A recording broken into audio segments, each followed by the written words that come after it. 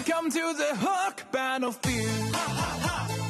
Welcome to the Hook Battlefield. Shake it to left, shake it to right. Got you now, got you now. I can control, I'm flying high.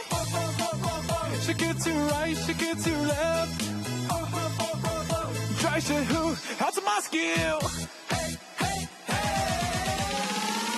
Bigger, bigger, bigger, bigger. Bigger, bigger, bigger, bigger. Bigger, bigger, bigger, bigger, bigger, bigger, bigger, bigger, bigger, bigger, bigger, bigger. Bigger, bigger, bigger, bigger, bigger.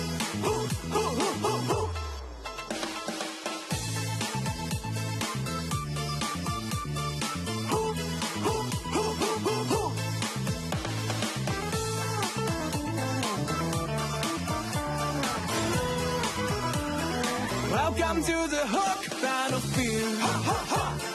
Welcome to the Hook Battlefield.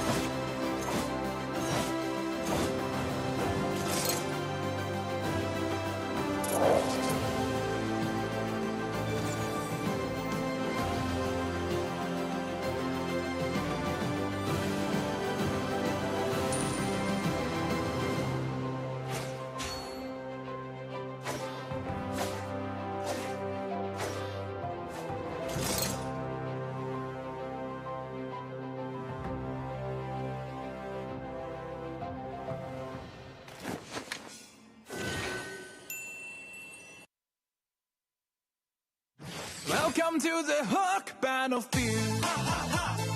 Welcome to the Hook battlefield. Shake it to left, shake it to right. Got you now, got you now. I can control, I'm flying high. Shake it to right, shake it to left. Try to who, how's my skill? Bigger, bigger, bigger, bigger. Bigger, bigger, bigger, bigger. Bigger, bigger, bigger, bigger. Bigger, bigger, bigger, bigger, bigger, bigger, bigger, bigger. Bigger, bigger, bigger, bigger, bigger.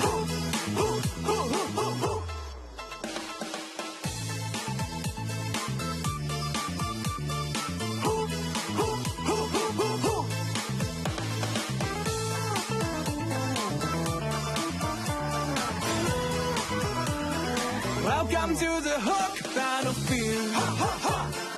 Welcome to the Hook battlefield.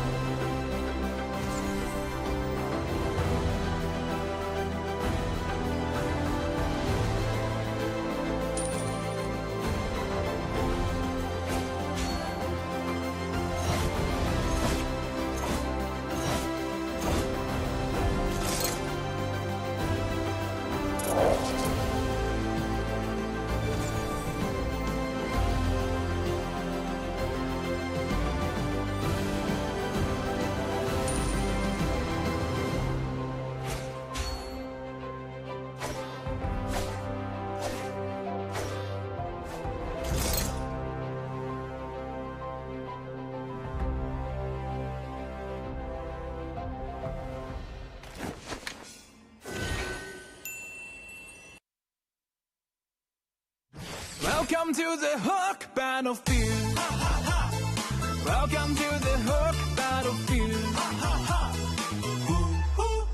Shake it to left, shake it to right. Got you now, got you now. Hai cánh càng trâu em flying high. Shake it to right, shake it to left. Try to who, how's my skill? Bigger, bigger, bigger, bigger. Bigger, bigger, bigger, bigger. Bigger, bigger, bigger, bigger, bigger, bigger, bigger, bigger, bigger, bigger, bigger, bigger. Bigger, bigger, bigger, bigger, bigger.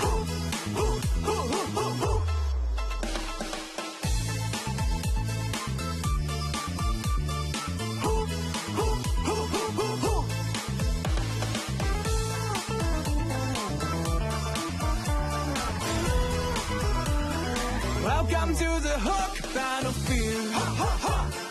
Welcome to the Hook battlefield.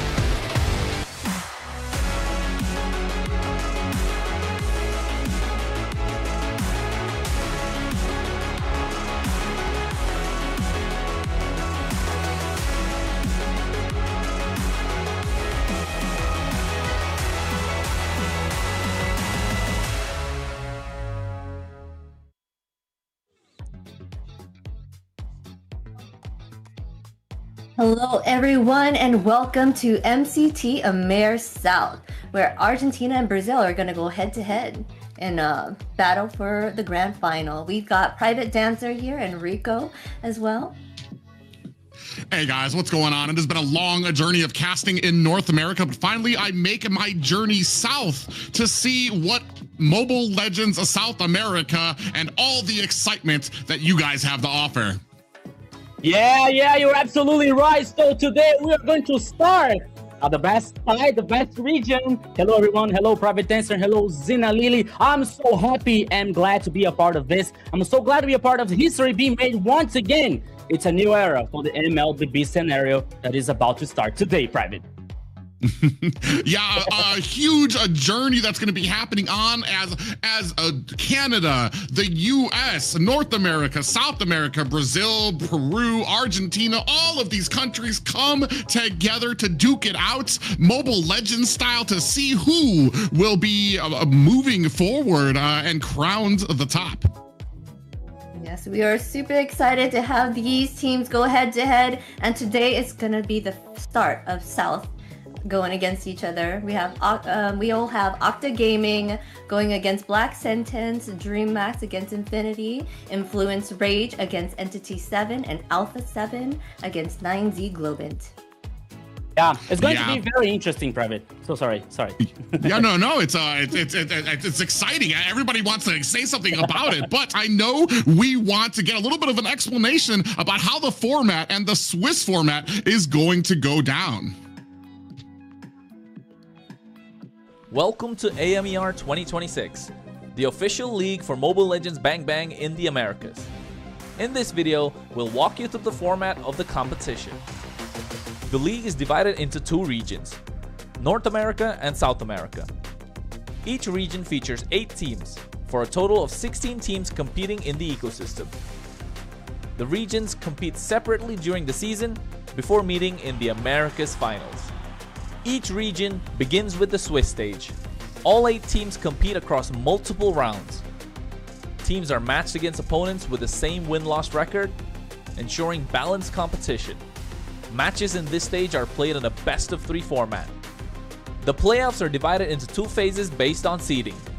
Lower-seeded teams begin in Phase 1, where matches are played in a single elimination format.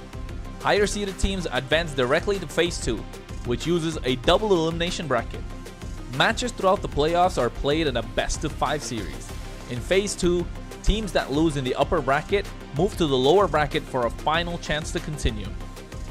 The playoffs culminate in the group's final. The final match is played in a best-of-5 series to determine the group champion. The champions from North America and South America advance to the Americas finals. Here, they compete to determine the best team in the Americas in a best-of-7. Everything leads here. AMER 2026 starts now.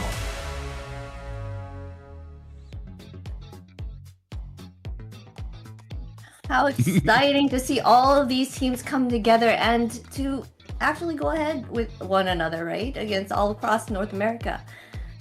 Yeah, I believe that the Swiss format, Private, is going to be very interesting for all the teams, because it's a format that gives the teams like more than one chance, and gives the teams the opportunity to readapt, to trace new strategies, So Swiss format is a very interesting thing to the teams to get adapted for this format, But there's one plus thing that is also interesting that we are going to talk about. That is the global ban that is about to happen one more time, my friend. Yes, let's get that global ban explanation. We'll have the global ban in MCT Americas to bring more dynamism and special strategies. Under global ban rules, each hero can only be selected once by each team. After every match, the 5 heroes used are banned for the remainder of the series. The pick ban applies only to the team that used the hero. The opponent may pick it next game. In best-of-7 matches, the global ban resets for both teams if it reaches the final game. Expect new strategies, fresh picks, and much more.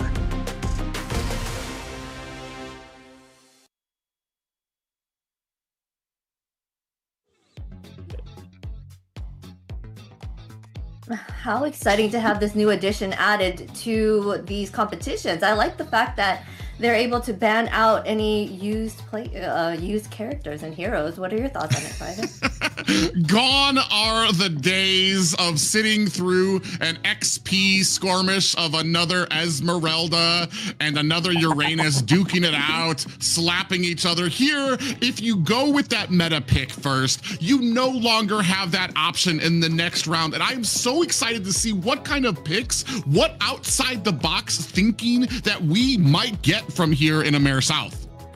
Yeah, and as you said, Private, about like thinking out of the box, we saw the last 2 days in the AMERs North, there's something new happening, you know, like some different heroes in the roaming pace, for example. So we are excited, and we hope to see this here on AMER South too, with this new heroes, you know, new meta coming up.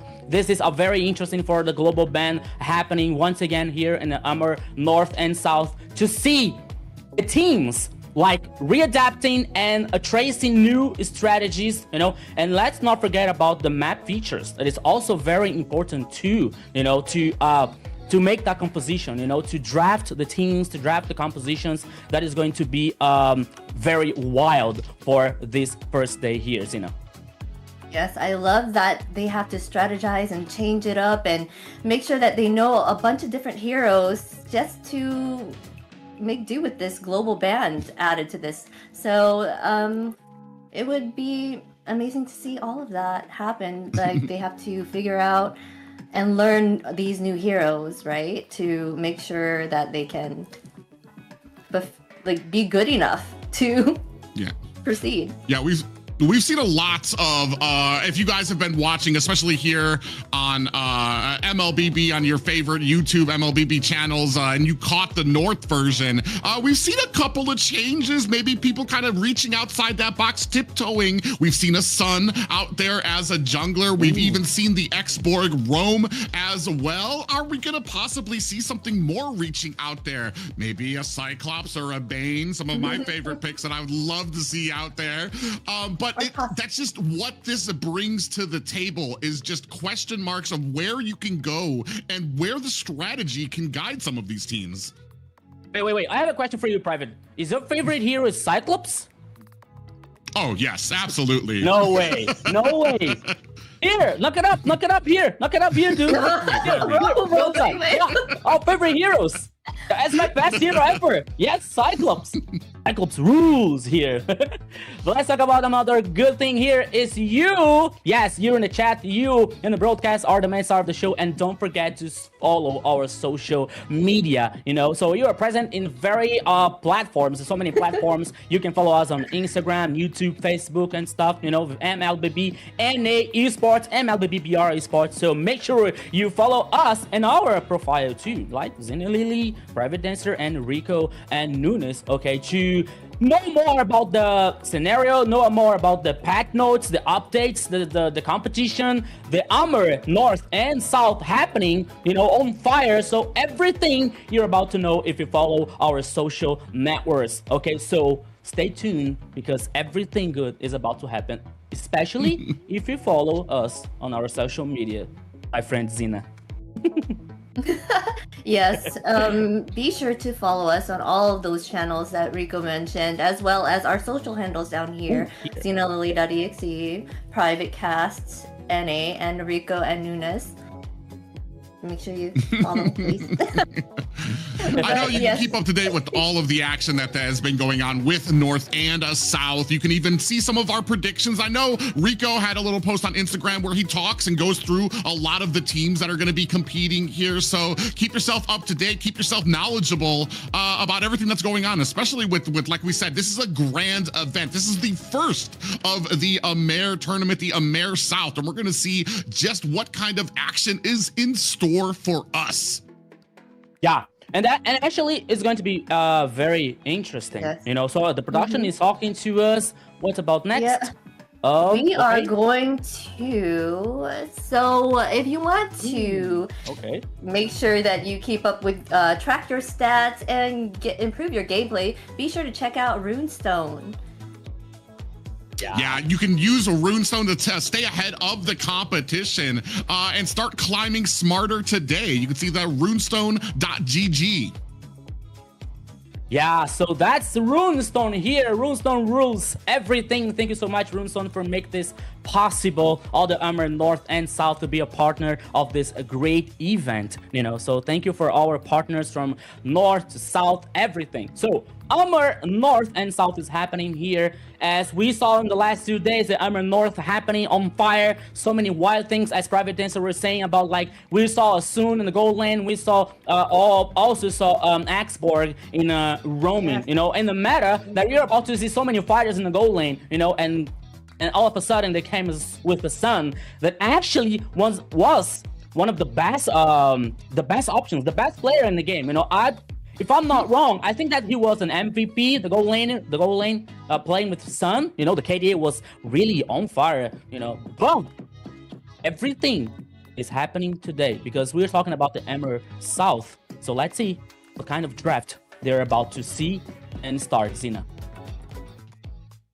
Yes, okay. As I was mentioning earlier, we have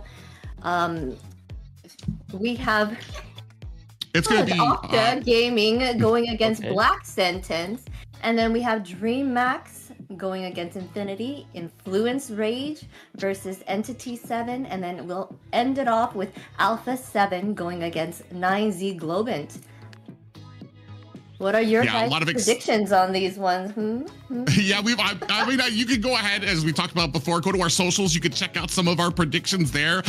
I'm expecting to just be wowed because I want to see what South America, maybe what type of differences in the play style, in the strategies. Are they super aggressive in the early game? Do they like to take their time to tiptoe to that mid and late game? I am so excited to see because I'm not going to lie. I haven't, this is my first wetting my toes into the pool that is a South America Mobile Legends here, and I am so excited to see what they have. Yeah, this is going to be very interesting. It's going to be very wild because all the teams here are like unknown teams with very experienced players. There's some players that changed the teams. Some teams were like so different from the last season, for example. But here we have very traditional teams. Now, one are considered the best and the favorites to win the AMER South. Another one, I think that they need some time to get the synergy from the team, with so many good players, but maybe the synergy is not like enough, to get a high competition. But every team here is very traditional. It's very now, and they are very strong. All the matches today is going to be insane because we're talking about the former champions, we're talking about the new ones, but everything here is going to happen today, and this is going to be wild, Zina.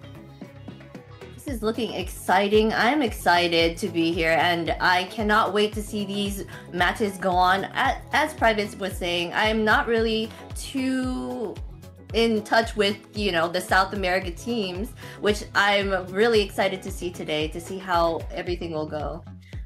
And so let's look at the what do you think about it, Private? Yeah, we're gonna go ahead. I'm kind of excited here. We're gonna take a look at the Octa Gaming lineup, bringing up the XP lane. It's gonna be Lucy. The jungle will be Thanatos TZ. The mid lane will be Sagan. The gold lane will be V2, and the roam will be Saber. Yeah. That is the lineup from Octa Gaming. And let's head about from Black Sentence lineup now. That comes with Papa Dog in XP laner in the jungle with Aurora. The Sky is going to be the mid lane. Jero Crew is the gold laner. And Erwin here coming up with the roaming. That is the lineup from Black Sentence, guy. Totally different from the last season. Reminding you guys, the Black Sentence was they were the former champions from the last season. So now, but I think that the only remaining was Papa Dog in the team. But last season he was a substitute. He wasn't playing with the team, but he was training, he was practicing, but he was a substitute. But now he is the official lineup. So it's gonna be very interesting because, as I told you guys, it's totally different from the last season. The Black Sentence, the former champion team, the organization. Sorry. So let's see what they are going to show us today with this new lineup here, my friend. I'm seeing that Harley's getting banned out first. He has been a terror. lately. Yeah, especially with Xena. I feel like that's been one of your. You liked Harley before he was cool, to the point that it used to aggravate us when we used to play Mobile Legends together. But for me too, I'm glad that you mentioned it, Rico. That basically, Black Sentence is kind of starting over. This is a brand new team. They still have that history. They still have that leadership behind them, though. So we might be seeing some positive things. On the side of Octa Gaming, we've got a couple of teams, I believe a couple of players who actually have played together before on ULF. So they've been under another name, but they've played together, and they're going to probably bring that type of history with them together. We're going to see how they kind of coexist here between each other. I am so excited. I cannot even sit straight here because I want to see where kind of the draft. There are some things we saw from North when it comes to the prioritization of the Valentina, and I feel like we've tossed Grok aside a little bit when it comes to that roaming position and where we have him in the priorities. Do we feel like the South might follow suit here? Yeah, so I think that the South, is about to follow just a little bit about what is happening in the meta in the whole world. You know, like they were watching the North side, they were watching what's happening in MPL Indonesia, for example. That is, there's so many of this meta happening. You know, and we can see here that all teams are taking too seriously because they are banning so strong meta heroes here. They're banning Sora, they're banning Freya, which is actually going in the gold lane. They're banning Marcel. Okay, Marcel came up yesterday in the AMER North. He wasn't the positive. He lost the 2 games. That's okay, you know, but he's too strong, and he was banned here by Octa Gaming. So both teams are taking too seriously for not letting so strong heroes in the meta open from to the enemy. You know, but it's still. There are so many strong heroes. There's so many good options for so few banning. You know, so both teams has to think straight better what they're going to show and what they're going to pick, because here the draft is a very important thing. Private. Yeah, Suyo is going to be the first pickup here. We talked a little bit about the Valentina, but when you already take the Sora off of the battlefield, you kind of lessen the impact of a Valentina as a first pick. Usually you want that to kind of stave off the Sora, make sure that she doesn't get picked up in the XP lane. It's been a great counter. Suyu, I want to say he's got a pretty decent win rate in North right now. He kind of snuck in, especially when it came into MPLPH. He's got a great ceiling when it comes to your mechanical ability on him, and we've seen some great and flashy plays with him, and he remains a standard right now when it comes to jungling. Yeah, so here now, the response for Octa comes with Zunshin and Cloud. Oh my goodness. What a good response here. So you guarantee Zunshin. I was about to say guarantee Xena. No. so sorry. They guarantee this Zunshin and Cloud. You know, the gold lane here is one of the few gold lanes that the meta is prioritizing. You know, we're not seeing so many marksmen, Xena, in the meta like Beatrix or Moscow, for example. The most prioritized one is Cloud and Carry, you know, with open strong late game. Sure. Sometimes Moskov can come up here in the meta, you know, but so far, the marksman here is going to be or Cloud or Carry. And now, Black Sentence comes with Harriet and Phoveus. Probably Harriet in the gold lane here, so we have the magical damage for a late game, also Xena for Black Sentence. Right? Yes. I guess, yeah, they're picking. I'm thinking also that Harith could be played here in that gold lane. They are taking out all the meta heroes, I noticed, so they're making sure that they're starting strong here with the Suyu, taking out the Sora, the Marcel, Baxia. Zushin. Who do you think they're gonna pick up next, Private? Oh, there I was gonna say they might want to be looking for a jungler, because on the side of a Black Sentence, you're looking at probably banning out some junglers now. On the side of Octa Gaming, you're probably going to be looking at banning out some mid laners now, especially because you've already secured yours and you see that the enemy team doesn't have those just yet. But when it comes to offensive capabilities, Glue, Zushin, especially at your front line, it's going to be very hard here for the side of Black Sentence to kind of get to that back line to really enforce that early game. And that's what I'm kind of wondering, where do we go from here? Because I want to say the early game is a little lacking for me on the side of Black Sentence. Yeah, and actually now there was a very good ban in here for Zetian from Octa Gaming here.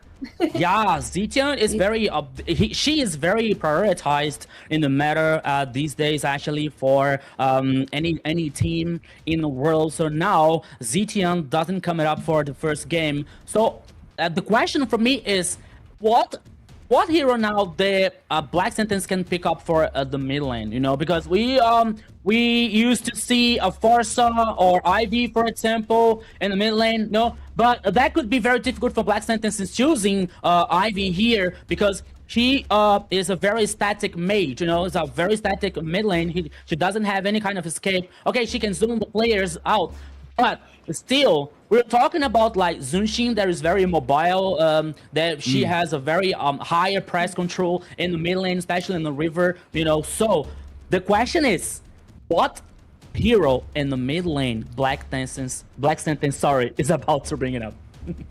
For me, when it's looking at it, when it comes to mages, and especially something that you want to help clear and get those rotations very early, you've got options like Valentina, but when you look at the ultimates that are available for Valentina, kind of drops her a little bit lower on that progress bar. For me, Lilia might work out here, especially when you're dealing with a Glue. You can put all those bombs. You got a nice spread of AoE damage that you can put out there. She clears the lane very quickly, and she can get up into that front line, use those black shoes to get herself back out of harm's way. So that's one of the picks that I'm kind of leaning for here if I'm Black Sentence, especially if I want to try to enforce that early game that I feel like is a little lacking on Black Sentence. Yeah, as you said, now Lilia, it's a very good choice here for Black Sentence. Let's see if they're thinking just like us, for bringing up the Lilia here with a very strong early game. And a very clean wave composition and situation also. Now it's time for, like I always remind about the map features here. So we were talking about the broken walls. You know, there's not like too much grasses or something like that. So that can be very interesting. But first, that comes with Octa, guarantee the jungle with Fredrin. Okay, very resistant one. That's going to be that heavy hitter that they need on their side. A big tanky front wall, a big offensive line that can kind of keep the Zushin safe, that can keep the Claude farming, and then be able to kind of get in with the Flicker and the Blazing Duet as well. Still, I want to say you brought up the broken walls. For me, what that says when we see that type of map, I feel like your escaping ability, you have nice avenues for you to be able to go, but you can be chased a lot easier as well, because you don't really have a lot of those structures that you can leap over, that you can use a lot of your dashes to get away from enemies from. So it's going to be very hard. And there is the Lilia pickup there, followed by the Hilda. Yeah, one of Xena's favorite heroes. Not even because of what she provides, but just purely based on cuteness. But I like the pick branded with that Hilda. You've secured that early game that was lacking, especially when you've taken out the Khalid on the side of Octa there. So they knew what they needed to kind of do to hunker Black Sentence, but Black Sentence had a way around it. Yeah. And this is very interesting here, because as you were saying, with the lack of we don't see Khalid and the Octa Gaming composition, and we are talking about Hilda here and trying to guarantee this early game for Lilia. and securing the late game for the rest of the composition with Fovios and Harriet, for example. Now Lapu Lapu is the last choice, and I think that Private Dancer has something in his mind that he wants to share with us. No, I'm kind of when you're looking at the composition, you got a very tanky front line here right now. Lapu Lapu, Glue, Fredrin. Hilda is a harasser, and she specializes when you've got kind of a squishier jungle.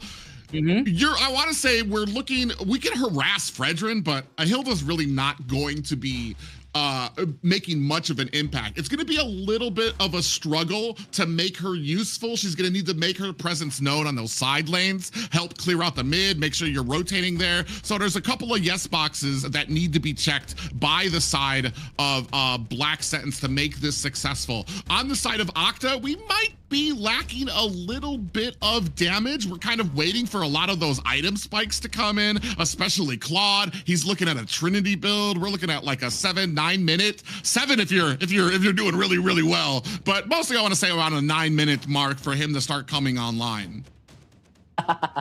Yeah, so about the two compositions, what do you think about it? I'll look back at the compositions. I think they have a pretty good start here for both teams, so I'm not sure who will take this game. Really, it depends on how it's played, right? Yeah, okay. But ladies and gentlemen, we are about to start the inaugural game for the AMER South. It is going to be Octa Gaming taking on Black Sentence. We're going to see just which comp prevails. Yeah, so let's go here. Welcome to the Land of Dawn. This is only the first game here. Octa Gaming versus Black Sentence. This is AMER South happening right now.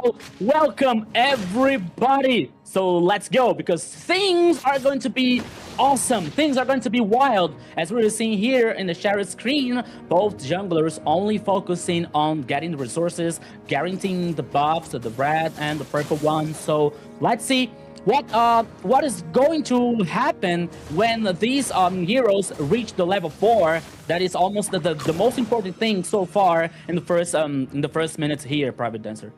Yeah, one of the things you notice right away is that Aurora just leagues ahead of Thanatos right now when it comes to being able to clear farm, move around the jungle here. And now they're actually going to be able to get down to the bottom lane. It looks like Lucy actually might be in trouble there as they go ahead and engage, and using that flicker, he's going to find himself a safe path behind his tower. Good thinking by him. He's going to be able to get away, but man, you're already seeing the quick rotations coming from Black Sentence. Yeah, and that was a good thing here. That was a good moment for Black Sentence, because the first turtle is on the pit here in the bottom side of the river, and now they have the chance to they have the loop, they have a breach here because Lucy doesn't have the flick here so far. There's very sustainable hero, but Octa Gaming doesn't care about that because they are going to fight back this turtle. Here comes the action here, my friend Private. Yeah, Blazing Duet is already out there. You can see V2 trying his best to put on the damage. He don't put anybody. Actually, Papa Dog went down for the side of Black Sentence there. Turtle going over to the side of Octa Gaming. A big clash there that was looked like it was started. A great job by Octa Gaming to zone out the rest of Black Sentence. And unfortunately for Black Sentence and Aurora, he just was not able to find a way in there to get that retribution he wanted. Yeah, and I was seeing here, like always, we got Saber with the glue here with the level 4. Erwin is still on level 3 with Hilda. That took just a little bit opportunity for Octa Gaming to guarantee the first turtle here. So even though Lucy lost the flicker, I think that Octa Gaming, they read the situation better than Black Sentence. It was a good opportunity to guarantee the first goal, the first objective here. And now let's see what's going to happen in the next minutes. Because here you're seeing here the build.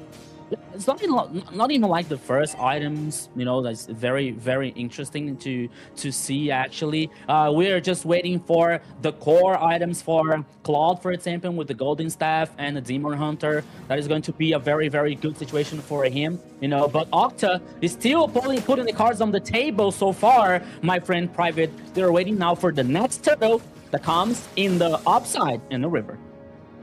Yeah, there's a lot of movement going on around, especially for Octa Gaming. I feel like Black Sentence may be a little bit of a step behind. I was talking about Erwin on this Hilda. He's not exactly able to find his rhythm, find a place where he's actually going to be a threat. Lucy behind the tower in the middle, but I mean, that's a Lapu Lapu. So you have a bravest fighter stance coming out there. He's going to get a whole lot of defense. So you need to think twice about who you're going to be diving underneath the tower. They think they go ahead, they turn around. You see that Demon Hunter's already scooped up there, but for V2 on that Claude for the gold lane. And we're going to see if they can go ahead and edge out who's going to be the one to clamber onto this turtle first. You can see Thanatos already setting up there, while the rest of the team, just as they did with the first turtle, doing a good job of zoning out the rest of the team. Papa Dog's going to have to back out there down to 10%, and not even able to contest is Black Sentence.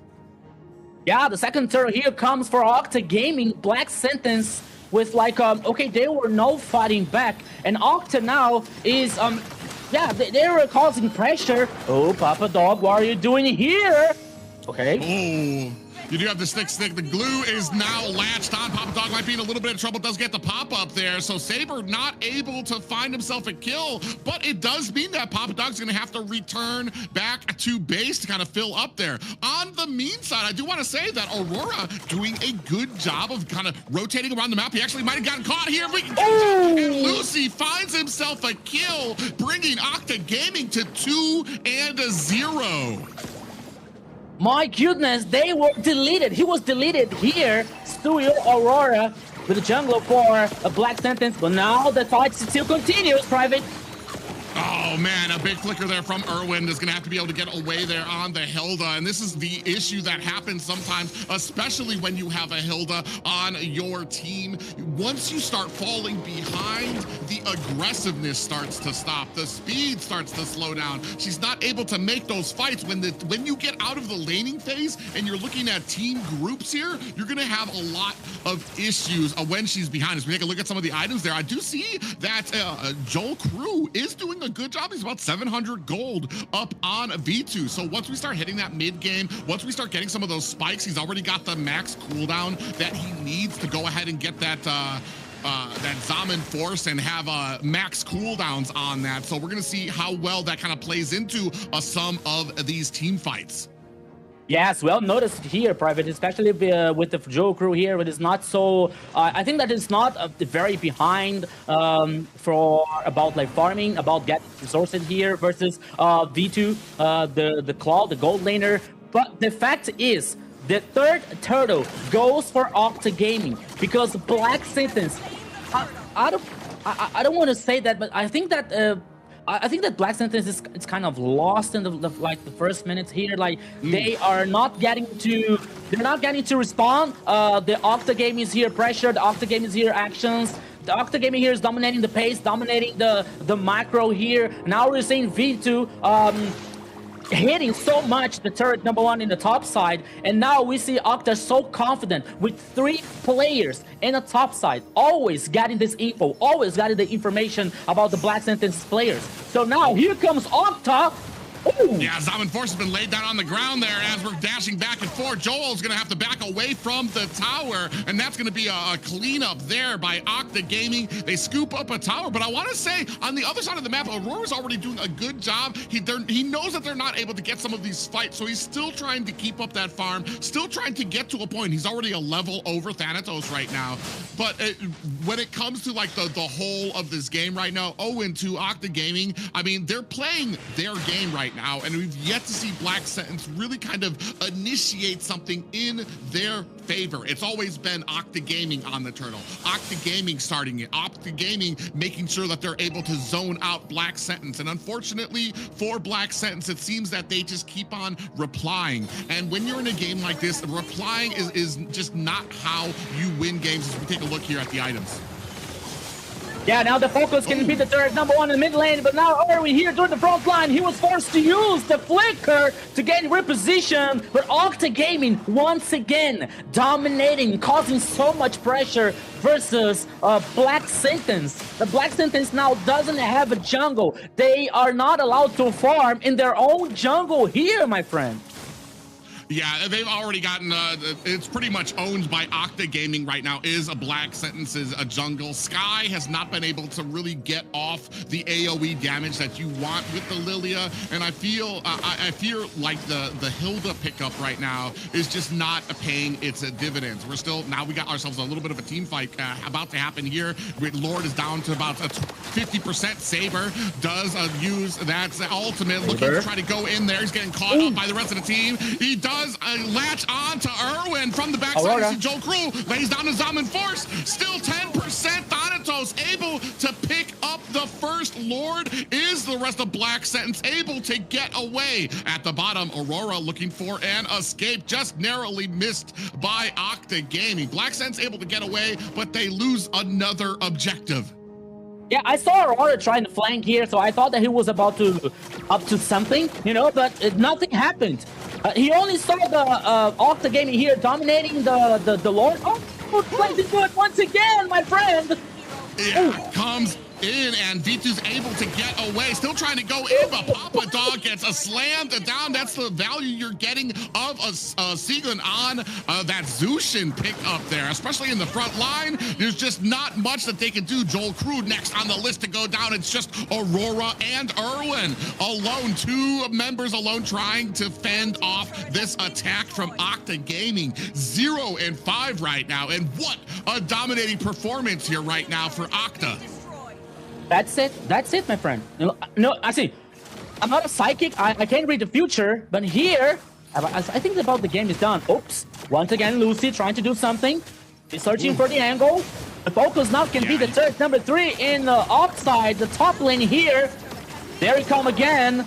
Oh, okay. Octa Gaming here, ultimate from Saber, but he was taken down. Okay, Black Sentence can defend, but they're lost. The turret number 3 here in the top side, my friend. Yeah, and right there, they Octa Gaming got what they wanted. They were able to get themselves a high ground there, escape without taking any real damage to their team here. As you can take a look, 3,000 gold up.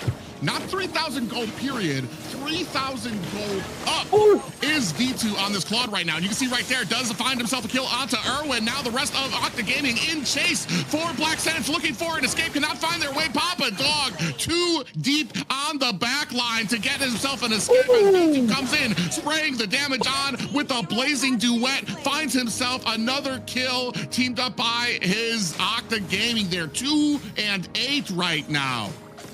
3 players down. Now they're trying to synchronize here in the minion waves. The focus can beat the turret number 3 in the mid lane. They're trying to guarantee the super minions also with the superior numbers. Octa Gaming continuing the pressure, but now they decided to head back. Oh, I think that Black Sentence doesn't want allowed to do that. Okay. Now they're heading back. Their play is safe. Now they choose the safe here, Private, because they have the advantage. Look at the gold lead here. It's almost, I'm not good at math, but it's almost 8,000 for Octa Gaming. It's around, yeah, I'd say about more closer to around 6K right now, but it's still a large lead, especially because the lead isn't really spread out too much. It is like 90% on V2 on that Claude right now. He's basically got the build he wants. He's got that Trinity build. He's shredding Black Sentence every single time he goes in. Here, they can't even contest for the Lord. They're just hoping to try to macro up, to try to get some of those split pushes out there, because right now, when it comes to the team fights, there's just, Octa Gaming just has already, if you're talking about an even fight, it was gonna be a problem when you have a Saber on this Glue, Seijin on this Zushin, but you're talking about a team that's already 6K ahead of you. There's not much of a fight that you can really defend against, though they are trying. Yeah, they're trying now because they have super minions in the mid and the top lane here for Octa Gaming. Now they have the Lord heading in the mid lane. That could be the final push here, Private, for Octa Gaming in the first game. All that remains to Black Sentence here is trying to defend the base, but here they come. Yeah, you can see they're going in with the Lord now, looking to close this one up quickly. Comes in, a beautiful hit up there coming in from Lucy. Does get a stun on the 3 members. Lord finally goes down. Papa Dog able to find himself a kill, but into into the back line. V2 with that blazing duet is going to help secure this first game for Octa Gaming. Wild, crazy here what Octa Gaming did in the first game with that composition. We were talking about the both compositions had strong late game. There is some kind of win conditions, but Octa Gaming didn't care. They didn't have to think about it. They just went straight ahead, like looking to the horizon and say, let's go for the victory, let's go for the win. And that's what happened, Zina. Yes, Octa Gaming was proving themselves on that one. They snowballed the other team pretty quickly there. You were right, Private, about the Hilda not being a force to go against their jungler, because their Hilda's better against those squishier ones. Yeah, and I'm wondering kind of like where you kind of messed up, what you could have done to maybe have a better chance. Glue right now is just at such a strong point that you really have to kind of focus a composition around what you're gonna do if you're facing him. I try to think back of like maybe a Faramis you could go out to have at your as something that's more team based, something that can help out your team with a little bit more I want to say support, rather than a Hilda that's kind of like going around looking to harass. Especially, like we said, when you've got a Fredrin on the other team, there really weren't very many targets that were going to be afraid of a Hilda kind of running through the jungle. Yeah, and I think that Octa Gaming here, they respond very good, especially in the early game, because we were talking about the Hilda and Lilia with a very strong early game, but they knew how to neutralize, especially that condition that happened in the bottom lane, that both teams here, especially Black Sentence, was trying to explore more about like with Lucy, against Lucy here, using the Lapu Lapu. They tried to dive twice, you know, the first one didn't work out, and I think that is one of the things that that was very important for Octa Gaming to get back in the game, you know, to dominating the pace after that and guarantee the objective, the goals, like the turtles, the lords, everything was for Octa Gaming, you know. So they knew how to neutralize, especially the early game from Lilia and the late game, especially from Fovios and Harriet. So they didn't show the late game. They didn't appear in the first game here. So that was very impactful here for Octa Gaming. As we're seeing now in the highlights here, Private, as we're seeing Octa Gaming dominating all the objectives, all the goals here, the turtles, the lords, especially because when you have the Claude that got the kill very early, you know, and he has an opportunity to get the item so early here to guarantee the late game and the damage for, especially with the Blazing Duet. It was very important for Octa Gaming to guarantee the first game here, the victory. Yeah, well, and this kind of goes to some of the fighting or Mobile Legends 101, where you have to have objectives on the game. You just can't allow the enemy team to be getting those turtles. You can see we're here at the 9-minute mark, almost 10 minutes here, and it's already Octa Gaming is about 7K ahead. And there's just, especially with a composition like that, there's just not enough that you can do to be able to kind of disperse it, especially when you're giving up turtles, when you're giving up lords. You don't have a way in. Maybe we could have gotten around a little bit faster with the Suyu to be able to kind of find some of those squishier targets. Unfortunately, letting something like the Zushin out there, letting something like the Glue out there. Maybe this is part of the plan. We've talked about it too. Something different this season is going to be that global ban. This means that some of those strong picks are not going to be available for Octa Gaming next time, especially. And I think that's a breath of fresh air probably for Black Sentence right now. Yes, I like the fact that they have those global bans. Oh, and our MVP for the match. Let's see. Who is in the MVP? Oh, yes. Hey, that's very Zina. And that's very interesting here because as for you guys that maybe you don't know, Sagan was a former champion. You know, he was one of the players from the old RRQ Akira.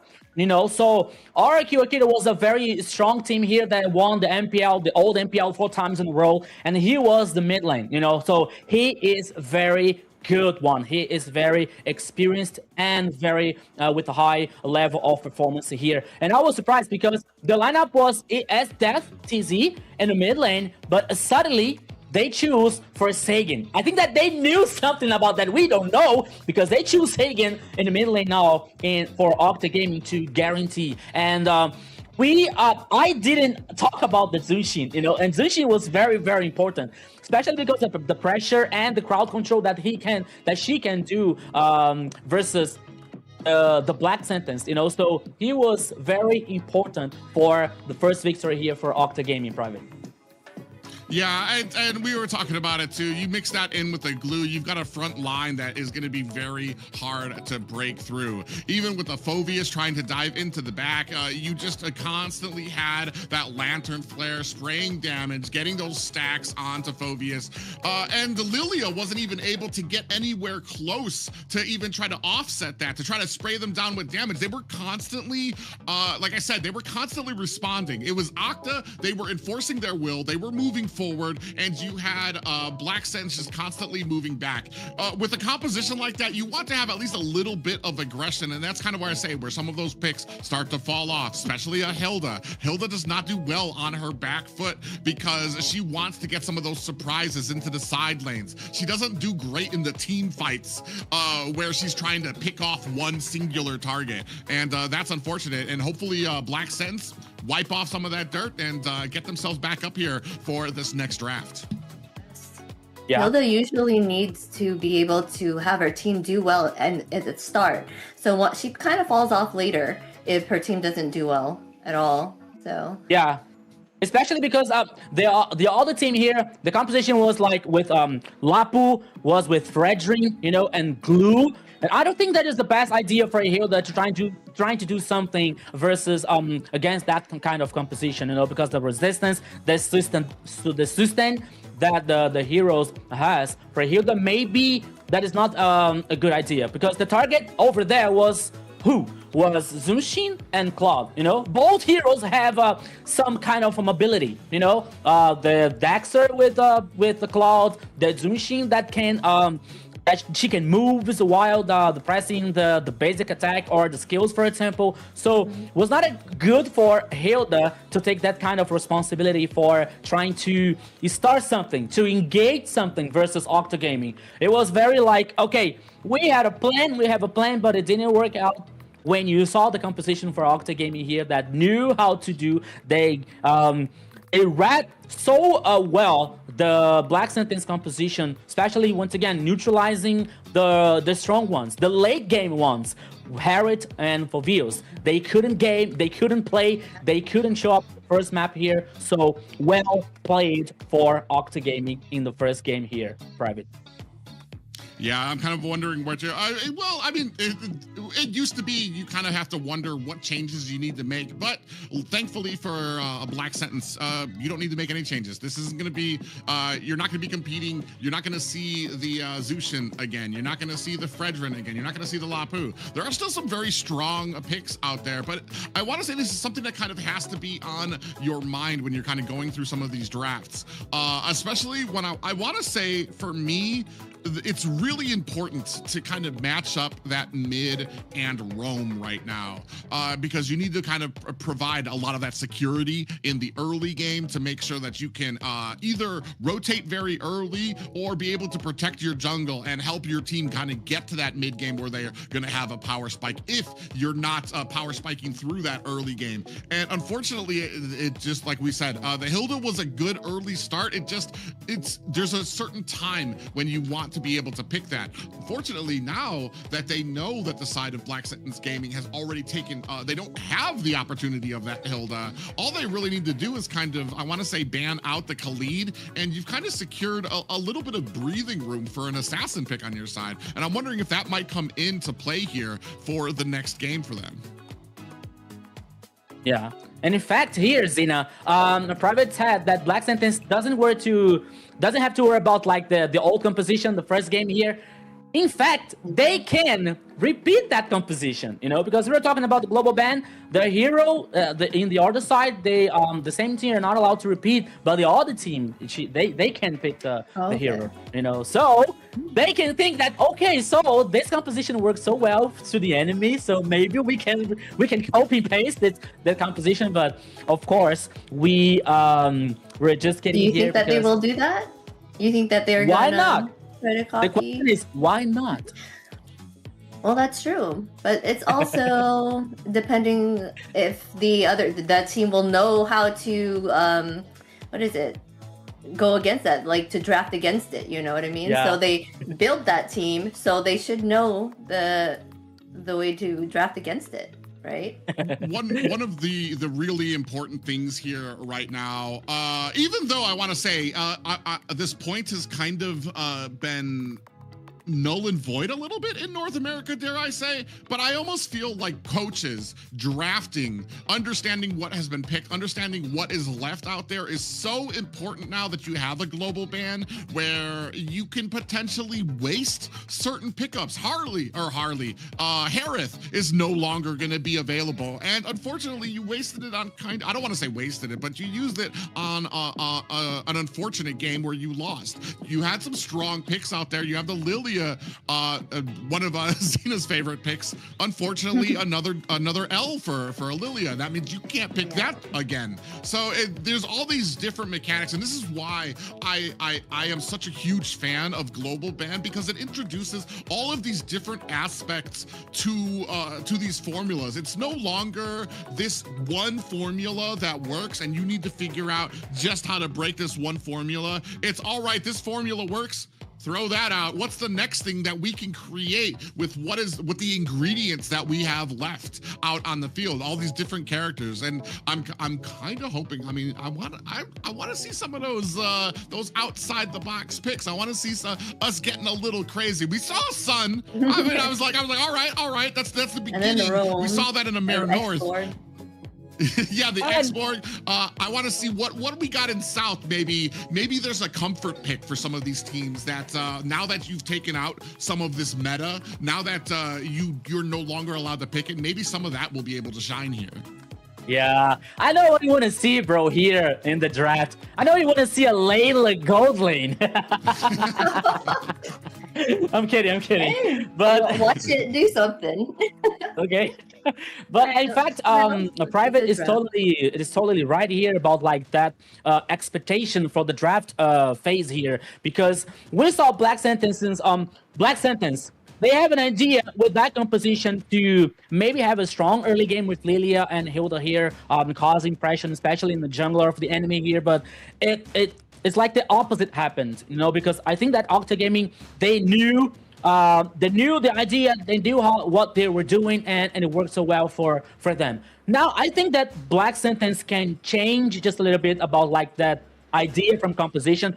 I think that they can come with a very hard engage in the roaming, for example, to get more confident, to trying to dominate some kind of actions and some decisions in the game, for like forcing a flicker, forcing a spell from the other team from Octa Gaming here to open the breach, to open an opportunity to guarantee the objectives, the lords, for example, because was everything from Octa Gaming in the first game, you know. So I think that Black Sentence was really they're not so. They think that they didn't absorb well this idea, that situation, that they couldn't guarantee any kind of objective in the first game, you know. But I believe that they come with different idea. But what is not so different here, my friend Xena, is the banning system, because it's almost the same. I think that it's basically the same. Those were it is the same. But they banned Harley at first. It was Harley then Sora, but now it's just the order. Same two in the beginning. Yeah, same two in the beginning on each side right now. Okay, you're right. Yeah, when we come and take a look at it, I talked a little bit about Valentina probably not being the best choice because some of the ultimates that they had out at the time, so that's a reason she wasn't picked up here. We don't need to worry about the Zushin anymore, so that should give a little bit of breathing room. We're seeing that the map is going to be flying clouds. For me, sometimes when I see that, it kind of for me, if I'm a side laner, it means I can play something that's maybe not as aggressive, or maybe might not necessarily win my lane. I could play something with a little bit of mid-game security, because if I need to go back and back to base to kind of heal up, I can do that, because now I have that little bit of transportation that's going to get me back to that side lane very, very quickly, where I wouldn't have that on a different map. I would risk losing some minions. I would risk taking some damage onto my tower. Here, I'll be able to kind of get back, even if I do take damage, even if I am necessarily not doing well on my side lane. Here, we're looking for that first pick. The priority earlier, I want to say, went to the Suyu. So are we going to stick with the junglers, or maybe kind of go for that mid lane security on the side of Black Sentence? Yeah, we don't have Ivy here for the mid lane, so maybe Zushin can be the first pick for a Black Sentence. There comes, I don't remember the phrase of the hero. We're just waiting. Yeah, that's it. It is Zushin here, the first pick for a Black Sentence. And I'm going to tell you a dumb thing about myself, guys. When I play the Fly Clouds, every time that I use the fly, I'm thinking of the song. You know, I believe I can fly. Every single time. So sorry about that. So sorry. But I like. No need to be sorry. Go ahead. It is stronger than me. It is stronger than me. Okay. But continue here with the draft. Let's see what Octa Gaming is going to respond here to. I think that they want to prioritize now maybe the gold lane once again, but they're not allowed to use Claw. They can come with carry just to force Black Sentence not to choose very tanky composition because of carry here with the true damage and the buff for melting the tanks, you know. But this respawn here is very, very strong. They come with Khalid and carry. The roaming and the gold lane here, I mean the possible roaming here, they are two very, very strong ones here, Private. Yeah, and when it comes to, I want to say, pickup times, when you're looking at a timeline of when both of these picks kind of come online, they're on opposite ends of the spectrum, where Khalid, right from the get-go, right from the start, he's got mobility, he's got restoration, he's got a ton of damage that he can do. And then on the opposite side of that, you've got Carrie, who at the late game has a ton of damage that she can do as well. Now we've picked up the Claude and the Fredrin as well on the side of Black Sentence. What, you okay there, Rico? Okay. You know what's going on? You know what's going on here, guys? I think that someone from Black Sentence heard my sentence here, because they are repeating the composition from Octa. You see that? Yeah. With Zushin, Claude, and Fredrin, you know, like the same composition for in the first game. But jokes aside, guys, now the third pick here was a Suyu. I thought they could choose the mid lane here, especially like Zetian that is still open. But I don't think now that Black Sentence is gonna allow to let this hero still open here. I think that they're going to ban, but we have to wait for it. But now they choose the jungler. Okay, one jungler here, Xena, is tanky, you know, and he feels more confident to get in the team fight to trying to guarantee the objectives. Another one, it's a assassin with a burst of damage, you know, that they can pick. They can pick some specific pickups here before an objective, before a team fight that can benefit Octa Gaming here, Xena. Yes.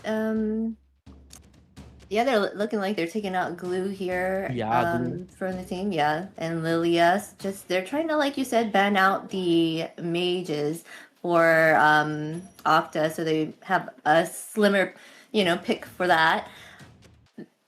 They did pick up Zushin, like you said, on the first. I think they picked it up first since it was MVP last round, and that crowd control is amazing. So I don't know. Okay. What's amazing for me is South in AMER South, as opposed to AMER North. AMER North, I think I want to say Zeus had about almost like I want to say up there about 90% ban rate. To the point that North, they just don't even want to deal with it. They don't want to try to counter it. They're just going to take it off of the table. And I want to say South is just a little bit more aggressive with it. They're like, you know what? We're not going to ban it. We're gonna put it out there. We're gonna allow it, and we're gonna deal with it. And here we're gonna see if Octa actually has a plan. They do have, I want to say, good ways. This is kind of like what I saw from Black Sens. You have the Suyu, who should be able to close the distance very quickly, put on a lot of damage onto the Zushin, but now you have that kind of coupled up with a Khalid, who can also get to that back line very quickly. He can also use his ultimate to possibly get that stun in there as well, and that's something that Black Sens is going to have to be very concerned about, especially because a lot of these more tankier picks have been taken off the table. They kind of read what you were saying about copying the build here. Glue was going to be the next recipe in there, followed by the Lapu, and it seems like Octa's like, no, you're not going to copy us. We're going to take Glue off of the table. We're not allowing this. And here, no. yeah, and here we were talking about getting to that back line. Who better to be able to do that than the Black Dragon himself, Yuzong? Yeah, here comes a Yuzong here, just flying. They already have the flying cloud, and now they have a flying dragon, the composition from Octa Gaming here. So it's very, very interesting. But even though we're having Khalid here with the idea to take on a backline for against Black Sentence composition, but we see that they have Zunshin, they have Claude. You know, they both heroes. They're very mobile. They can escape. Easier than some kind of hard engage here, you know, but instead of they decide to guarantee more a backline here invasion with Yuzong. But now here comes the final the composition here to finish the composition for Black Sentence. Arlott and Hylos. Okay, they didn't care so much about the carry in the other side, so they brought another tanky here for the composition with Arlott with a very, very strong and knock up and crowd control here that can work very well in that composition, finishing for a Black Sentence. And now we are waiting to see what is Octa bringing out. Maybe Valentina is still open here. Could be very interesting, but no. The phrase Valia! That's good against those melee heroes. Okay. Oh yeah, definitely. We saw. I want to say we've seen a singular Valir pick in the north as well, and it did especially well. Especially when we talk about you were talking about it, Zena. Those melee heroes, those ones that like to be right up into the front line. Oh, so.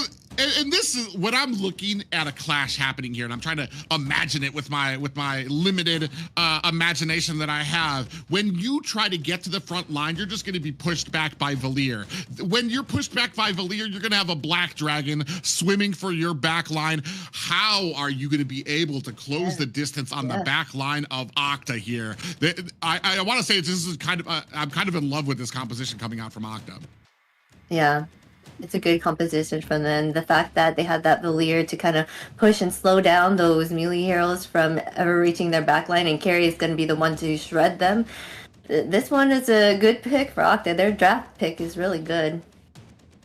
Yeah, that it kind of blew my mind. I have to be honest, it kind of blew my mind, like bringing this Valir in that composition. I was waiting for a Valentina maybe, or maybe Farsa, which is also very prioritized in the AMER South. But no, they decided to bring a Valir here in that composition. Okay, so I think that for disengage also, Valir here can work very well in that composition from Octa Gaming private.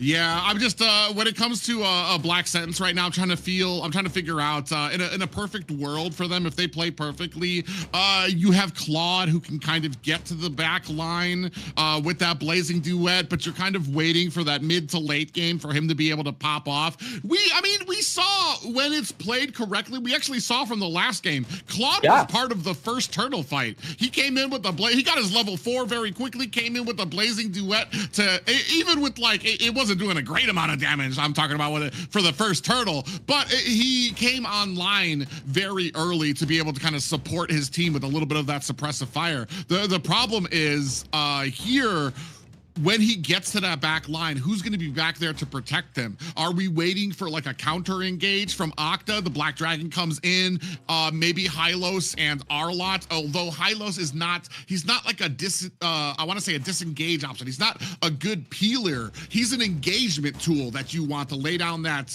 glorious pathway. But we're going to find out if the compositions stack up. Yeah. So let's go and let's see what's going to happen in the second game here. Everybody, once again, welcome to the Land of Dawn to the second game. Black Sentences versus Octa Gaming. Reminding that it's 1-0 for Octa Gaming, and always reminding you that it's all the best of 3 here. So let's go, my friend Private. Yeah, I mean, this is basically game point. So Octa Gaming does, I want to say, a little bit of breathing room, you know, a little bit of a wiggle room to mess up if they want to. Already, I want to say, Erwin, I like to see this. I like to see the aggression right from the early spot there. Saber actually in trouble, uses that flicker and able to fight and escape. My goodness, what happened here in the first minute of the game? See, Saber was Saber used the flake. You know, it's almost like the 2 minutes for the flake comeback, and the 45 seconds for the first turtle. So that can be a very good opportunity for a Black Sentence to try to guarantee the first goal, to guarantee the first objective here. But Octa Gaming here is still trying to take in the actions, dominating here some kind of the and somehow the pace. Let's go! Whoa! Yeah, look at the damage coming out from Thanatos there. You get the damage and the CC coming from Valir, and then Thanatos on the Soyu comes in, swinging away, and almost takes down 2 from Black Sentence at the 1 minute and 30-second mark. And that's what a great early game that you have, and that's the value from a Khalid. That's why I want to say Octa Gaming had banned it out in the first game. They didn't want to see that instead of the Hilda pickup there because of the damage that it can provide right away. Yeah, I think that it wasn't level 4 Hisuyu, but now the turtle in the upside. There comes the first blood for Zunshin here. That is happening, my friend Private. Let's go. Yeah, you see the Black Dragon all the way into the back side there. Does get put down by Zeus, and Lucy in trouble. Gets taken down. Papa Dog with the last hit there. Thanatos gonna try to use those dashes to try to get himself out of harm's way. Papa Dog's a little low. Comes in looking for that demonic force. Doesn't have it. Finds himself a little bit of a kill. Papa Dog slams down onto that. Segan in trouble using that flicker as well. And he is down for the count. That is 4 kills for Black Sense. Looking for a 5th if Saber can try to get himself away, and he can't. 5-0 for Black Sentence. It doesn't seem like the first, it doesn't at all like the first game here, where Octa Gaming were like dominating everything, dominating the pace. But now Black Sentence pull the cards on the table. Okay, the turtle is guaranteed by Octa Gaming. Okay, the first one, but the fact is, we have 5 kills for a Black Sentence. You know, we have 2 kills for Sky. It's Zushin. Papa Dog with Arlon here with 2 kills. Aurora with the Fredin with 1 kill here. The goal lead here is almost a 2. No, it's 1K at 1,000 and just a little bit for a Black Sentence, you know. But more important here, Private, is the confidence, is the power for Black Sentence to guarantee these kills, and more important, the resources for the heroes. Yeah, absolutely. Especially when you're sitting on 5-0. Especially, I kind of thought that the composition, if you played it a little bit right, Segan would be able to kind of get a lot of those slows, a lot of those pushes. Then Thanatos would be able to kind of come in with the Soul Sever and really dish out a lot of damage. Unfortunately, Black Sentence had a great job. The Black Dragon came out, the entirety of Black Sentence backed off. They kited him back, they burst him down, and then one by one are able to focus targets onto Octa Gaming. It seems like whatever rust they had in that first game, they have gone ahead and shaken off. Glorious pathway down onto the tower. In comes the blazing duet. Is that going to be enough to take down V2? Saber and V2 very low, but taking a lot of tower shots. Aurora, and just like that, a little greedy of a play there underneath the tower. They, I want to say, overestimated the damage they were going to be able to do, and that turned around very quickly. We know that story, Private. We know that story, my friend. The greed took down the golem. You know, there were two greedy here in the bottom lane. Once again, Suyo is taking down another player in the sky, and now Joe Crew is the other victim. It's the 4 kills now for Octa. They are back in the game. Actually, they are ahead in the goal lead. Okay, there's not too much, but what happened here, my friend Private? Because they survived for so long in the turret and the bottom lane here. That tried for dive for a Black Sentence, but here they come again. Yeah, and I want to say Black Dragon is out there. It's looking for one of the squishier targets, goes into the mid, and Thanatos able to find himself a retribution. Lucy finds a kill on to Aurora. The rest of Black Sentence looking for an escape, trying to kind of create some of that distance, while Octa Gaming is going to use this as an opportunity to start pressing their luck into the tower. Papa Dog and Sky alone in the mid lane, now looking for the defense. Black Sentence, what are you doing? You had a very interesting advantage in the kills and the goal lead, you know, in the very first minutes of the game, but now it's like almost a nightmare for Black Sentence here, because now we have a V2 with the carry with 1 carry here, getting more items, getting more farms and more build. Oh, Joel Crew! You have to be careful, my friend. Now Vito here is causing so much damage with carry. We are about to see the build just a little bit later, but I think that the carries already have one item heading for the second one. Oh, thank you so much, production. It's a wonderful team here. Oh, the corrosion side here also for a carry versus the Demon Hunter for Claude. Okay, Sky Pierce already for Suyo here. You know, Thanatos is playing very well with Suyo, the jungler, you know, so Black Sentence had a very interesting advantage here, my friend Private, but they took down, and now here comes a dive in the top side. Will be no, Octa prefers to get safe, to take back, to get back here, to reposition, but Saber is up to something. Oh, look at Saber. He's trying to do something. Ooh. Okay, in the mid lane here. Comes out there, Thanatos got caught. A great read there immediately. Irwin lays down the glorious pathway. Because I was actually going to critique that when it comes to the second, the last turtle fight we just had. The glorious pathway got laid down. Unfortunately, I want to say not all the team immediately was able to collapse onto Octa Gaming. And that's kind of like the synergy that you need. You need to be able to lay that down. The entire team collapses. Ooh, see another fight in that mid. They are laying down onto Saber, looking for an angle to get in there. You see a little bit of a stun goes on to Segan. Still on this turtle, and Aurora able to pick it up. Much more objective focus coming from Black Sentence here in game 2. Yeah, I think that Thanatos didn't use the retribution here to guarantee the other turtle for Octa Gaming. But we got Saber here now to get in some info. Even meanwhile, you have Black Sentence forced at the mid lane here, like clean wave, forcing the minion wave here, but now they're heading for the bottom lane here. Here comes the Glory Path once again, Private! Yeah, big final slash comes out there, followed by the flanker from V2, and a blazing duet from Joel Crew, able to take down the gold laner of Octa Gaming, and another one, Lucy, down for the count. That's going to be 2 kills for Joel Crew there, bringing Black Sentence to a 9-5 lead over Octa Gaming, and this is a completely different team than we saw from the first game. Yeah, I'm so happy to be here, my friend Private, because now Octa Gaming here, it is taking so much pressure, especially in the jungle. I think that they lost the purple buff here for Suyo, because they were in the other side. He was in the other side here, but now Black Sentence is continuing the pressure. Oh, Saber!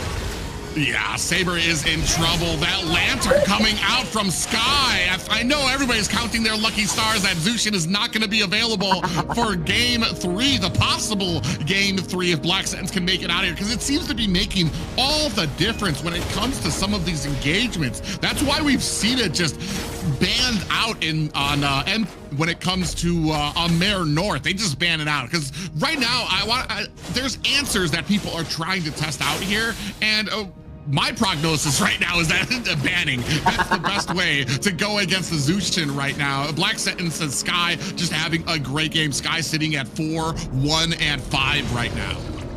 Yes, Private, you're totally right. We are not seeing Zunshin in the possible third game here for both teams, for neither of the teams here. So now we're seeing the Lord on the pitch. Oh, here comes again.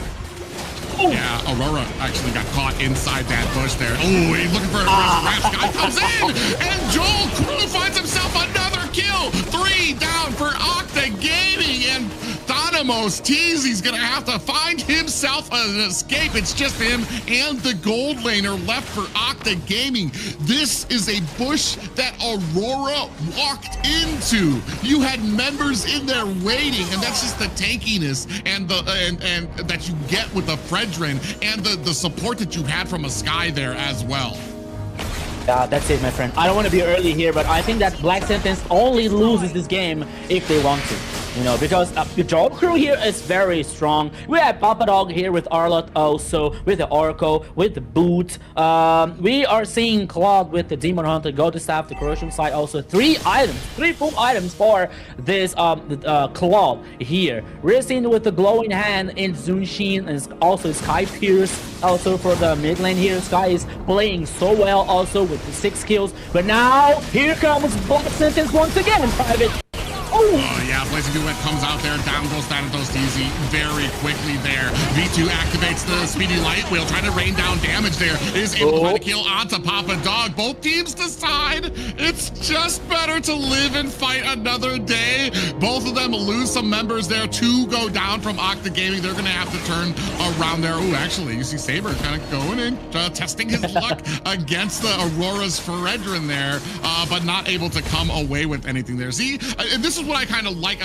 What you get with that Khalid is just the constant ability to harass. Come in there, get a poke. You're not going to be able to kill him. He's still got abilities that are going to be able to help him sustain, but it's allowing Black Sentence to kind of macro up around the base, trying to get some of the damage onto some of those towers.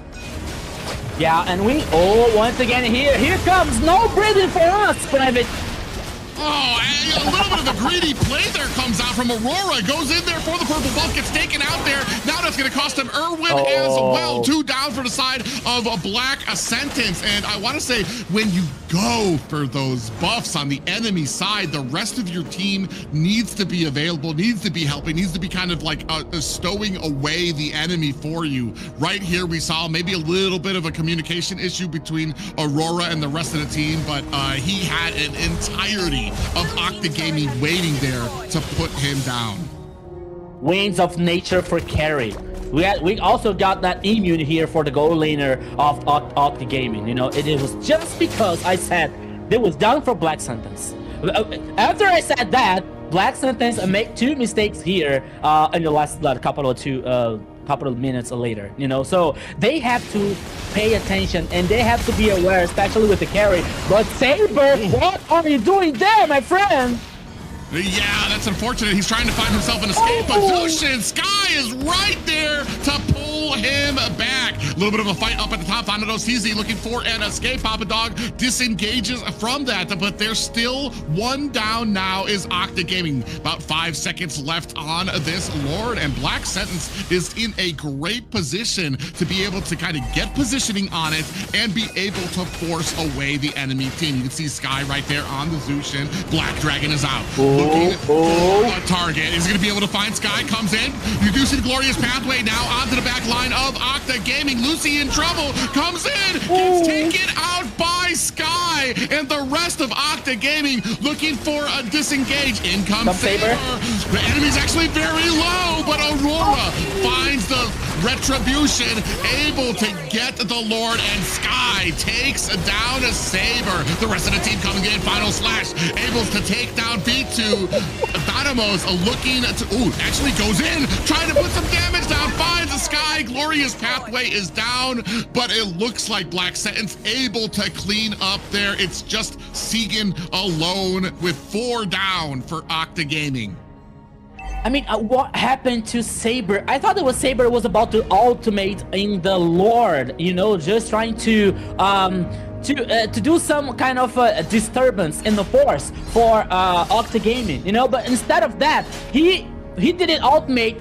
I think that it was against Papa Dog, you know, So there was no follow-up, there was no damage caused by Octa Gaming here. But now here comes the pressure in the mid lane, where the Lord is heading on the top side for a Black Sentence. Can't be the final push here, my friend.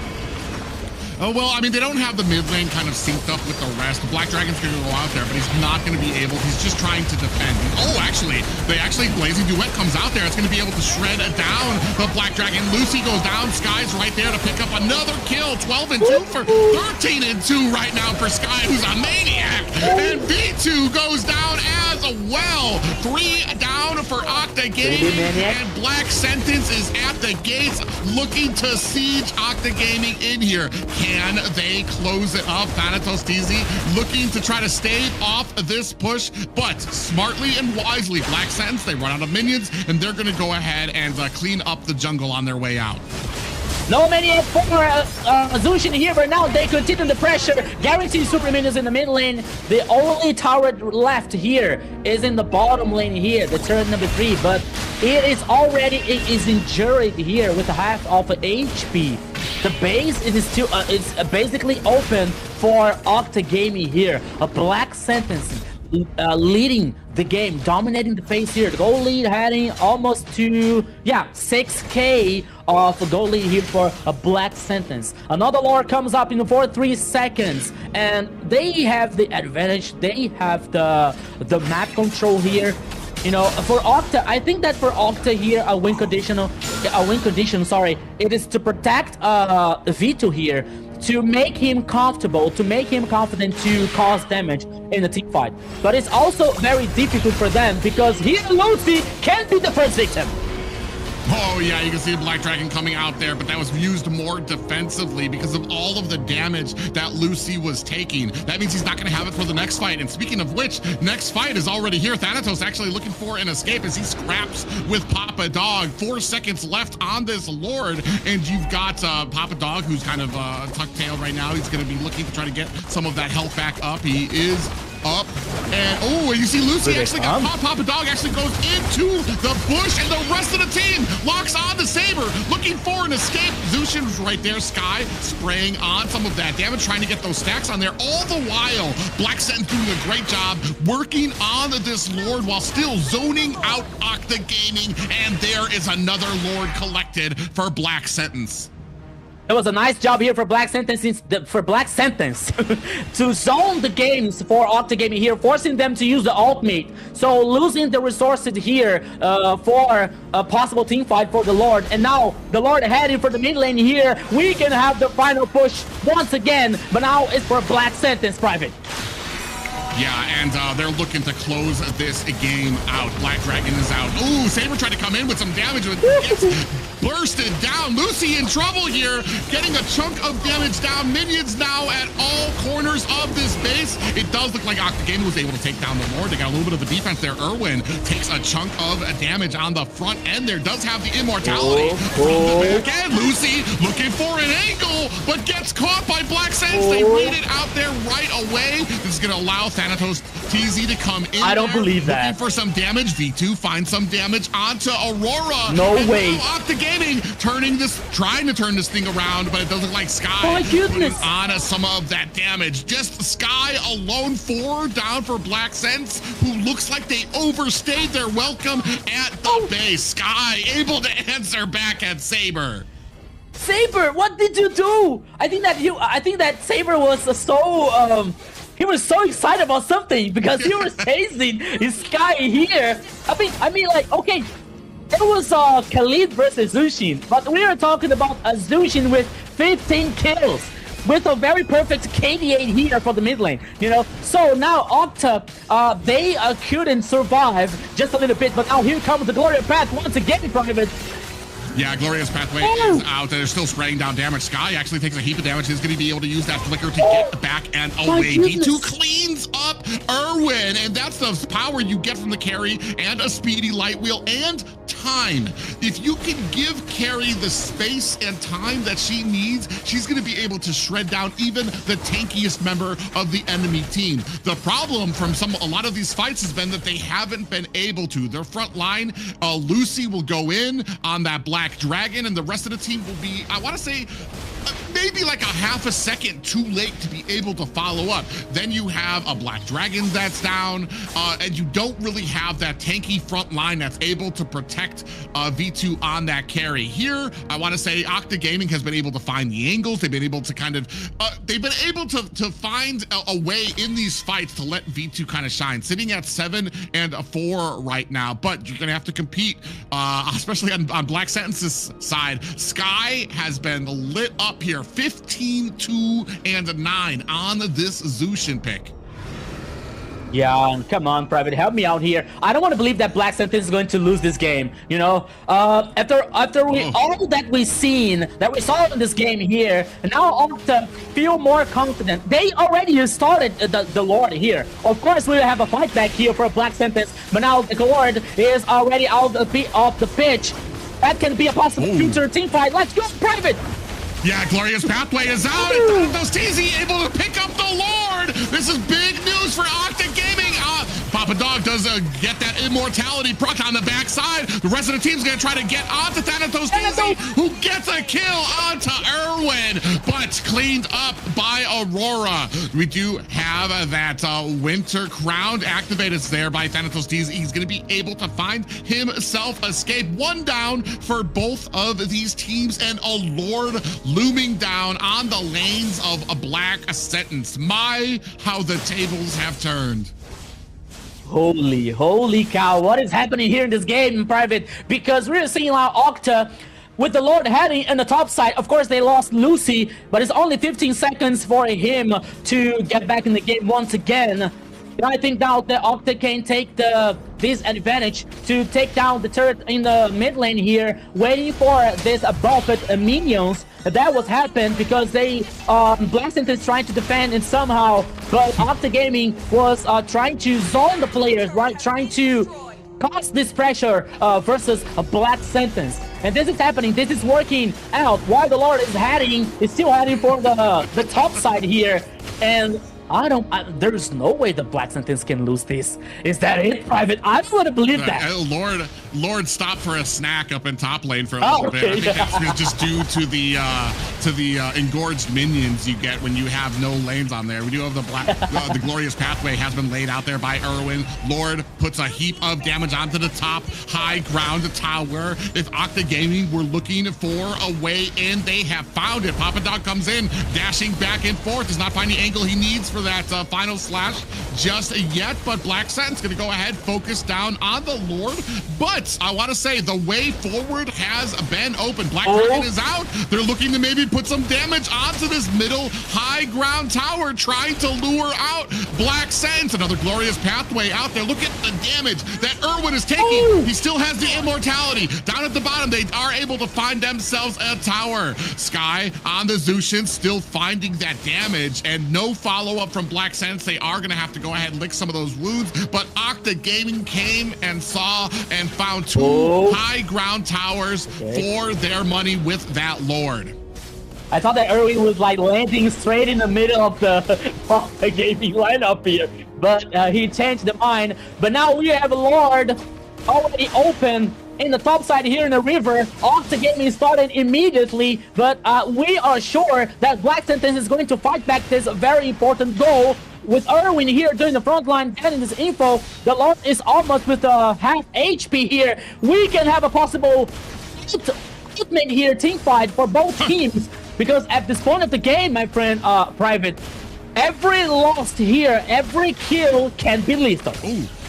Yeah, I want to say, Joel Crew is trying to maneuver around. He wants to keep those stacks up as a Claude to be able to come in with a blazing duet when they need it, but he's getting zoned out here. Saber is continuing to be a little bit of a nuisance here on there. Black Dragon from the side. He's looking for Joel Crew. And you do have a Sandstorm that comes in there as well. Is it going to be enough? Saber getting blasted down, and the Lord goes to Thanatos TZ. Sky able to find a kill of their own on to Saber, and now the rest of Octa Gaming disengaged. I would say that is a fair play. You lose one player, but you pick up a 24-minute Lord. Yeah, the Lord was once again guaranteed by Octa Gaming here, but I don't think that is gonna work for something, because Lucy, no, Saber, sorry, was taken down here. So Octa Gaming has this this situation that is one player less to try to do something, you know. But we still have, okay, Thanatos, what are you doing there, my friend? Oh. Yeah, he saw his light black before his eyes. Yeah, Black Dragon is out there trying to cut off the escape. Lucy goes in, is able to kind of find themselves a way back there, but almost a little catch up there. Thanatos does have, especially Asuyu, does have a myriad of different escape options that he needs. Look at Octa Gaming really pressing onto this mid tower as V2 trying to put on some of that damage. All the lanes are starting to come in, top and bottom. Lord up at the top. Will Black Sentence be able to live to fight another day? Their future for this series landing up on this fight as the Lord down to 50%. Glorious Pathway is out. Aurora tanking up onto the Lord. Sky comes in from the side, Saber, looking for an angle. Lord is down, but the pressure starting to mount into the mid. Down goes Joel Crew. This is the opportunity that they're looking for. You have a big amount of damage taken out for Black Sense. Black Dragon swooping around. In comes the Sky with that ultimate, and that is going to be game 2 going to Octa Gaming. Victory! My eyes see. My eyes are watching, but I can't believe my eyes. Zena, please help me. I can't believe my eyes. I can't believe my reality. I can't believe what happened. Yes, I can't believe they turned that around. They were coming up strong. Black Sentence was doing an amazing job with the trio of Claude, Fredrin, and Zushin in the start, but for some reason, Octa was able to turn that around. What did I say? They know that their draft, they know how to counter it. So I think they came back around with that. It's unfortunately for when it comes to the draft of Black Sentence, I mean, they did everything that they were supposed to, except they let the game last too long and they didn't close it up when they should have. When you're getting to that late game, especially against the carry and the amount of damage that she was able to do, and not just that, but the way that Octa Gaming was scouting for information, making sure that they could find where's the Claude. Are we ready? Black Dragon comes in, you mix that in with the Raging Sandstorm. They were all over him. They knew exactly what they needed to do to find that win condition, and that was to be able to take down the Claude. They found him, and that was another successful Lord take for them. Yeah, you know what? I'll take this time here to say, Sagan, I'm sorry. I'm so sorry, because I was thinking in the game, and I was about to say that maybe Octa, they couldn't win this game so early if Sagan if Sagan choose Valentina, for example, you know, because I thought that Valir wasn't working out so well in that composition. But in the last few minutes of the game, he did it so well, protecting the carry, you know, especially using the second skill to disengage, to protect, to peel carry, to let him working very well, you know, like to let him causing damage. And it worked so well for Octa Gaming. What a resilience, what a mind mind fortress for Octa Gaming here, you know, because I don't know, guys, I don't know about you guys, but for me, I think that maybe on the 15 minutes out of the game, I say, okay, guys, it's done. Let's think about the other game. Let's think about what's next, you know, because I think that we don't have a chance in this game, but they were so strong. They were so mind protective that they could win the second game, Zena. Yes, the carry. You let that carry build up. Later in the game, she's going to shred those melee heroes, and that's what she did right there, right, Private? Yeah, when it comes to information about these teams and what they use to describe themselves, I believe Octa Gaming said, and I quote, the words that describe our team are communication and discipline. So, I mean, and that game kind of proved it, even on their back foot, able to still understand, all right, guys, we've lost every single objective, but we just need to make sure, keep doing what we're doing. Valier wasn't as effective through the mid game. He was being able to get those pushes. He was being able to get the CC. The problem is they weren't doing enough damage. I want to say you're absolutely correct. Like it felt like Segan was kind of failing, but he was executing. He was doing what he needed to. It just wasn't the time. You know what I mean? It wasn't at that late game where you could have the carry start actually doing out that damage to actually really be able to have the effect that they needed onto the teams. So a great job for them to stick to the plan, stick to the strategy, and be successful. Yeah, you're totally right here, Private. As we see now the highlights on the second game that all appear to be perfect for a Black Sentence, you know? Even from the first minute of the game, the Black Sentence is guaranteeing 5 kills in a row. And we then after that, we saw like a crazy thing happening in the bottom lane that they tried to dive like, I think that 4 versus 2, you know, that here. They survived for so long, and they could give the opportunity for Octa Gaming getting back in the game here. So everything that happened in this game was so wild, was so crazy for both teams, you know? Like, okay, good job for Octa Gaming because they won 2-0, but Black Sentence here, at least in the second game, they showed us a strong gameplay. They showed us a strong micro and macro gaming that they can have more confidence through the rest of the tournament here to try to win the next games, Private. Yeah, and I want to say you brought up the point that this for Black Sentence, this is basically a new roster for them, taking on Octa Gaming, who's got a lot of players that are from the same team. It wasn't Octa Gaming, but they were on ULF.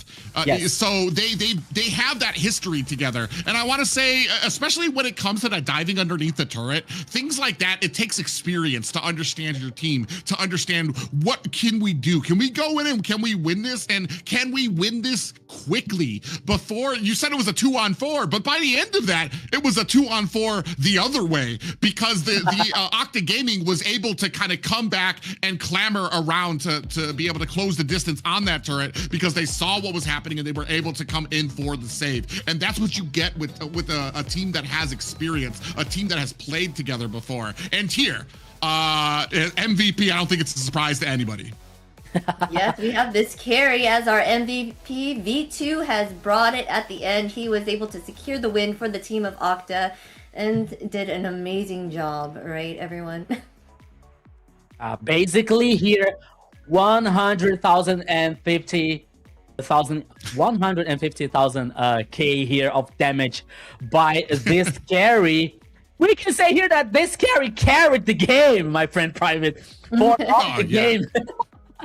Because not only because of the damage, but because of the idea of the composition, the idea of execution. As you said, maybe Sagan was not so effective in the early and the mid game, but somehow they know what they're doing. They are professional, so they are working for that situation, especially with the win condition for the very, very late game that will happen in this game here, especially with Sagan protecting carry, you know, not letting, for example, Arlott trying to ult carry, trying to knock up the carry, not to knock up the carry here for taking down. So it was very positive for Octa Gaming here because they know now that this can be very interesting situation, you know, but they have to put in mind that the Black Sentence is one team, you know. Okay, they're new, they're not the same team that they were a champion in the last season and they were through the M7, you know. They're a brand new team with the brand new lineup. Only Paptoga is the only remaining in that lineup, you know.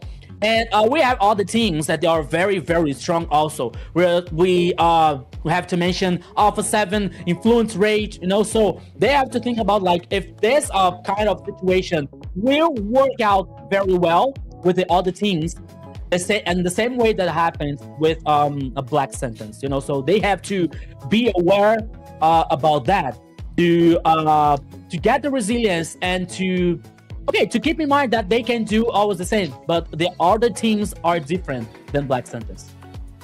I have a question. We've seen the Zushin both games here with different results. However, I kind of feel like that second game didn't have to be as hard for Octa Gaming if it weren't for having that Zushin pickup. Where are we on the term of, do we feel like it's a ban worthy, or do we feel like we have tools that can take care of the Zushin? Dina, what do you think about it? Well, I think that Zushin is a force to be reckoned with, and I still think she is ban worthy. Yes. So. Yeah. So Yeah. I think that this situation, I think that's a great question here, Private, because we're seeing, especially in the AMER North, the last 2 days of Zunshin being very banned with almost 100% prioritizing in banning or picking situation, you know. So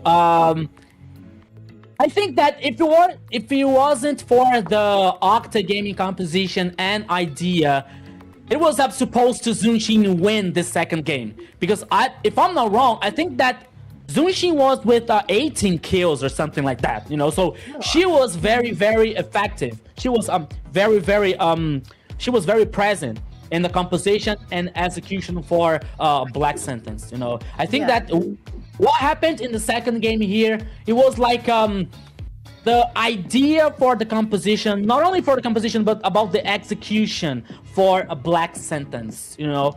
The execution didn't work so well, but at some point, I think that they were missing some kind of decision. Say they were like taking some decision wrongly here for that composition, for the idea that gave the Octa Gaming the opportunity to win 2-0 here in the first game. Lizina. And we got Sagan here on for interviews right now. So let's speak with him about. Hello guys, you listen to me? Yeah, hello. we can hear Yes, you. we can hear you. Welcome. Thank you so much. The first game today, right? So, can I make the first question here, guys? Is it good to you? Is it good for you? Go ahead. So Sagan, I was saying to my friends here that I have to say sorry to you. First of all, I'm so sorry about the second game, because I was saying like, oh, maybe this Valier, maybe it's not a good idea, you know. And early in the mid game, he wasn't so effective, you know. But in the very the transition from mid game to the late game, it was like another hero. It was another Sagan, you know, protecting carry, like with a very good idea of execution. Sagan, this Valier is in one of the, how can I say, were you practicing this Valier for so long to bring in that composition, like to feel comfortable in that composition? Yes, I feel comfortable because I trained Valier in the past weeks. And I am confident, and I think, oh, Valier works so well here, and I need to be confident to use this hero, because this hero has a good early game, but our early game was bad because we don't work correctly, you know. In the early game we use on ultimate and focus the right person. But I think we have. But I say in the call, we have carry, we have Valier. We can hold this game to the late game. So I'm confident in the late game, and we win with this hero. So you called the pick, Sagan. You were the calling the pick for a play with Valier.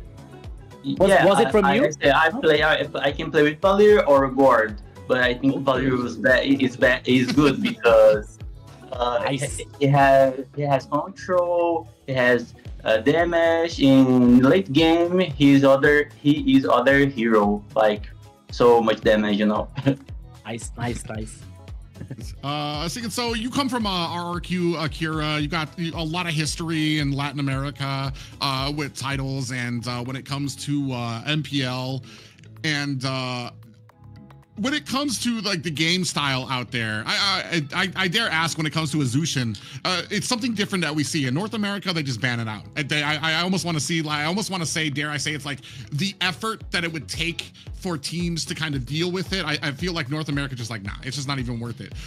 do you guys feel like you had a plan for the Zushin, and do you think it was effective against them?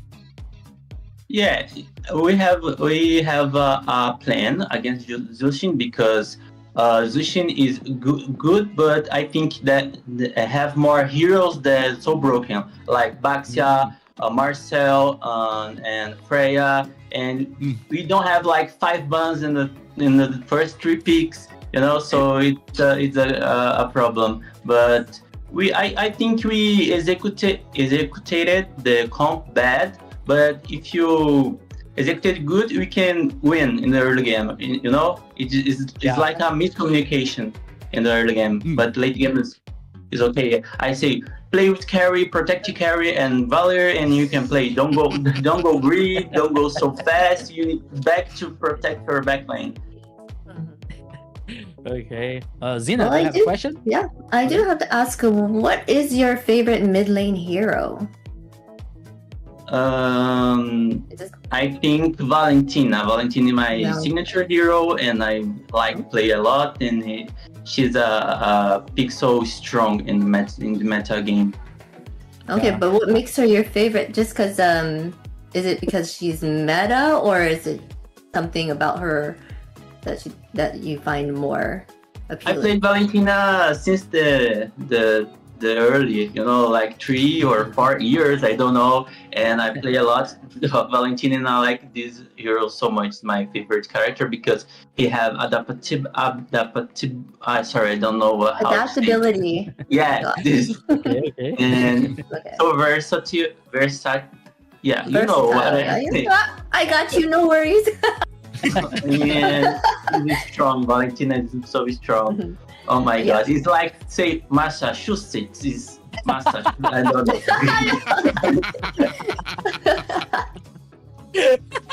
I can see you, my friend. I can see you. I know you struggle. You know, I know how it's hard to say this kind of words.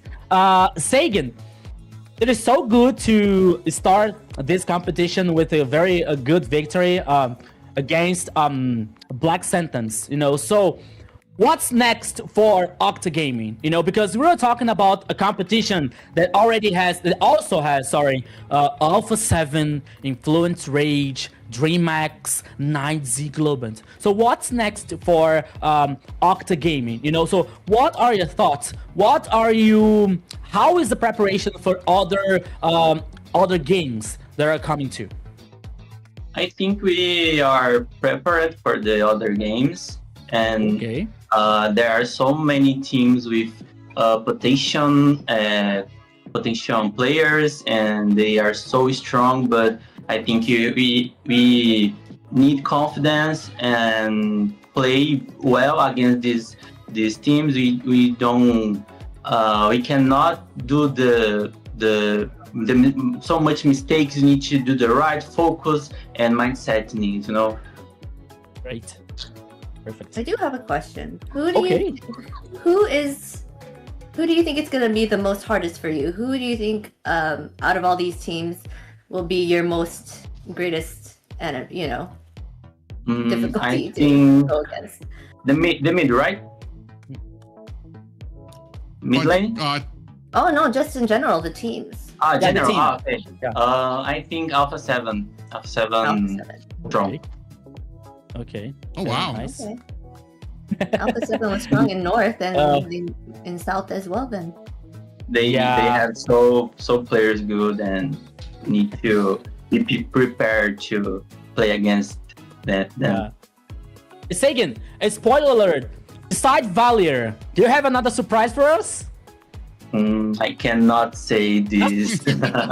You can see the next secrets, you know? match. You can see the next match, okay? Oh, okay. So Sagan, thank you. Thank you so much for your time. Scoop. Yeah. Sagan, do you guys have a final question for Sagan, or we can? Is it good he for you answered guys? everything I wanted to know. I'm very excited to see how you guys do. It was a very impressive game. Like I said, the discipline that you guys showed was immense there, especially seeing your way through to get to that late game to be able to kind of push your way forward and be victorious. So congratulations on a well-fought victory. Yeah, congratulations, Sagan. Thank you so much for your time. Did you have congratulations for the victory. Sagan, did you have any shout-outs that you want to give out to anyone? Good. I am thinking. No, I think you need to just focus. Like everything will be good. Focus, guys. Yeah. Good. Yeah. Okay. Thank you, Sagan. Thank you so much for your time. Congratulations for the victory. Thank you for meeting with us. I hope to see you next game. Bye. Good luck. We hope to see you. That was Sagan, the mid lane for Octa Gaming. That burnt my tongue here, especially in the second game in Valor, and it worked so well on that composition. So that's it. Private and Xena, my friends, welcome to AMER South. Yes, it's been First fun game watching here. it. Yeah, the first game was like just a little bit idea, right? Yeah, and one of the differences, one of the things I love to see, especially when it comes to a different region, like I said, it's interesting to see that North, we're at a point where we kind of view the Zushin as a ban-worthy thing, to the point where I'm pretty sure it was like 100% ban rates, 100% picker ban. Yeah, so and I think she only made it through once. She made it through the draft once, but otherwise 100% pick ban for a Zushin.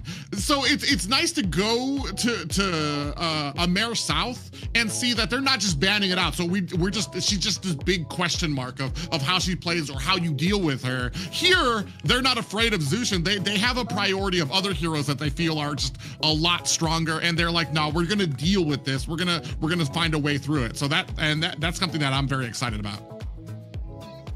Yeah. Okay. Okay, so now it is time for our partner once again. Right, Xena? Yes, remember guys, you guys should get on Runestone and make sure you get on it for the analytics on there and the stats to improve your gameplay.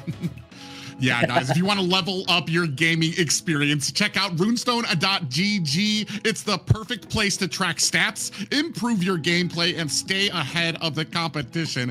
Go take a look at it and start climbing smarter today. Yeah, you can see the little link right down there.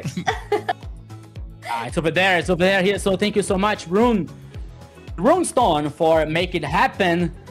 And it was only the first game, guys. It is only the first day here of AMER South. We saw the last 2 days from AMER North, and now it is time for the teams from South America.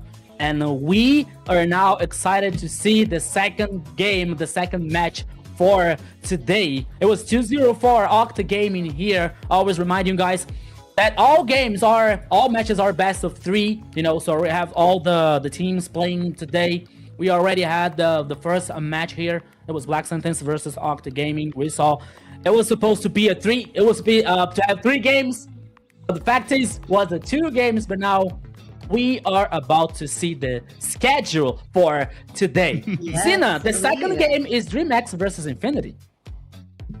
It is Dreammax versus Infinity. That's correct, right? We see a 2-0 Black Sentence and Octa Gaming, and now we'll see how these other 2 teams will go. What are your thoughts on this? Do you know so much info? Private.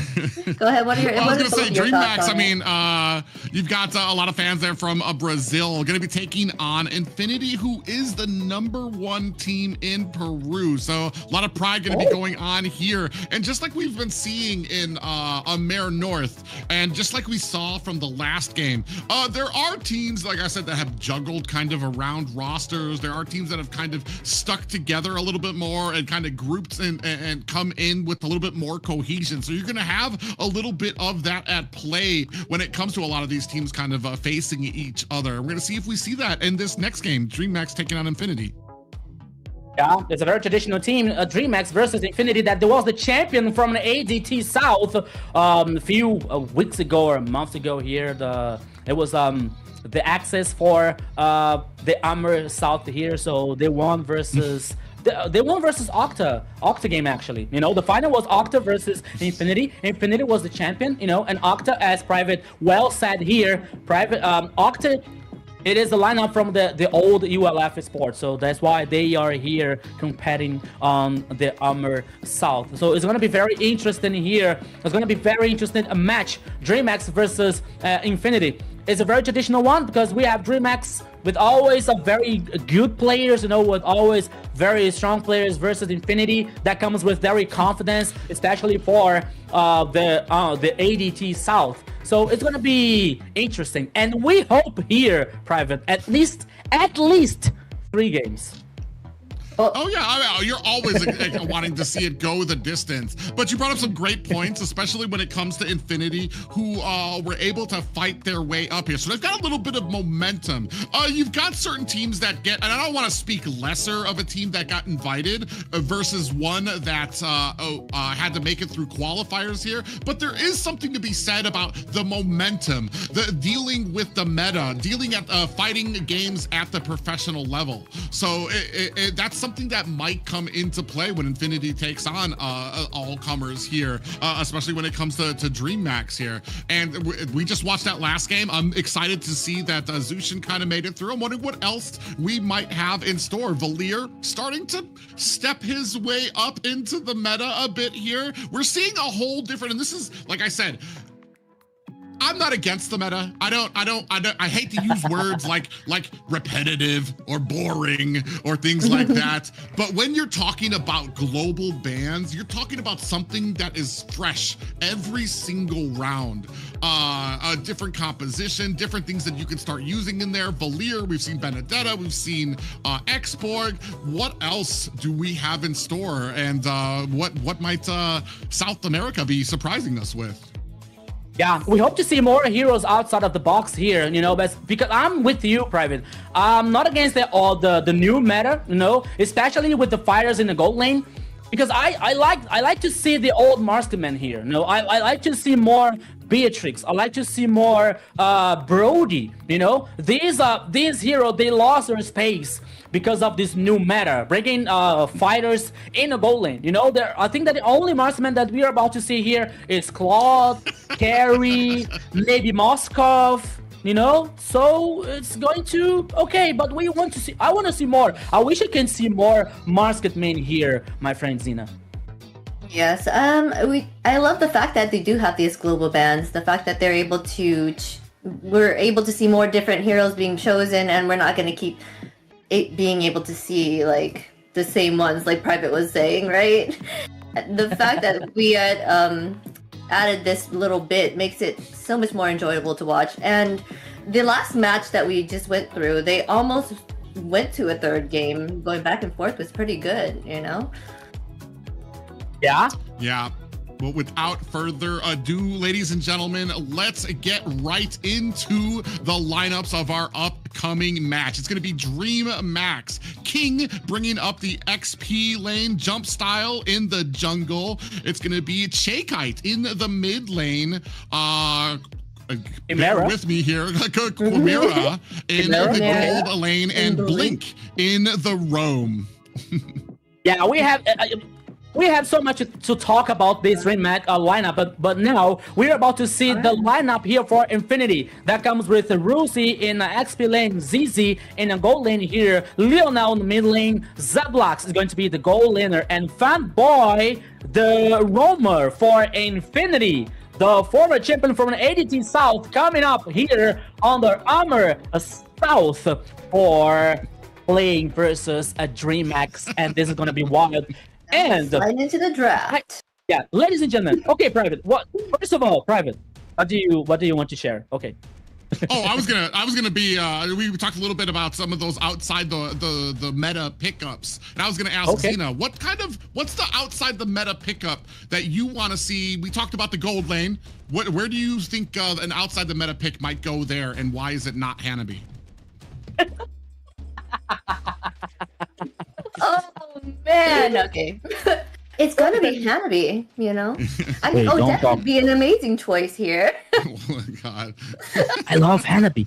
I love Hanabi. Don't talk about Hanabi here. I love Hanabi. I love her. I love her. Odette is awesome.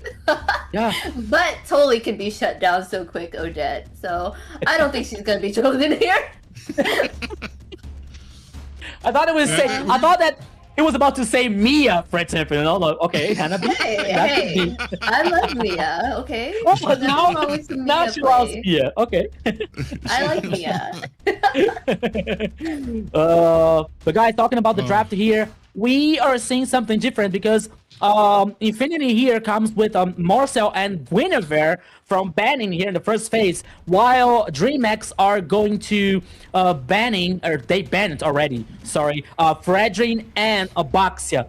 But Xena and Private, we have to talk about this Dreammax lineup because, for example, King, the role swap. You know, he was the jungler in the last season, okay? Actually, he played the jungler in the last few years, you know? When he was champion with RIQ Akita, he was the jungler, you know? And now, he changed. He moved to the XP laner, right? The jump style here with, jump style was, he was the jungler of the first team that was a champion in the first season, the first MPL.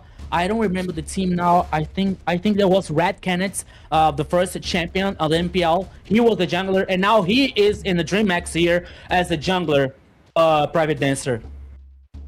I want to say, so, and I've talked about this at length when it comes to people swapping roles. We've got, sometimes you have certain positions. I want to say Roam and Jungle are usually the big ones when it comes to the amount you have to absorb and understand from different lanes and understand what's going on the map. For both of those positions, make a lot of those players easily able to kind of gain up. Okay, I can do XP lane, piece of cake, because I don't have to think about 3 different lanes now and who's ganking who and where I come in with the timing now. So sometimes you have some of these guys who have like this high amount of IQ when it comes to, and I feel like it takes Jungle and Roam, it takes somebody with a high amount of IQ. So I hesitate to really be like, oh, he's in a new position, he might not do well, especially when it's a jungler that is swapping a role to something else that might even be a little bit calmer than being a jungle with all that pressure and all that map awareness you need to have, and then worrying if you're going to get diffed with that retribution here. But we're going to start things off. It's a very familiar sight out there, except for seeing that Harley that actually made it through. Oh, okay. Now we're seeing Harley in that Dreammax composition. A very strong early game here with a very burst damage. With a magical damage here, Xena, can be very interesting for a Dreammax composition so far. What do you think? Yes, Harley does that burst damage. He can be a force to be reckoned with. Just jumping in there, getting that kill real quick, and then jumping right back out. He's very slippery, hard to catch for sure. So that is really good against the Zushin to kind of get her out of the picture. So yeah, that is very interesting. Yeah. So we're seeing Chip and Julian with Infinity here. It's totally different from the first game that we saw, Private. You know, okay, Zunshin is the same, right? But we're talking about Chip and Julian, you know, and in the other hand, we're having Dreammax here choosing Sora. It's probably for the XP lane, right? Yeah, I mean, and especially when it comes to Sora was left open and we didn't go with a Valentina as a first pick to offset. And maybe we're in the South. Maybe we have a way to deal with it the same way we do with the having a Zushin out there that isn't a Valentina. I know a lot of people, they see a Sora and you're just like, brother. Like the amount of CC, the amount of tools, sustain, defense that they have, like it's a lot. It's a lot to deal with, but it doesn't make her invincible. And that might be what we have, especially with the Zushin out there. And we've seen how strong it is, even with a team who's just learning to kind of play cohesive. We've seen how strong that pick can be, and maybe that's kind of the meal ticket that we're looking at can kind of upset this Sora pick. Personally, I wouldn't let Sora out there, but No. we've got some very interesting pickups here as well. Seeing that Julian's got picked up as well. You've got a lot of mobility there. You've got a way to kind of negate a lot of damage, especially because with the kits that he kind of provides there. Now we're moving into that second banning phase, completed that, and seeing where the rest of these picks round out. Yeah, the fact that they picked Chip here they're able to get around the map way quicker, so that might be helpful for them, you know. Yeah, Sora has that CC, but he can't get around the map as quickly as the Chip could, you know. So that can make a difference in the whole bit. Yeah, just to get the whole team in one spot and ambush on a carry or something, you know, someone that's out of position. Yes, makes total sense here. And we are seeing like Dreammax not only choosing a Sora, you know, for probably an XP lane, but they were banning Valentina. That was one of the best counters for Sora, you know, so they were aware about like this possibility for Infinity. So they took seriously this draft here situation, and they banned Valentina, and also now bringing Lilia for the mid lane private. Yeah, it's for me it's a little questionable about how for Chip. We've seen it when it comes to Chip and Lu Yi. A big critique I usually have is when you're playing these dudes, we really need to make use of how they can get around the map so quickly. A lot of times I see Chip, and unfortunately it's if the team is able to kind of get that vision, get to those spots to be able to kind of keep tracking down, it's going to be a little bit harder for Chip to really kind of get that surprise. He does amazingly well when it comes into the opening phase of the game, when it comes to the laning phase, when you don't have a group that's always together, where you can kind of get that gank onto one lane and the rest of the team comes in via the portals and everything like that. As we start moving on, I want to say he comes a little bit less and less effective. Here, we're going to go ahead, pick up the Yuzong and the Granger. Very strong picks, especially when it comes to the XP and the gold lane. But like I said, this Yuzong is going to be going up against the Sora. So we're going to see how that plays out. Yeah. And now we're seeing here a Granger for the first time today in Armor South, the gold lane here. And I think that it's gonna work.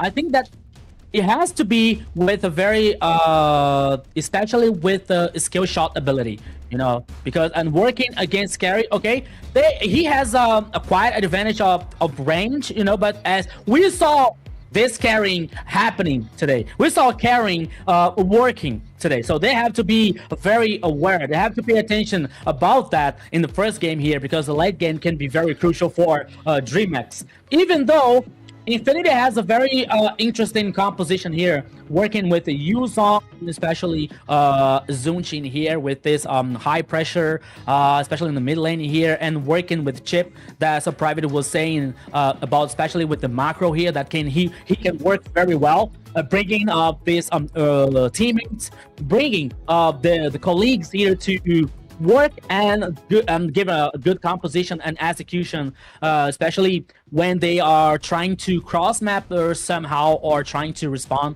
in some part of the map. So everything can happen here in the first game. We're talking about Dreammax versus Infinity.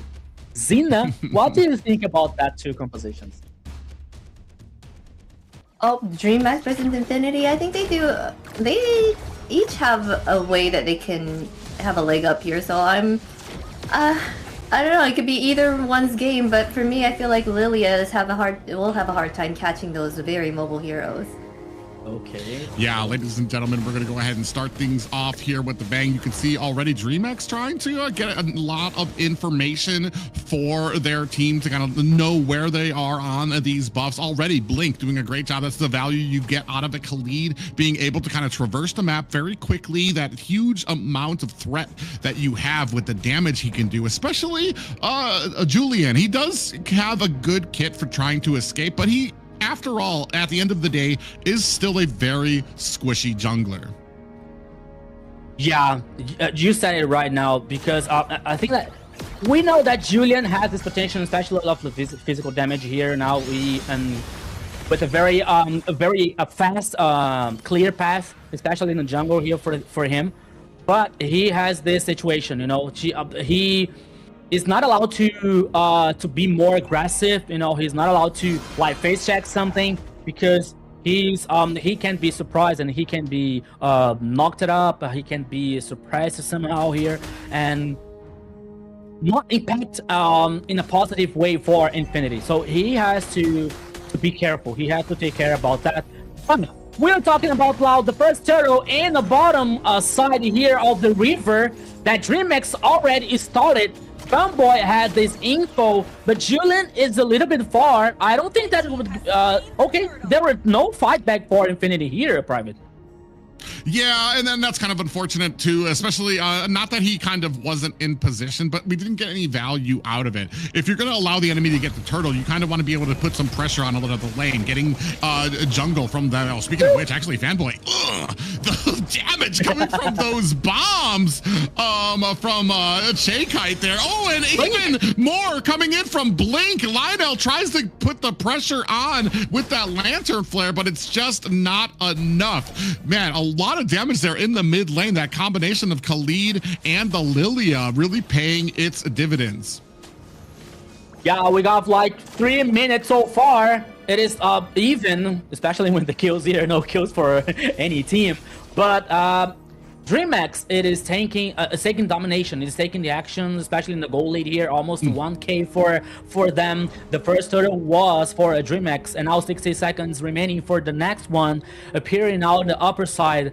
We I think that we have to see and pay attention, especially in the goal lane here, because we're talking about a Granger versus a carry.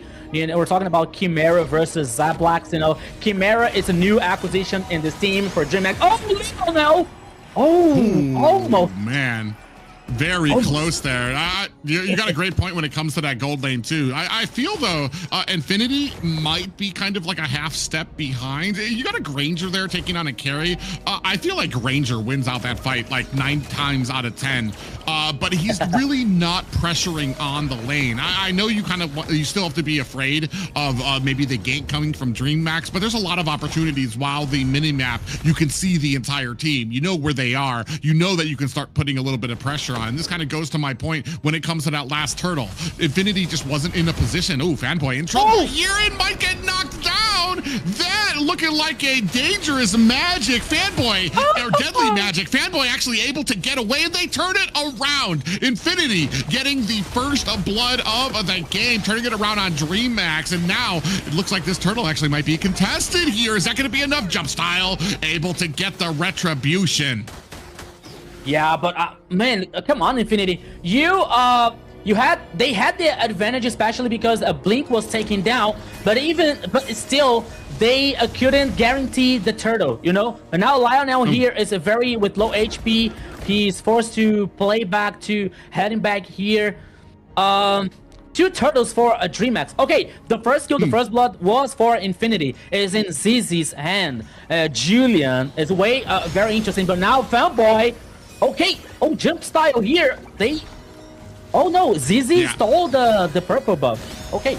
Yeah, they're actually able to steal it. Oh, Blink actually might be in a little bit of trouble here. He's trying to put on some damage before he gets taken out. And from the backside, in comes the Sora. Jump style finds themselves a kill to be able to take down Lionel on the Zushin. And I was just about to say, when it comes, I feel like, maybe a little bit of a skirmish here at the mid lane.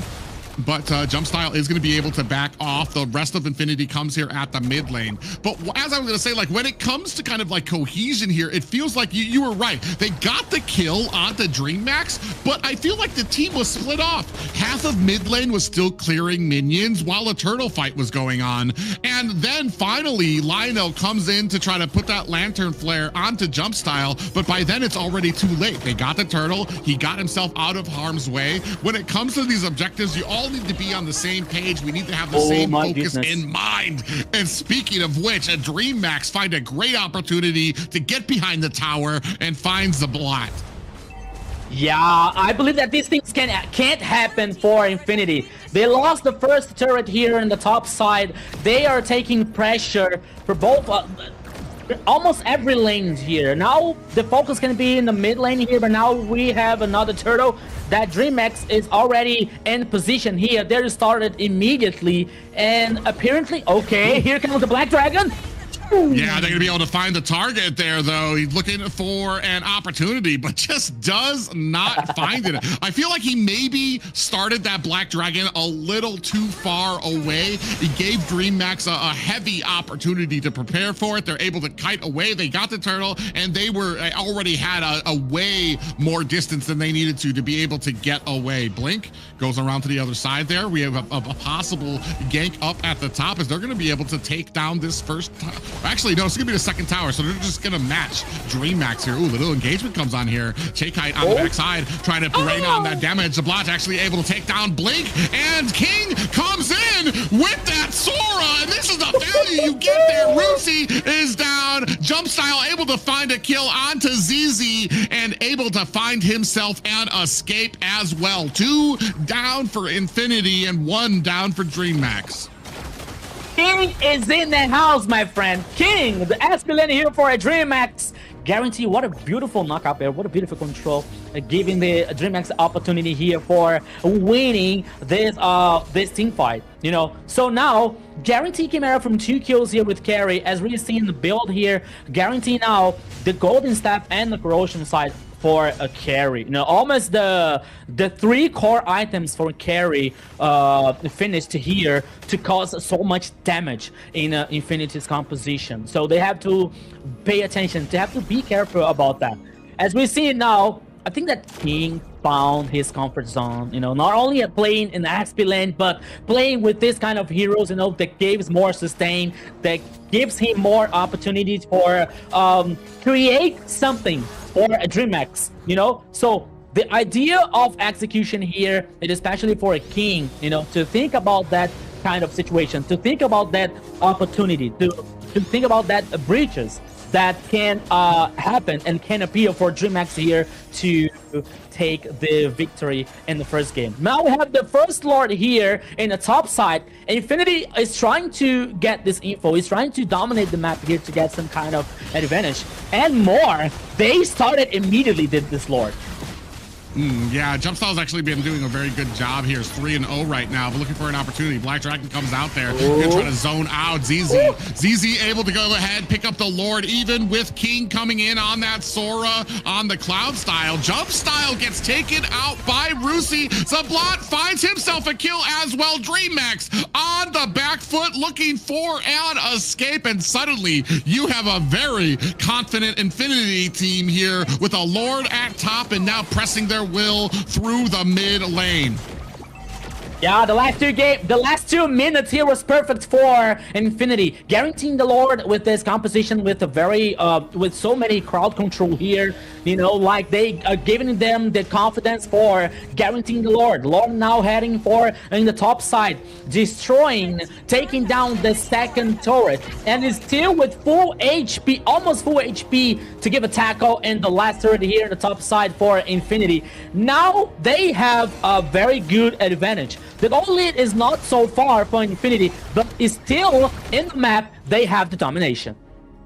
Yeah, and I want to say this, it's a great setup when it comes to Infinity. Unfortunate for Dreammax, I feel like Jumpstyle kind of gave himself away a little bit too early. He went in with that teleport on the Harley, gave his position away very early, and when he stepped back, immediately the Black Dragon came out from Rusi to go ahead and zone him out even further. That allowed them to get the kill onto Jumpstyle. That allowed them to get the turtle. It allowed them to get the Lord there, and look at the difference on the map now. You're almost down to the final 3 towers for Dreammax.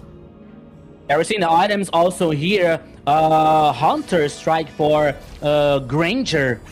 Oh, I forgot the other. Oh, it's Sky Pierce, and I think the Demon Hunter for Granger also. So he's a very strong hero here so far for Infinity.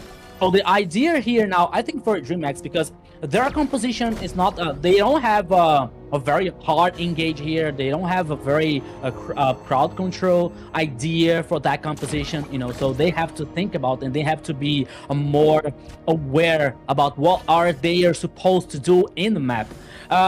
Even though we are seeing Infinity more confident, we're seeing now Infinity gain map domination, taking the actions, putting the cards on the table, with Leonel here with Zunshin so confident because he knows that he can do some kind of control, especially with the lantern here for Zunshin. But now Infinity is playing with patience, is playing with a strategy here to try something nice. Maybe a pick off here in a blink or jump style can be a very good opportunity to guarantee a second lore for Infinity.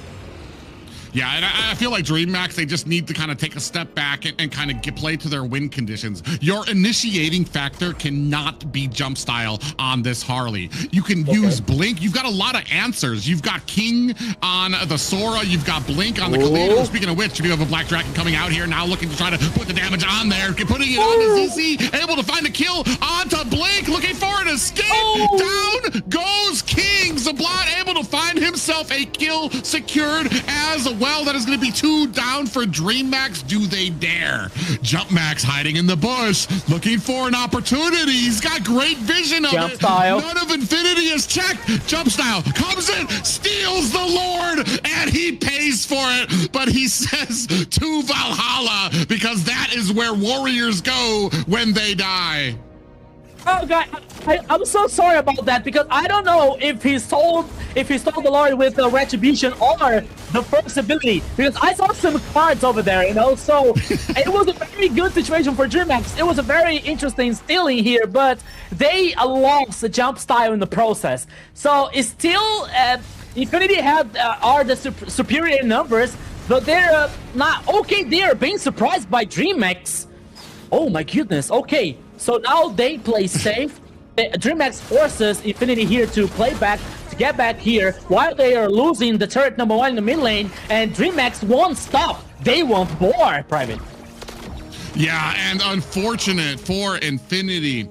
They did the right thing. You saw that Fanboy on that chip was trying to check bushes, but what you also want to do is slow play the Lord until he's been able to give you the okay and let you know, okay, I've checked everything. There is not a Harley lurking in these bushes to try to steal this Lord. And unfortunate, I feel like Infinity kind of jumped the gun a bit, and this is what ends up happening. Just like that, Dreammax is right back in it. More than a little bit of breathing room. They got themselves down. There's about 5 towers left on the side of Infinity. They are able to at the very least get themselves a little bit of wiggle room here to space it out. 8-5 right now, 42-38. So you still have a little bit of a gold lead mounting on the side of Infinity. But I mean, if you continue doing plays like that, Dreammax might be able to turn this thing around. And you know the worst part here, at least for me, I saw the replay and I'm still confused. I still don't know if it wasn't the Retribution, if it was the Retribution or the cards of Harley here that stole the Lord, you know. So it was like very, very fast, and they took I think that Dreammax bought just a little bit time here, like for that composition, you know, because now we're seeing Malefic Roar Malefic Gun, sorry, for carry is another item here, because as we saw in the last game, the team has carry. They have a very good win condition, you know. So Infinity has to think about something to neutralize this carry, because we're seeing Blink trying to protect. Okay, we don't have the same cards as the last game, like Valier, for example, protecting carry and other heroes. We maybe have this Khalid or even Sora here to trying to protect carry, you know, so they have to think about in a way, you know, to surprise this carry. Maybe with Chip could be one of these options here, especially working with these portals to surprise carry and surprise the composition for Dreammax. Well, that's why you have the Black Dragon out there, is because he's going to be swimming through the air, looking for the carry, looking for that opportunity to try to get back. You see now he goes back there, but it's kind of a little bit wasted. They aren't able to get onto the carry just yet, but they are able to scoop up the Lord. Now trying to look for an escape. Rusi actually might be in a little bit of a trouble, and comes Blink and King trying to put on the damage. Chakai finds a kill onto Rusi. Flicker is out. Lionel able to kind of put on that suppressive fire with that lantern flare to hold off the rest of Dreammax. So it does look like they are, I mean, you see Fanboy still in this fight, still Fanboy some pressure, but he might be thinking twice about it. Does have the immortality. King on the side gets hit up by ZZ. A lot of damage there, and the suppressive fire coming from Zablot there, and able to find a kill. You were talking about carry coming online. Zablot only needed the BOD to come online. He already had half of it. Now putting on a huge amount of damage on this Granger. That's going to be another kill. Blink down for the count. 10-6 in favor of Infinity right now, as Dreammax have their backs against the wall. It's just Chimera here. Damage onto the tower, and that is going to be game 1 for Infinity. My goodness, what happened here in the first game? I was checking and I was chasing like Zunshin, avoiding King to head back in the base with Sora in the last minute. I think that it was one of the things that gave the opportunity to Infinity close this game, you know. But we saw here it was Infinity, okay, slowing down the very first minutes here in the early game, but I believe that they have this idea to be more resilient and heading back in the game, especially with the 2 lords that they guarantee. I think that only 1 lord, because Jumpstyle stole the first one. But even though they were very resilient to win this first game here for Infinity, Zena. It looked like they were having a hard time in the beginning. Harley was doing a great job of going around the map and making sure to keep those lanes pushed and clear those enemies out. For a good minute, the EXP lane was left unattended.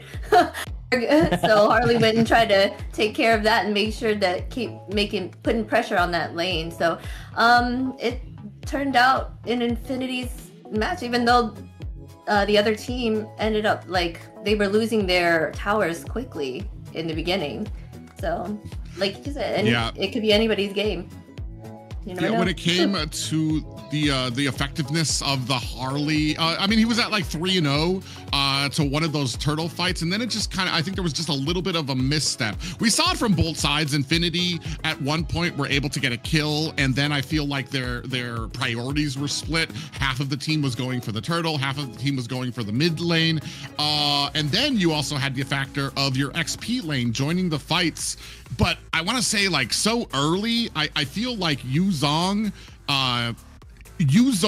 and King, or Rusi and King, Yuzong and Sora, when you, it's like a decision. Do I pressure the XP lane to keep Sora or Yuzong busy so that they're not joining this team fight? Or do I join the team fight and try to roll the dice, because now I've got a Yuzong and a Sora in the mix of this fight, which kind of almost makes it like a 50-50 shot on who can get to the squishier target faster and be able to flip this.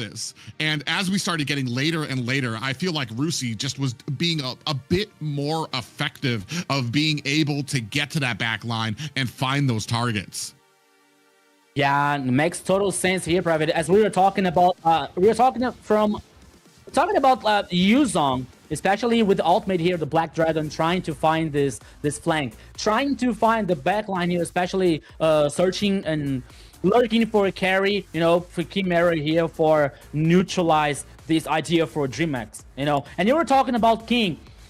I think that there was another problem for Dreammax, because I counted at least 2 or 3 times that King, he was trying to do something in the team fight. Like he was getting with the ultimate, especially with the tanky form, you know, the cloud form. You see that he could do the ultimate. He does the ultimate. It is very well, because it knock up like 3. It control 3 or 4 players for Infinity. But you don't see a follow up. You know, you don't see the execution for Dreammax. You don't see they're continuing the damage. It was only King like getting alone, getting the entry alone. There was no follow up, and he was taken down in a sequence. And then I believe that there was one of the factors here that gave Dreammax this loss in the first game. And especially we have to talk about that composition for Dreammax because there was a lot of damage, but almost no control. Oh, because we have Khalid, we have Lilia, we have Carrie. Who is our MVP? That's nice, but now we are having the MVP. Who is it? It's Fanboy. Oh wow. Okay. Wow. Okay. 0-0-10 from KDA. Okay. Yeah, you can see there. I don't.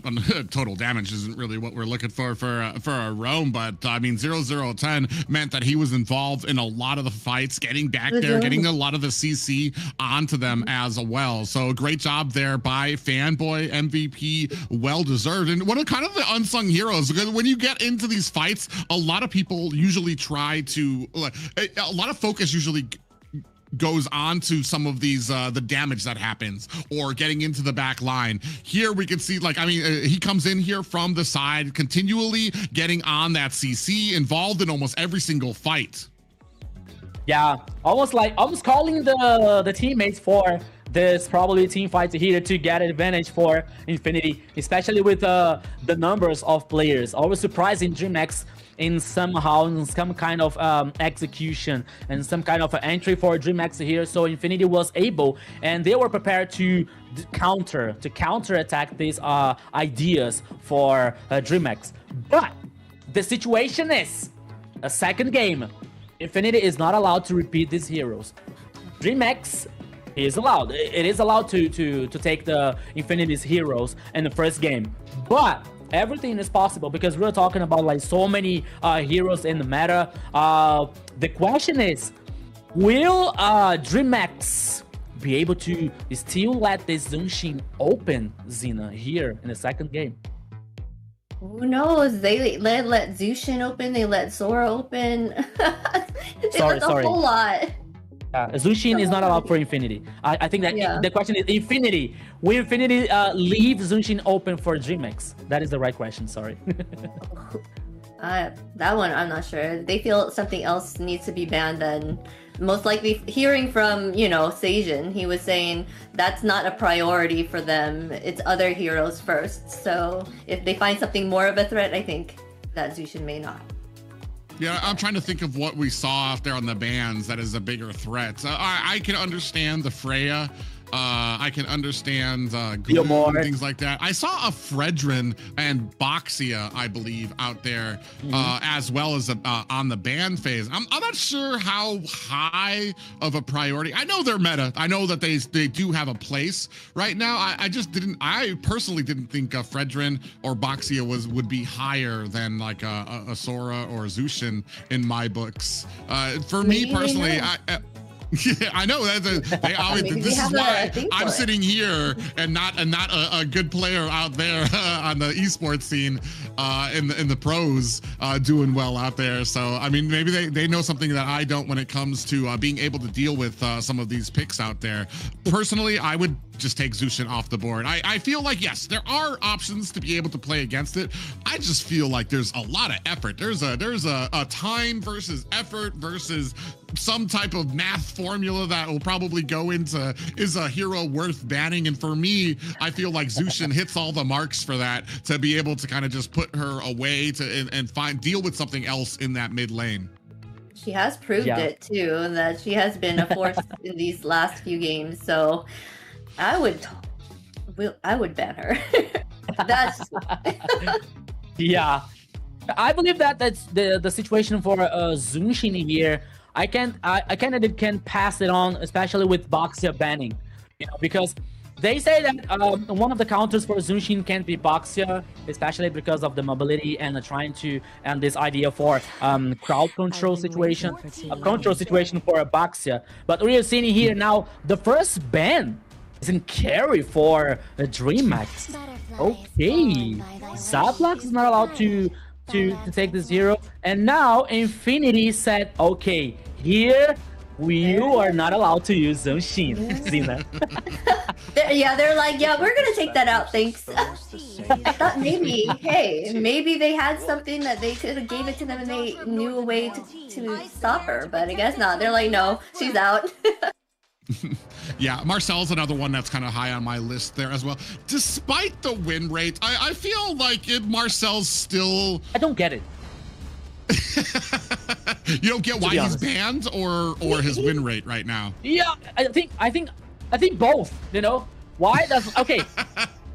The rate of the banning rate and the win rate, because as we were saying in the last 2 days in the AMER North, every time that he was picked up, the result was not so good, you know, like there was not in favor for the team, you know, because I don't know if you agree with me, guys, but for me, Marcel, I think that he can be a two-side situation, you know, he can be a very strong ally, but he can be a very strong enemy and the same competition. Yes. And the whole team. Exactly. Yes, because okay, by the time he has a very strong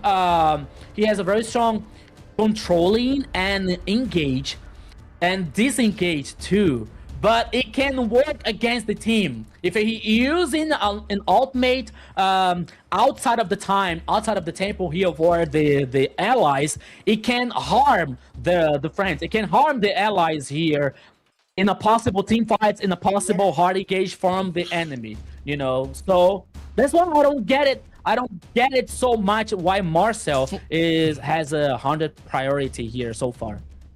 For me, the priority comes with heroes that have abilities that have timers on them.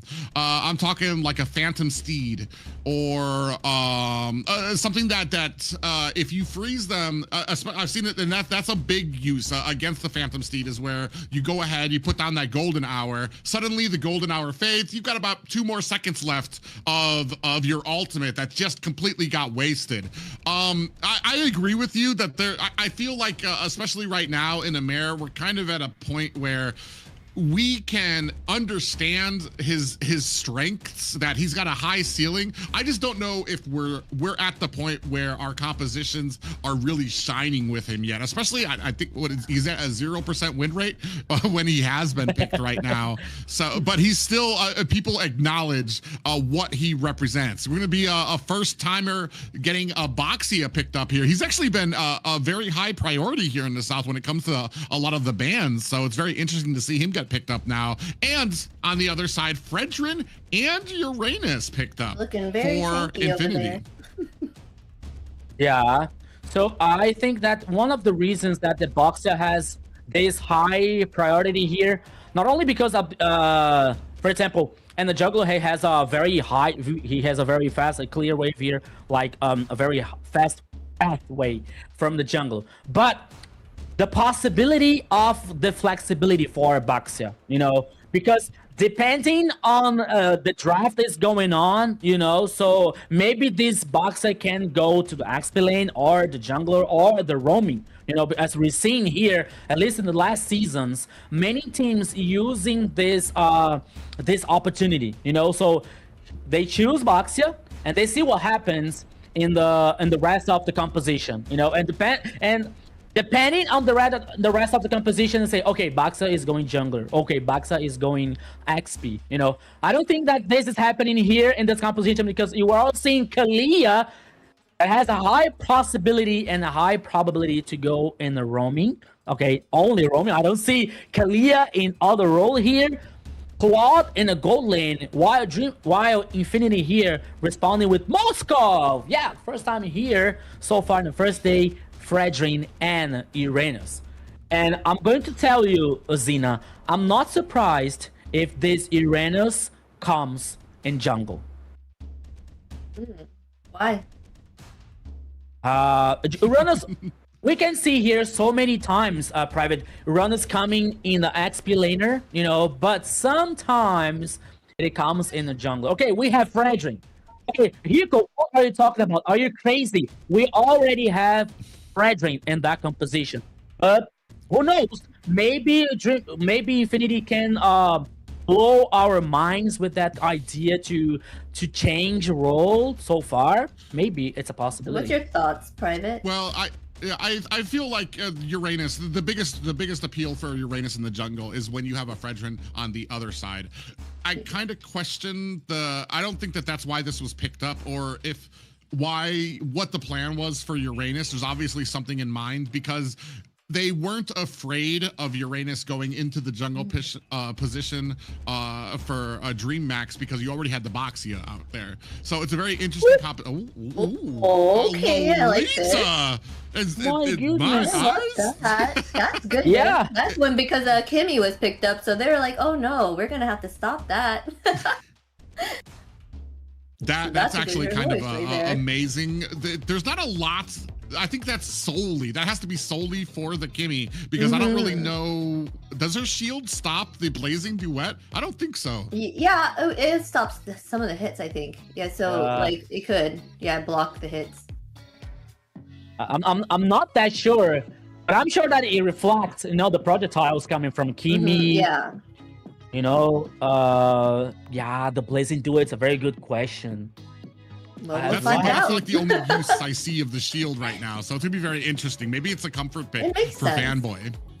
Well, I feel like it would make sense. Kimmy is like, she can keep shooting and not stop, so it would be very helpful to just kind of block that for a bit, just to help the team. Okay, so welcome everybody once again to the Land of Dawn. We are seeing the second game. Dreammax versus Infinity. It is only the second best of 3 so far for today. It is 1-0 for Infinity. So let's go, Private. Yeah, we're gonna see if this actually pays off in dividends. I want to say, like, for me, Uranus, he's one of my favorite XP laners next to Lapu. But he's kind of fallen off in the meta due to the fact that he's just kind of tanky.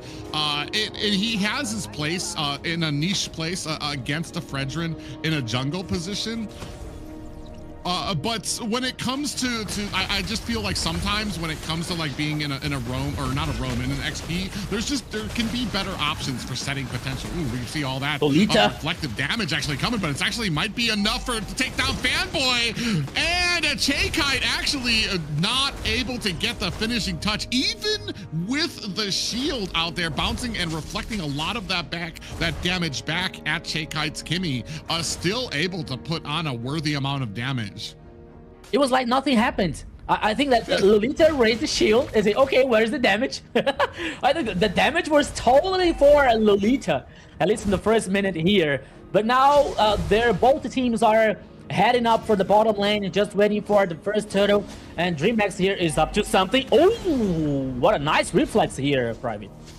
Yeah, Fanboy saw that coming from a mile away, able to dash herself away. So, I mean, it's been a while since we've seen a Lolita out there. Yeah, So, so it's going to be very interesting. I do like the setting potential from it. It's been so long since we've seen that actually come into play. So I'm very interested to see how it goes here. As we do have a lot of damage going on to Roosy. He's going to find himself an escape. We do have the real world manipulation down there. King able to find a kill onto Roosy. The reset of the turtle as Blink looking for a little bit of an escape, gets a little bit of that health back. The rest of Infinity looking to back off. Fanboy in there taking a little bit of damage. ZZ able to scoop up the turtle, and that is a little bit of a linger there for Dreammax. They were able to push away Infinity, but ultimately ZZ able to come in, find that retribution. Yeah, Zablak's ultimate here was just a little bit late. But that's okay, because the first turtle was guaranteed by Infinity, and I think that Blink didn't want to do the front line, because he was with a very low HP, and he was like he was working the stack from this buff, like gaining. Oh, here it comes! Ooh, big damage, and down goes a Fanboy.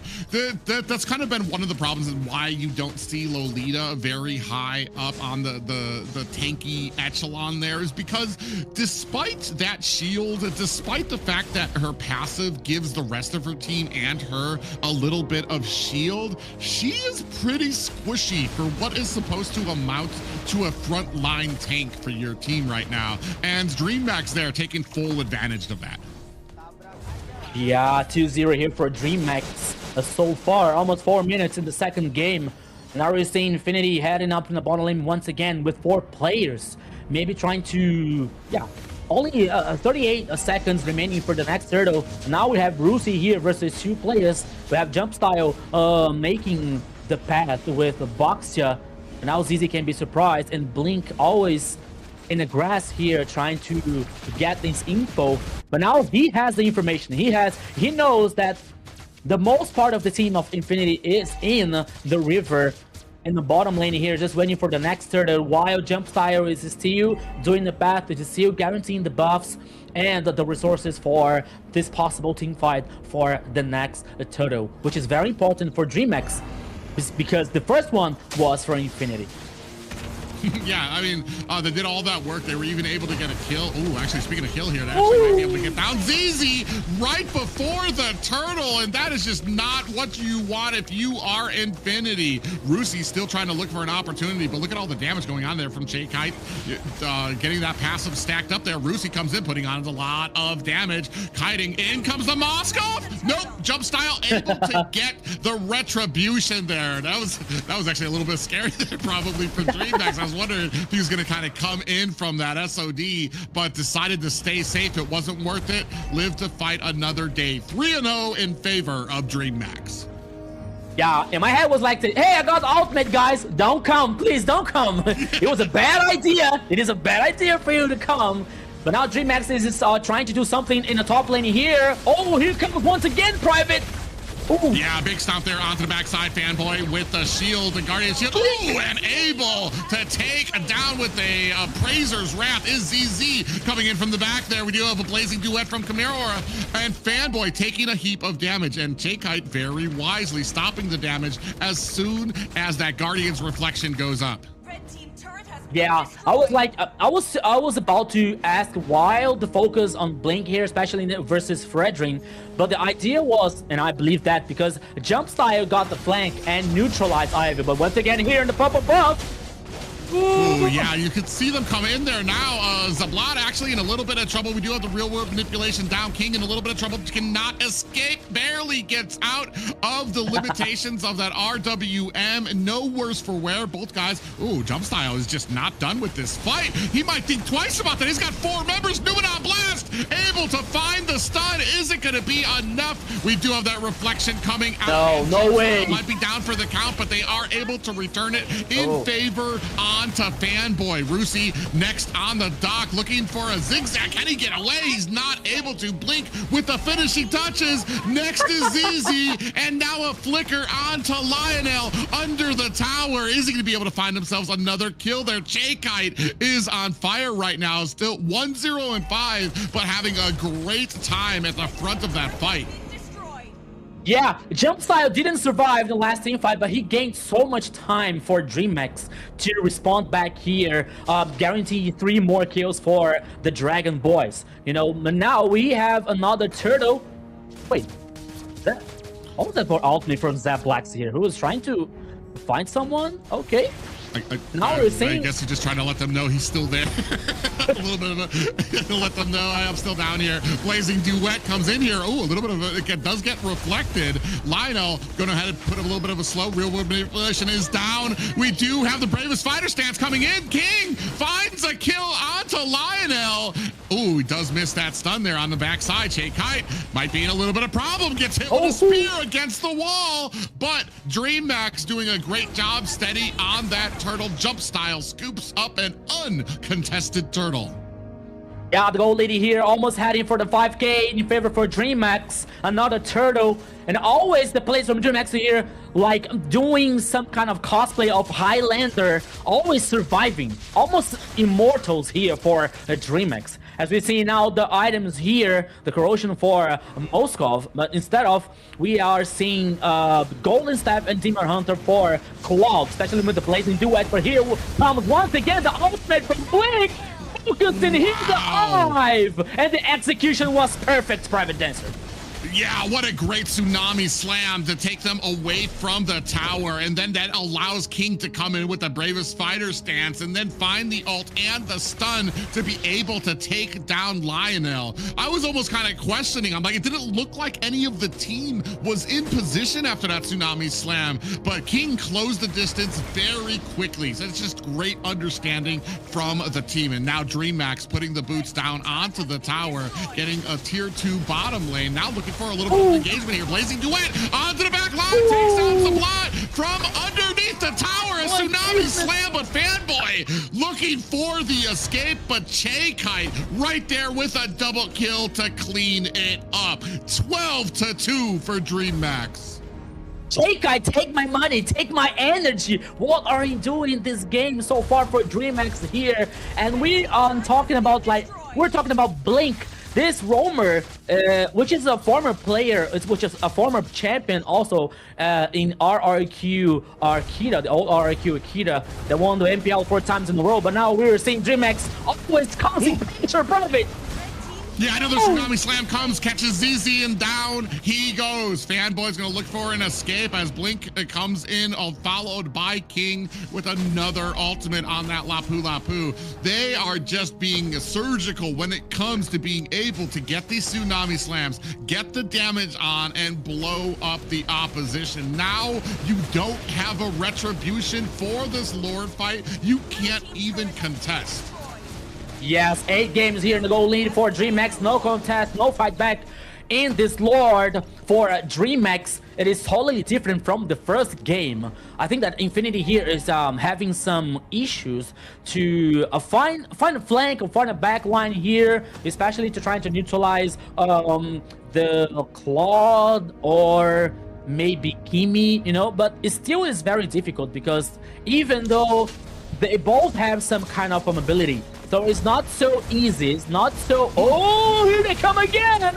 Yeah, another tsunami slam comes in there. Blazing Duet onto the back line. The down goes Fanboy, ZZ, and Lionel are down. 4 people down immediately. Zablot, I'm not sure where he is on the map. Yeah, he's right there underneath tower. Does not want to get involved in this fight to give them a clean sweep of his team. But you can see the rest of the team. They're looking for an answer, looking to close this up. And another tsunami slam, but Zablot able to get away from it. SOD comes out, but it's not going to be enough to save the core. Easy peasy lemon squeezy for a Dreammax here in the second game. My goodness. The first one was about in 17 minutes for Infinity, and this second one is about 11 minutes for the Dreammax. Xena, so fast, so clean. It was so fast. They dominated so quickly. The rotation of the jungle and the roam was on point. You know, they were just demolishing and clearing things out, and it was just amazing to watch. Yeah. Unfortunately, when we're looking back on the, I'm not sure, the Lolita pick, it almost in an answer right from the beginning. I was like, what is Lolita going to be able to provide? I know she's going to be able to reflect. Is that going to be enough? And I feel like right from the opening gate, when you have Kimi come in, and right up came the Guardian's reflection, but still Lolita got bursted down to about almost 10%, had to turn away. I'm like, well, I feel like this is a little bit of an omen of things that come here. Like, yes, it was able to reflect, but maybe it just didn't actuate the way they thought it would on paper. Yeah, but here comes now the stats from the second game here. 17 kills for Dreammax versus only 2 for Infinity. And I agree with you, Private, especially about this Lolita pick.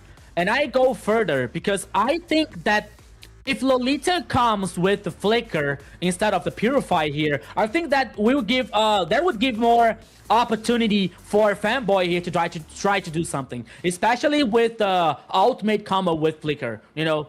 So without the Flicker, with the Purify, he's not allowed to do many things about that, you know, because the ultimate from Lolita, okay, you have a very interesting AoE with this ultimate, but it is still static. You know, like okay, you are not allowed to go somewhere with the ultimate.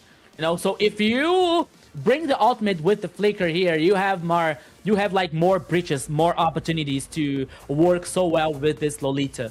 But it didn't work. It didn't happen for Infinity, and they lost the second game with a very good composition. Not only with a very good composition, Dreammax knew what they had to do in the second game, especially neutralize Ivy. Because we saw many things jump style with Boxia neutralizing here Ivy with especially with the ultimate. So we didn't see Ivy using the ultimate so many times or so much effective for Infinity. So Dreammax here knew what they had to do and knew what they were doing, especially with the Blink. There's a very aggressive roamer, especially playing with Kalia, always searching the right focus, the right peak off here, guaranteed this advantage for Dreammax to win the second game. Private. Yeah, Private. What is? Oh yeah, I mean, you can see here. I mean, they got off to a little bit of a good start here, but eventually it was just so overwhelming. Even when it came to being able to the tsunami slams, being able to find their targets, there just was not an answer to be able to kind of save a lot of their players or to be able to kind of protect them. A Blink here being able to get Rusi, especially as we move into the back end, you see real world manipulation. King comes in, able to really be able to dish out a ton of damage, and I think we're about to see that tsunami slam from underneath the tower. Yeah, and then in comes the Lapu Lapu to be able to kind of put on the damage.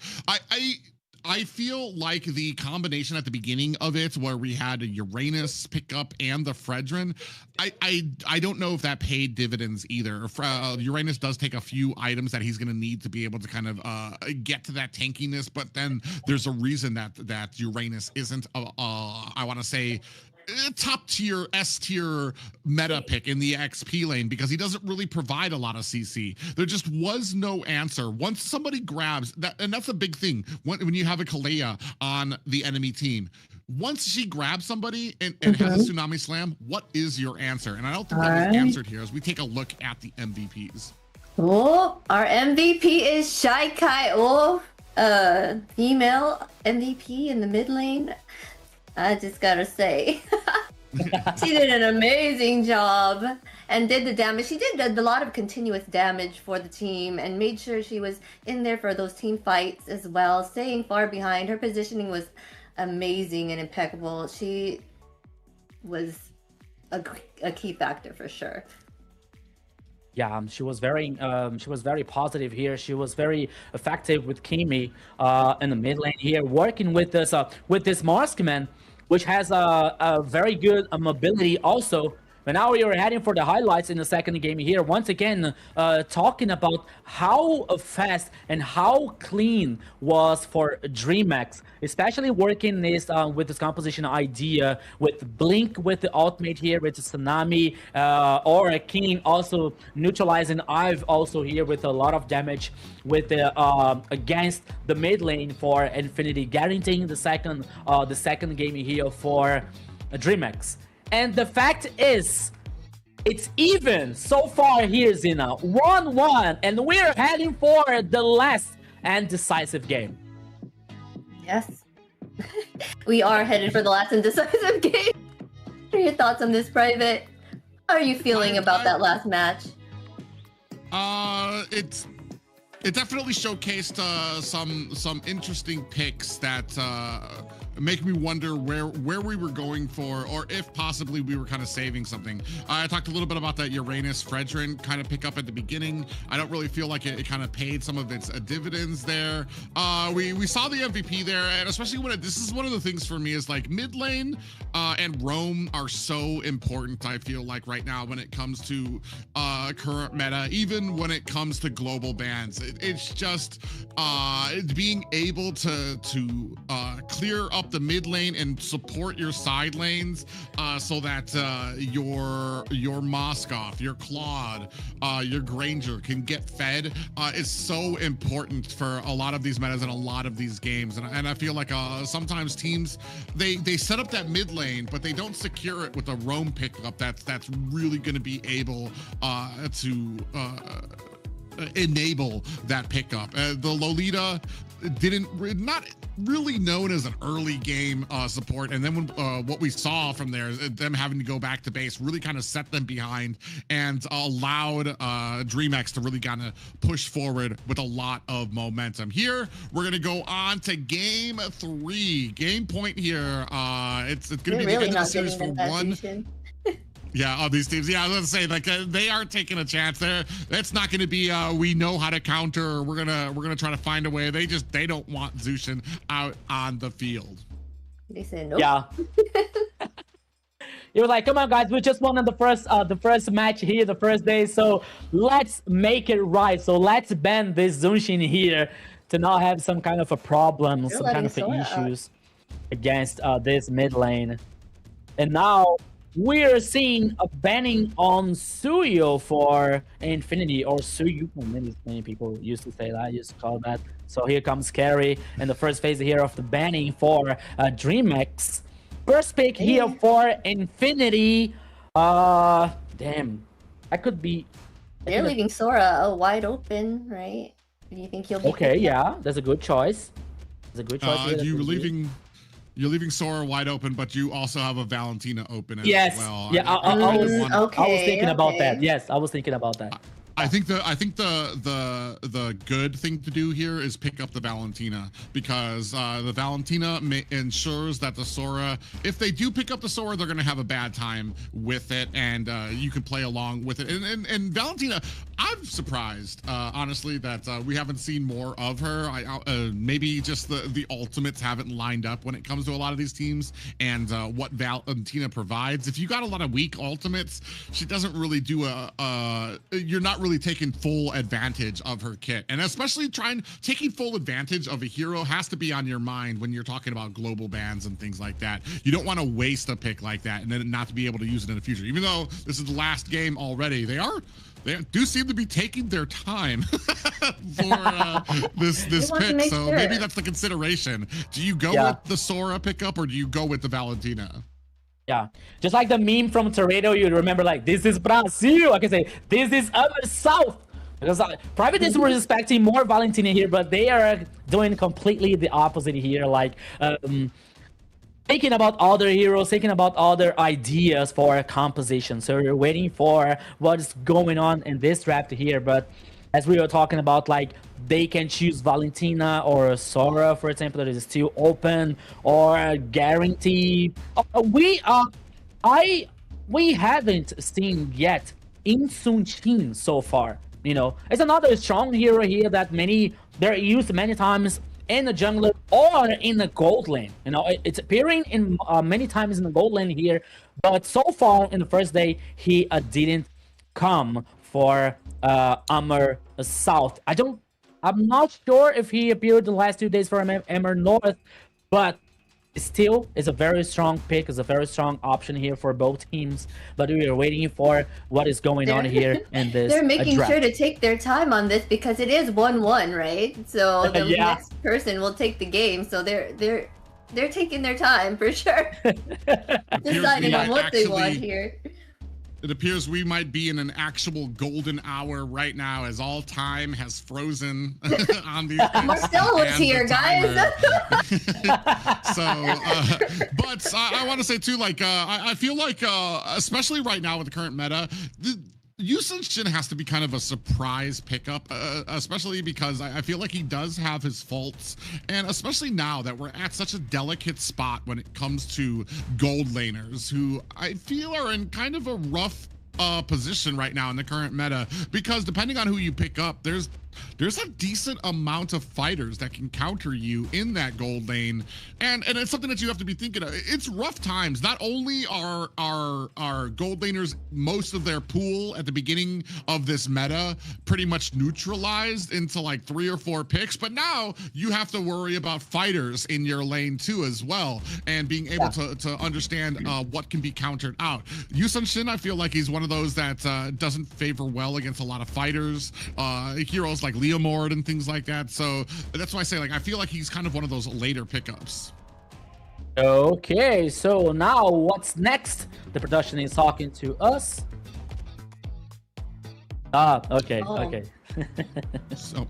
So we're just gonna go ahead and it's gonna be, like I said, a little bit of since Marcel has been getting banned out, we're gonna go ahead and give you guys the luxury of experiencing what it's like to be in that golden hour, and we're gonna kind of rewind time a bit as well. But I mean, getting on to some of these picks. For you, so we're immersing you in the whole. This is like a 4D broadcast for you guys. You can feel it.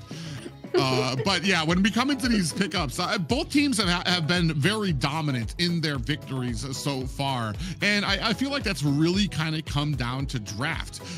When it comes to some of the play styles, I mean, I can't really say that I've seen too much that I'm just like, usually like when it comes to play styles and you want to speak on something that might need a little bit more sprucing up, there's some of those plays where you're like, ooh, I don't know what he was thinking, or he shouldn't have gone in there.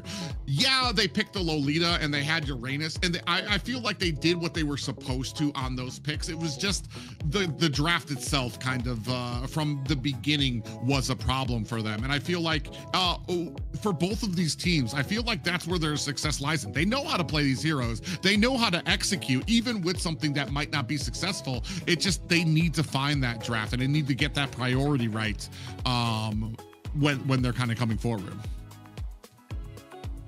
Yeah, you're totally right. It's because we're working with we're seeing some new things about the meta, you know, not only with the fighters in a gold lane, for example, but still now the teams, especially in the south, in the AMER South, they are changing their mind, especially in the mid lane, because the last seasons they prioritized so much the static mages, you know, like Ivy, Farsa, you know, with a very high magical damage and the burst, you know, but now they're choosing more mobility ones like Zunshin or Kimi, you know, like we haven't seen Farsa today, you know. We saw Ivy, but Ivy was like, okay, it did not work well for Infinity composition, you know, so they're trying to find some ways, they're trying to find some options to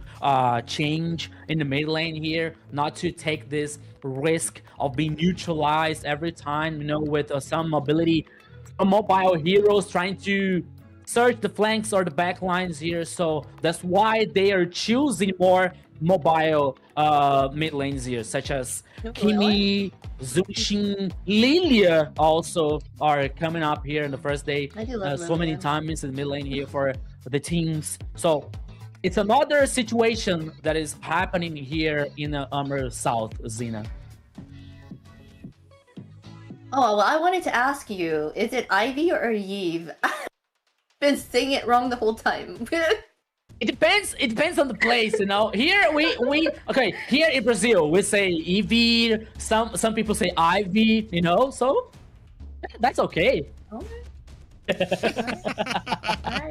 I go with Eve sometime for the most part. We're gonna go ahead and jump right back into it. Guinevere gonna be a priority pickup for the side, so that's gonna leave. Okay, so I'm just trying to make sure. Okay, so that's gonna leave Valentina and Sora open. So, or no, not Sora, because Sora's already been picked by the. Okay. Sorry. By Dreammax. Yes. Okay. Sorry. Yeah. And we have to think about like this possibility for Guinevere to come in the jungler. Oh yeah, Valentina now for Dreammax. But as I was saying, this Guinevere here, maybe she goes for jungle or Romy.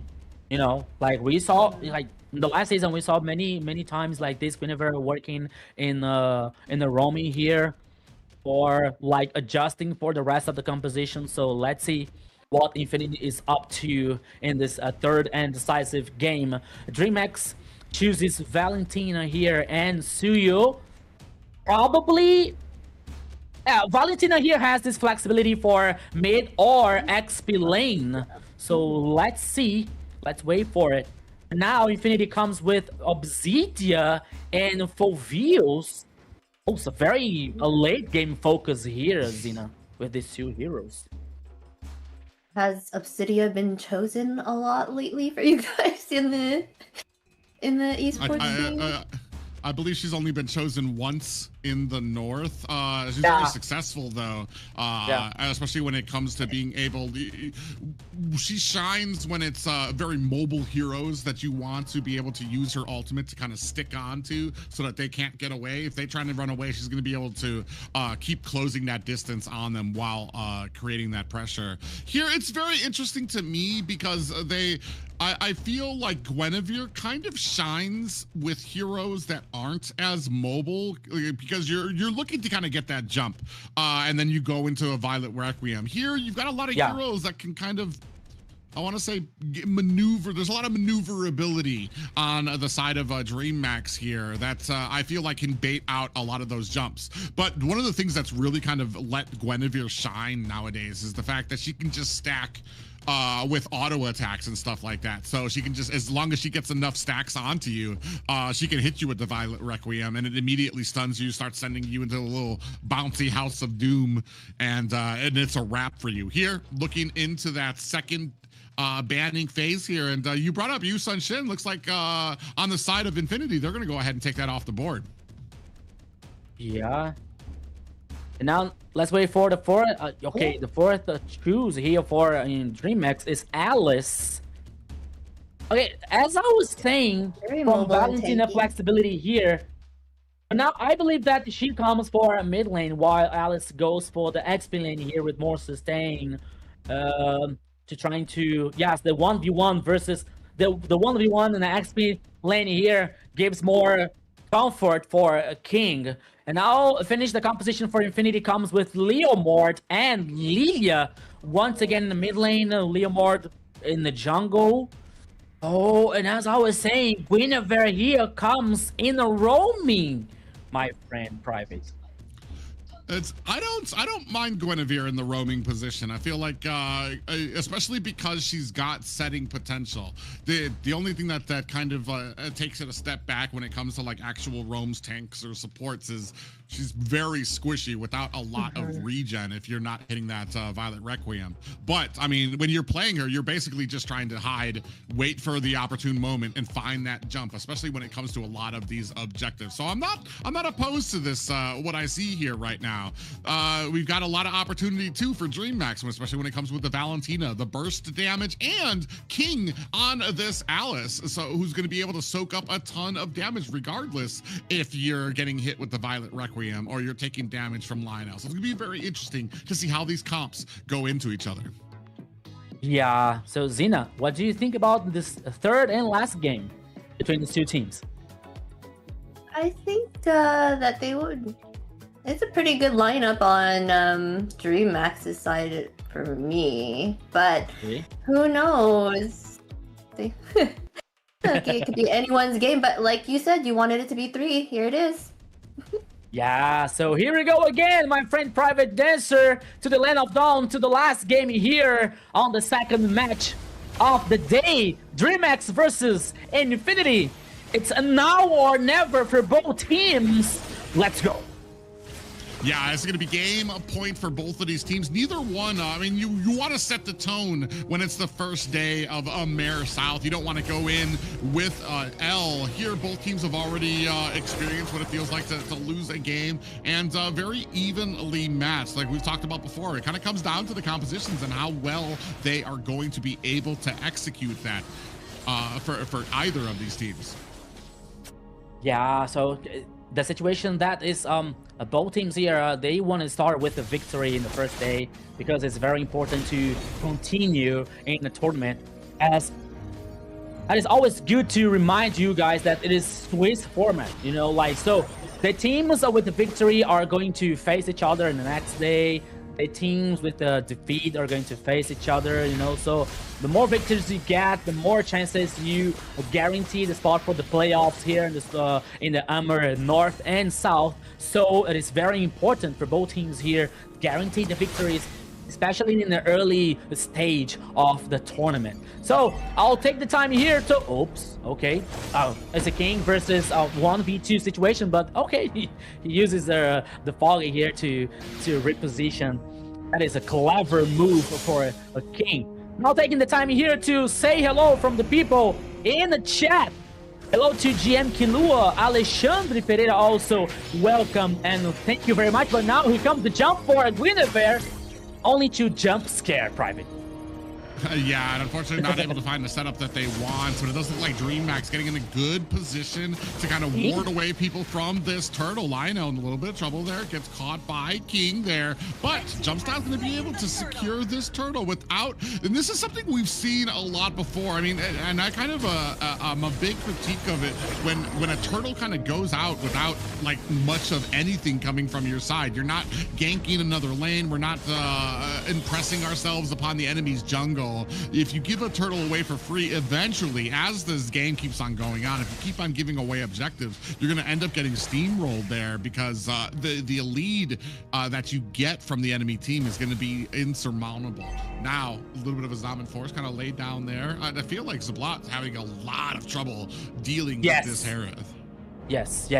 I was thinking about that, you know, because it is probably the weak side here with Obsidia, because she depends on the very late game. She depends so much for the items that she's about to get, you know. So in the early and the mid game, it's like Infinity is playing a -1, you know, because Obsidia is not allowed to do so much in this first minutes of the game. You know, so it depends if Dreammax are going to focus on the bottom lane or just focusing here of guarantee the goals, guaranteeing the objectives here, the farm so far that they were doing. The first 30 was for them, and then now 37 seconds on the clock for the second one, and now they're up to do something. Oh, ZZ. Oh, the golem spotted, but even though they went through it.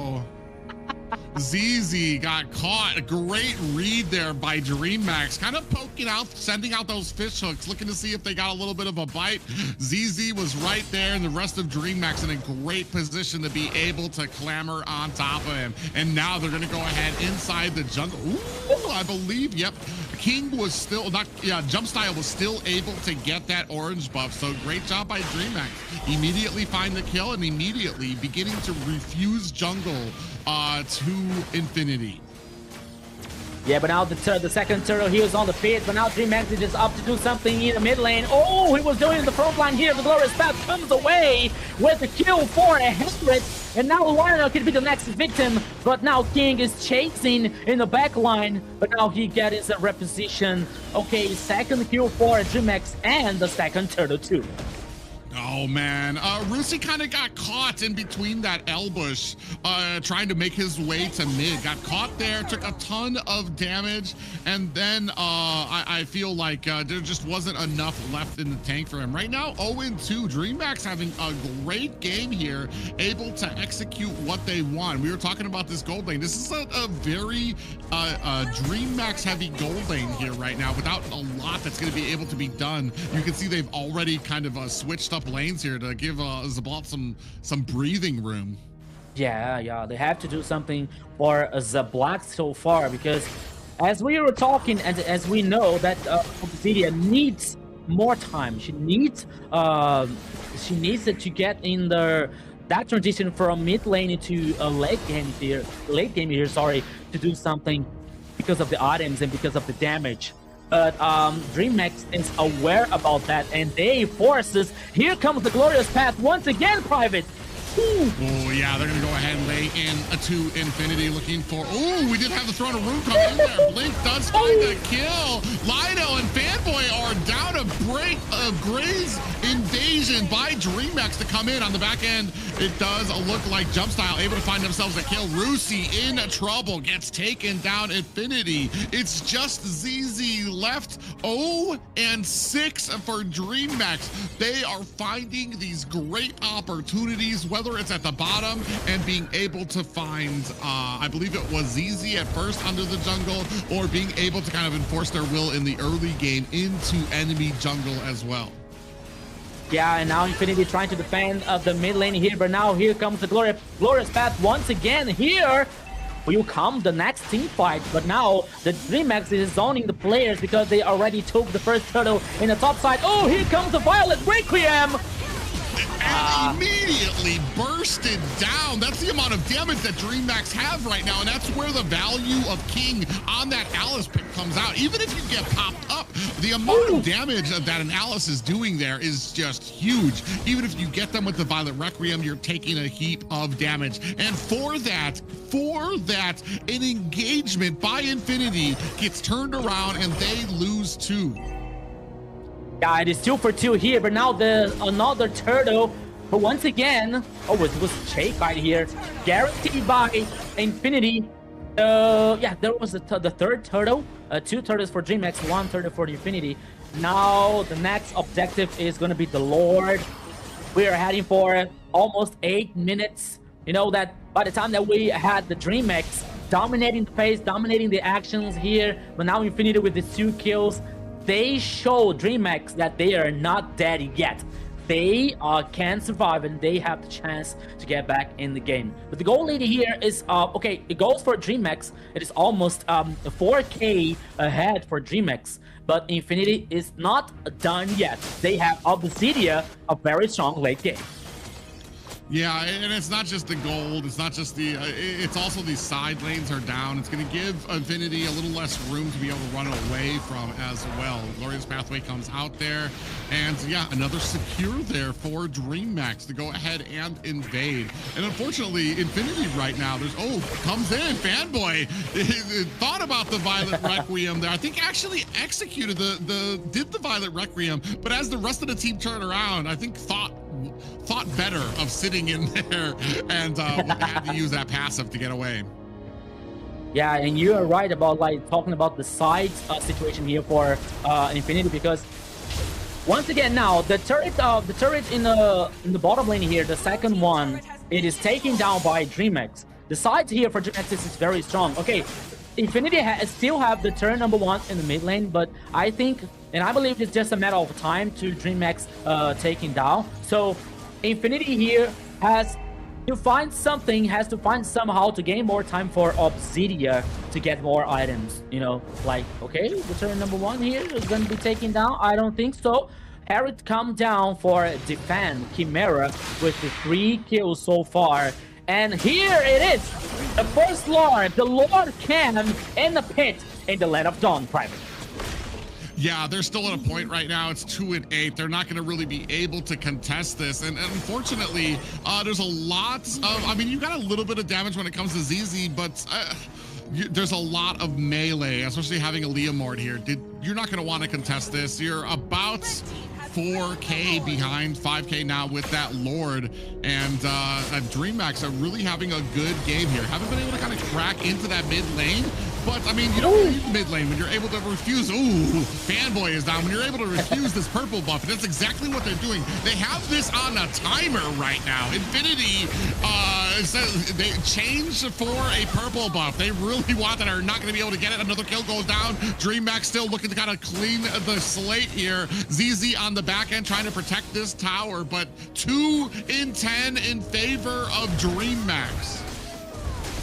Kite here, so clever, using the magic shoes, the ultimate form Lilia to get the reposition, you know, and surviving in the team fight. So that is so clever here. And now I think, Private, the situation for Infinity here, especially when you pick Leomord in the jungle. When you pick Leomord in the jungle, you have to be and you have to have the both strong sides. You know, you have to have independent sides. The XP laner and the gold laner. You know, when you have a gold laner, oh, here comes the glorious path once again. It is just just to zoning just to zoning Infinity here to take down the second turret and the second turret on the top lane here for Dreammax. When you pick a little more here, you have to get... Oh, no! Okay, the jump here for Guinevere. Went in with the Violent Requiem, but definitely not doing the damage that they thought it would be. And that's another thing, too, especially as a roam position on the Guinevere. You kind of really want to be able to get that early advantage on her so that you at least have a gold lead and you can offset the fact that you kind of want to scale quickly with her. Here, now you're on the back foot. Now you're on a hero that needs items, that needs to be able to do damage, and is not able to do that because they have the roam item, so they're constantly not getting gold through a lot of these lanes. Here, a 2,000 gold difference between gold lanes. I mean, there's one thing to bully your gold laner. It's that the 2K gold lead is an absolutely different thing. Yeah, so Dreammax now pulling the cards on the table. Only the last line of defense here of the turret for Infinity. We're heading for almost 13 minutes in the third game, sorry. And now we have Dreammax always with so much advantage, so much way ahead. Fake once again here, okay, with the Valentina, and always causing pressure, always like avoiding some kind of trouble for a Dreammax. But now here comes once again the glorious path private. Oh yeah, Throne of Room comes in to go ahead and spark a ton of damage. Down goes ZZ. Violent Requiem is on, catches two members, but down goes Rusi. Zablato's actually able to find a kill of their own. Jump style though, returning the favor, as well as Chimera on that Herod. 8-0 and a 4. This gold laner is on fire. Yeah, but now here comes the third, number 3 in the mid lane. Here comes, he can be the final push here, Private Dancer. The Crystal Base is the target. It is focused now, legendary, and here it is. Dreammax guaranteeing the victory in the third game. So far, so good for Dreammax. Yeah, and what a game by Dreammax too. I mean, that could have gone. I feel like the draft really kind of was hindering, I want to say Infinity there, but man, a great game played by Dreammax there, especially when it came to enforcing opportunities, going out there looking, are we able to find the jungler? Yes, everybody come along. Are we able to go ahead and get onto this purple buff? Yes, the entire team followed, and to the point where they basically had that purple buff on a timer, that every single time it's like, all right, boys, everybody to the purple buff. It's about to be back up. We need to refuse that to Infinity.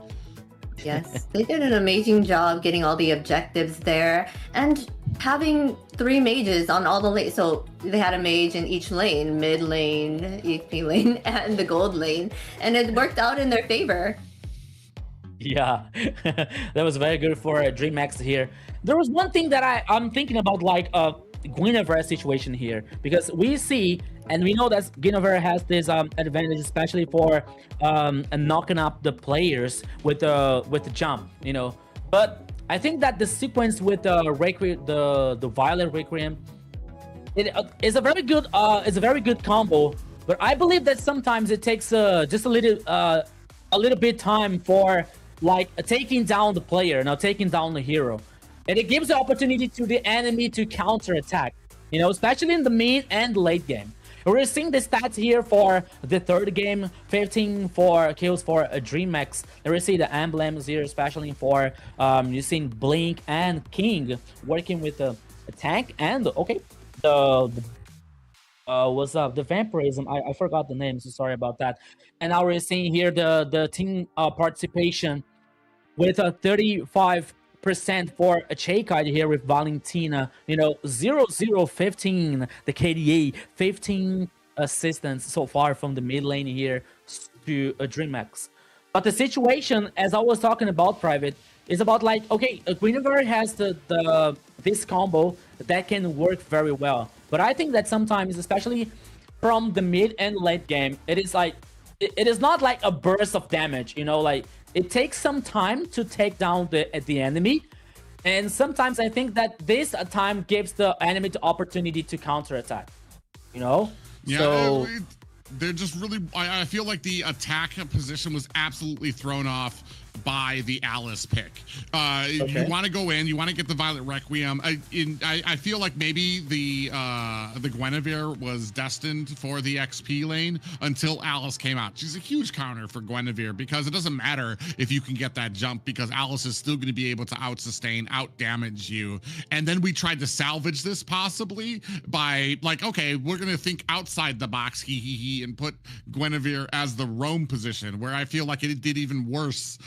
Because now you're not able to get any items onto her to actually be able to do any damage that would sustain you through a lot of these Violet Requiems. Unfortunately for them, and I want to say like you got a lot of damage there from Chimera, but that was only allowed because King was doing a great job. Blink was doing such a great job being that front line for the side of Dreammax that allowed the mage or allowed the gold laner Chimera to be able to kind of really offset a ton of that damage out there.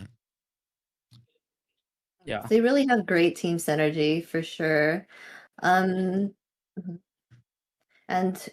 for the MVP that we have for the is who? Not sure about. Okay. Chimera, yes. I thought it would be him. He was getting all the kills. He was in the team fight participation 22% of the time. Did an amazing job there. But like you said, without the team, he wouldn't be able to do as great as he did. Yeah, 904 here in the KDA for Harriet. I love the Zero, to be honest. I don't know how to play so much with him, but I like him a lot. You know? He's a little hard for me to play.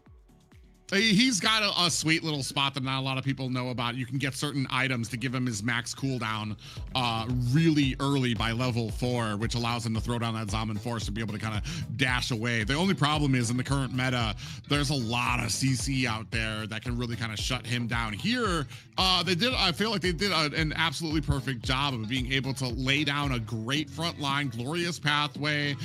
You had the Throne of Room coming in from the Alice, so you had a great front line that allowed Chimera to be able to just sit back there, pull out a ton of damage onto them without them being able to really even get back. And like we said, you saw them even when they were able to get back there with you only had one option, and that was really the Guinevere to try to jump back there, get the Violet Requiem, but you saw how fast that she was getting bursted down. Yeah, it was very good for a Dreammax here situation, guaranteeing the victory, and the most important, the victory for the match. Now Dreammax is a 1 victory here. It goes for the top side. It goes for the up here in the Swiss format. Just waiting now for the next opponent. It can be. Forgot who won the first match. I'm so. It was Octa Gaming. So sorry. Yeah, Octa Gaming won the first match. It can be Octa. Why not here? So now we have 2 winner teams, and just waiting for the other 2. So it was a very good match here, Zina, with 3 games so far, and this is only the second match for the day/night, because now we are at least here in my city. Yeah, we evening are time right now. Okay, evening time. Sorry. Do you have something to say, Private? Oh, no, I was just going to say that, I know it was Octa Gaming because I believe I'm 0-2 for my predictions right now of what I thought was going to happen. Mm-hmm. And that just kind of shows how different things are with, especially down here in South, where a lot of teams, there's a lot of history with organizations here. But I want to say a lot of the team members have kind of juggled around a bit. And so there you have an influx of teams that are now playing together, starting to learn that synergy that they need to be able to play against. And it's a very rough, I want to say it's a very rough climate down here to bring in that new team against like a place with such history. So many teams that have such a history of success in MPL Latam and success when it comes to internationals and things like that. So I mean, more power to all these teams. It could go either way, and it's been very interesting matches so far.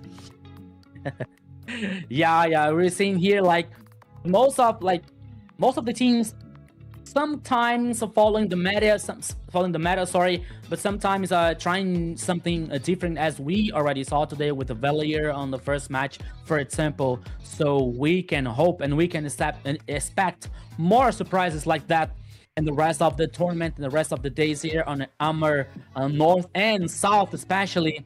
It's our region so far. But now just waiting for the next match, which is gonna be, let me take some info here because I'm not very good on memory.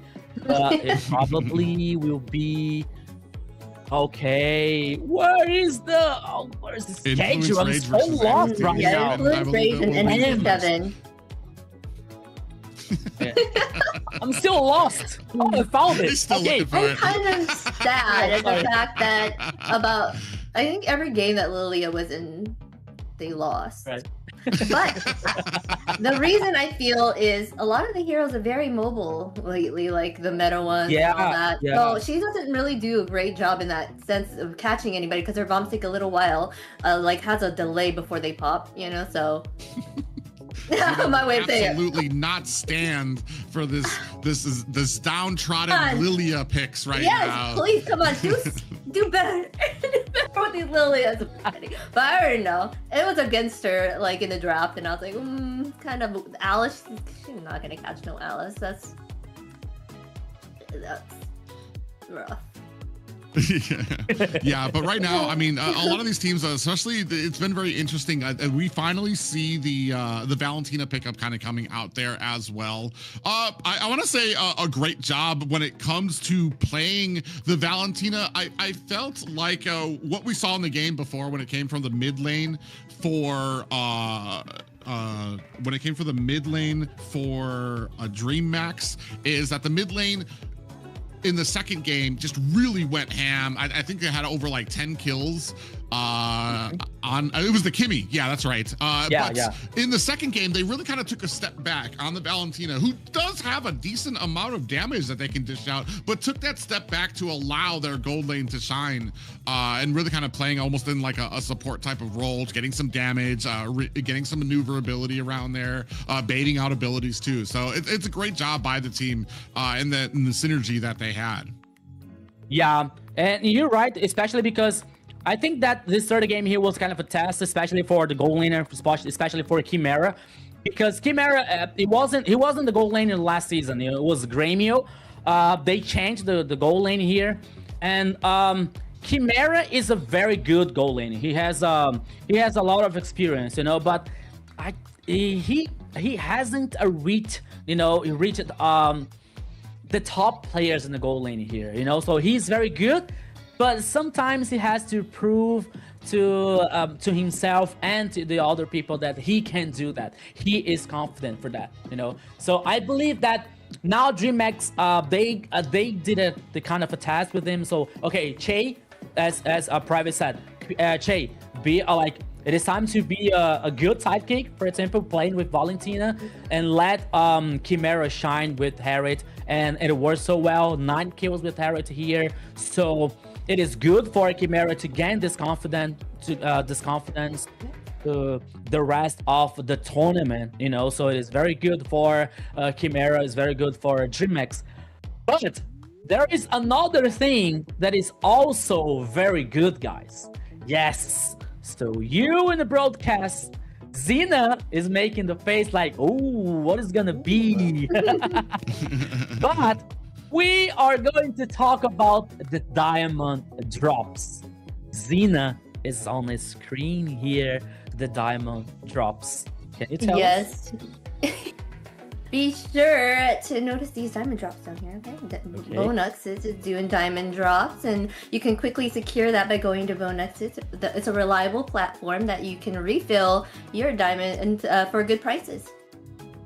Yeah, so here we are seeing the diamond drops, but it is still the opportunity for you getting diamonds while you are staying tuned in the broadcast. So stay tuned in the broadcast. So we have some contests for you guys, and the winners are going to win some diamonds during the broadcast. So you stay tuned Okay, keep tracking with us here for getting the chance to win this diamonds during the broadcast. So the diamond drops here comes to surprise you and is also very good, Private. Who doesn't want to get Everybody diamonds wants in diamonds. mobile? We need those diamonds for those skins, right? Yeah, I need diamonds I for was gonna say changing my name. There's a lot of amazing skins out there. Every single time we see a glue, we see that the Patrick wandering up out there. So it's your chance to kind of get something like that for yourself. Yeah. Now it's just to guarantee the skin, like especially for like Patrick or Cyclops with the SpongeBob SquarePants. I also have this one, so it is very, very good for us, you know. But this diamond is very good for the people that is watching us in the broadcast here, Xena. So it is a very good chance to get diamonds for free if you are watching us here in the broadcast. Yes, you can choose your own skins and everything. So make sure you're watching. Get those diamond drops in, because you can pick and choose the skins that you really want, or even save them up. Yeah, or even the emotes. You can get yourself the little oh yeah, the flexing flexing echo emote. Some of the little sleeping ones. Yeah. But yeah. You know, for me, honestly speaking, in the game of Mobile Legends, for me, better than skins is the recall effect. You know, I like so much the recall effect. I prefer recall effects than skins. I have to be honest with you guys. You can judge me, I don't care, you know, but recall effects for me is like awesome. You know, I have so many of them. I wish I could have all of them, but some of them are lost, you know, because I didn't have so much time to play the game, or I didn't have the diamonds to buy the recall effects. But it is also very, very nice, especially the Tin Liquid one. I don't know. I'm not sure if you know that the horse one. You know? Oh yes, yeah, the horse one. Yeah, it is so awesome. Like I like it so much. I Which really one like is the is that the Team Echo one? Oh yeah. They were talking. That is emoji, right? That is emoji. I like the new ones, the Itachi one from Naruto. You know, I like this emoji so much. Something like have that. some cool ones for sure. I love the ones where you know, that you can send to each other while you're in drafting. Oh, you can shoot people with the hearts, with Mia shooting the heart and the arrows. Those are so much fun. I like the buzz one. You know, the buzz. I like the slapping one. Slap with the Layla. Or the dog one. Yeah. Yeah. So much fun. But speaking of ways to improve your game, guys, if you want to level up your gaming experience, check out runestone.gg. It's the perfect place to track stats, improve your gameplay, and stay ahead of the competition. Go take a look and start climbing smarter today. Yes. Yeah. So. Yes, get smarter. Make sure you go to Runestone. That's it. It's only the first day here, so we got 2 matches. Octa Gaming versus Black Sentence. It was 2-0 for Octa Gaming. Now we had the Dreammax versus Infinity. It was 2-1 for Dreammax so far. It is only the first day here of AMER South. Always reminding you guys, you can know everything. You're able to know everything about us and about the tournament, about what is happening on MLBB scenario if you follow us on the social networks, you know. So keep following us to stay tuned for we are here. So MLBB Esports, we are in almost all platforms that you can imagine, you know, Instagram, TikTok, Facebook, you know, YouTube, and so far. Yeah. So you can follow us and you stay tuned, and you are able to know everything about what's happening, not only in the AMER North and South, but about other tournaments and other things about the MLBB scenario.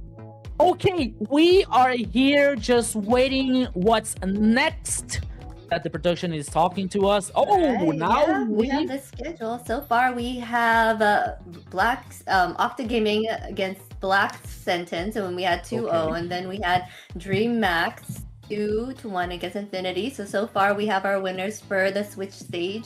Would be Octa Gaming and Dreammax. We have coming up next Entity 7 versus Rage is it Influence Rage? Sorry. Yeah, I Influence swapped Rage. that. My dyslexia kind of. No problem. Alpha 7 and 9Z Globant. Yeah, so 2 insane matches, right, guys? 2 wild games. I promise you guys, I promise you, it's gonna be insane, it's gonna be wild. But now it is time for us to breathe, to take a break now. We'll come short break here, and we are heading back private after the break time for more games. Yeah, see you guys in a few. See you in a bit.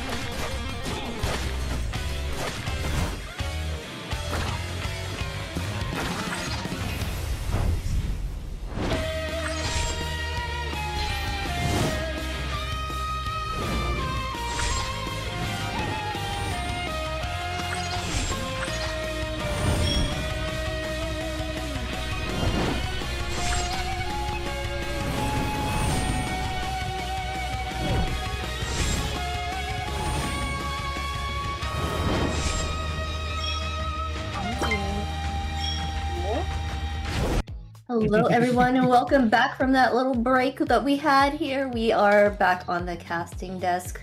How are you guys feeling? You guys enjoy your little break? gotta eat like a Kirby and get yourself a little bit of refreshments. But that's all due to how quick the action happens here in AMER South. So we're just ready to get right back and jump right into the matches again. Yeah, they're so fast.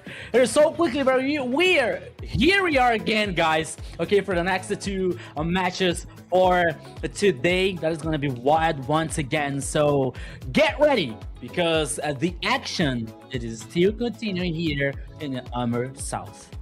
Yes, up next is Influence Rage against Entity 7. What do you know about these two teams?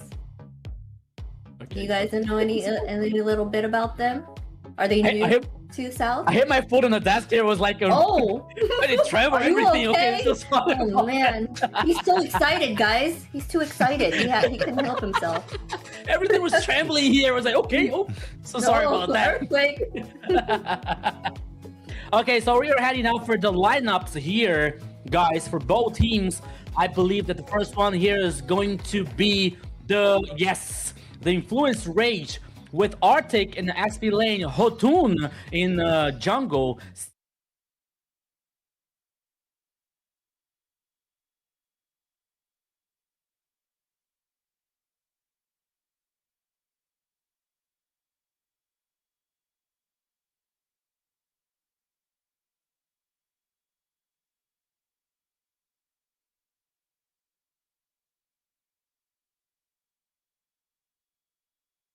We're heading for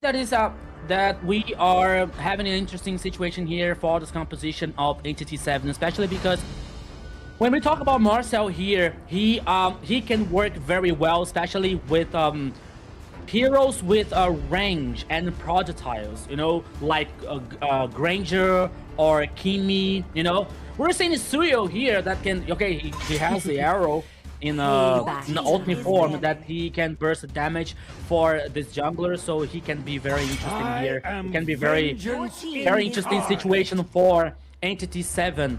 As we were talking about, guys, in the last matches, that the AMER South, especially Private, was talking about, and okay, Zina also talked too about like the mobile heroes, you know. So now we're seeing a focus, especially with the old mid lanes that they used to choose with Eevee, for example, and Farsa. One is picked and one is banned for Influence Rage, you know. So we have this situation here, Private. So now the question is, which mid lane is Entity 7 are bringing up? Maybe a Kimi, maybe a Lilia to like to keep with this idea with the mobile heroes. Can I will choose my own path. Lilia is off the board. Yeah, I was gonna say it's definitely not gonna be Lilia. Valentina is still an option, especially to give you your own real world manipulation. I'm actually curious as to why Influence Rage might not have picked up the Valentina themselves, just because of the prominence of the golden hour that you get from Marcel to be able to stop. You can go ahead and grab one of your own, and it might be a point, like I said, we haven't seen here in the AMER tournament the dominance of Marcel.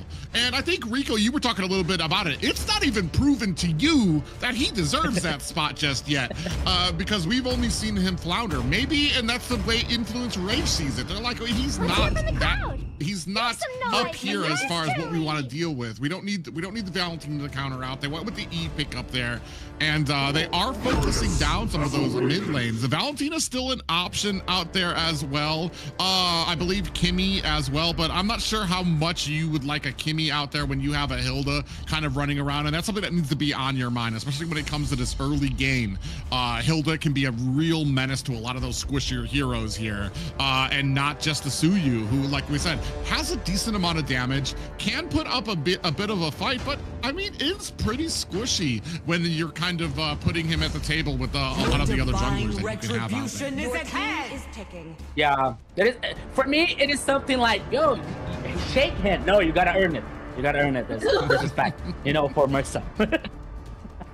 But jokes aside here, the rest of the composition for Entity 7 comes with Valentina and Uranus. Okay, the mid lane here once again goes for Valentina, which is very interesting for Entity 7. And now we're waiting for the last pick for Influence Rage. Magic is my life. Guess who is it? Guess who is it?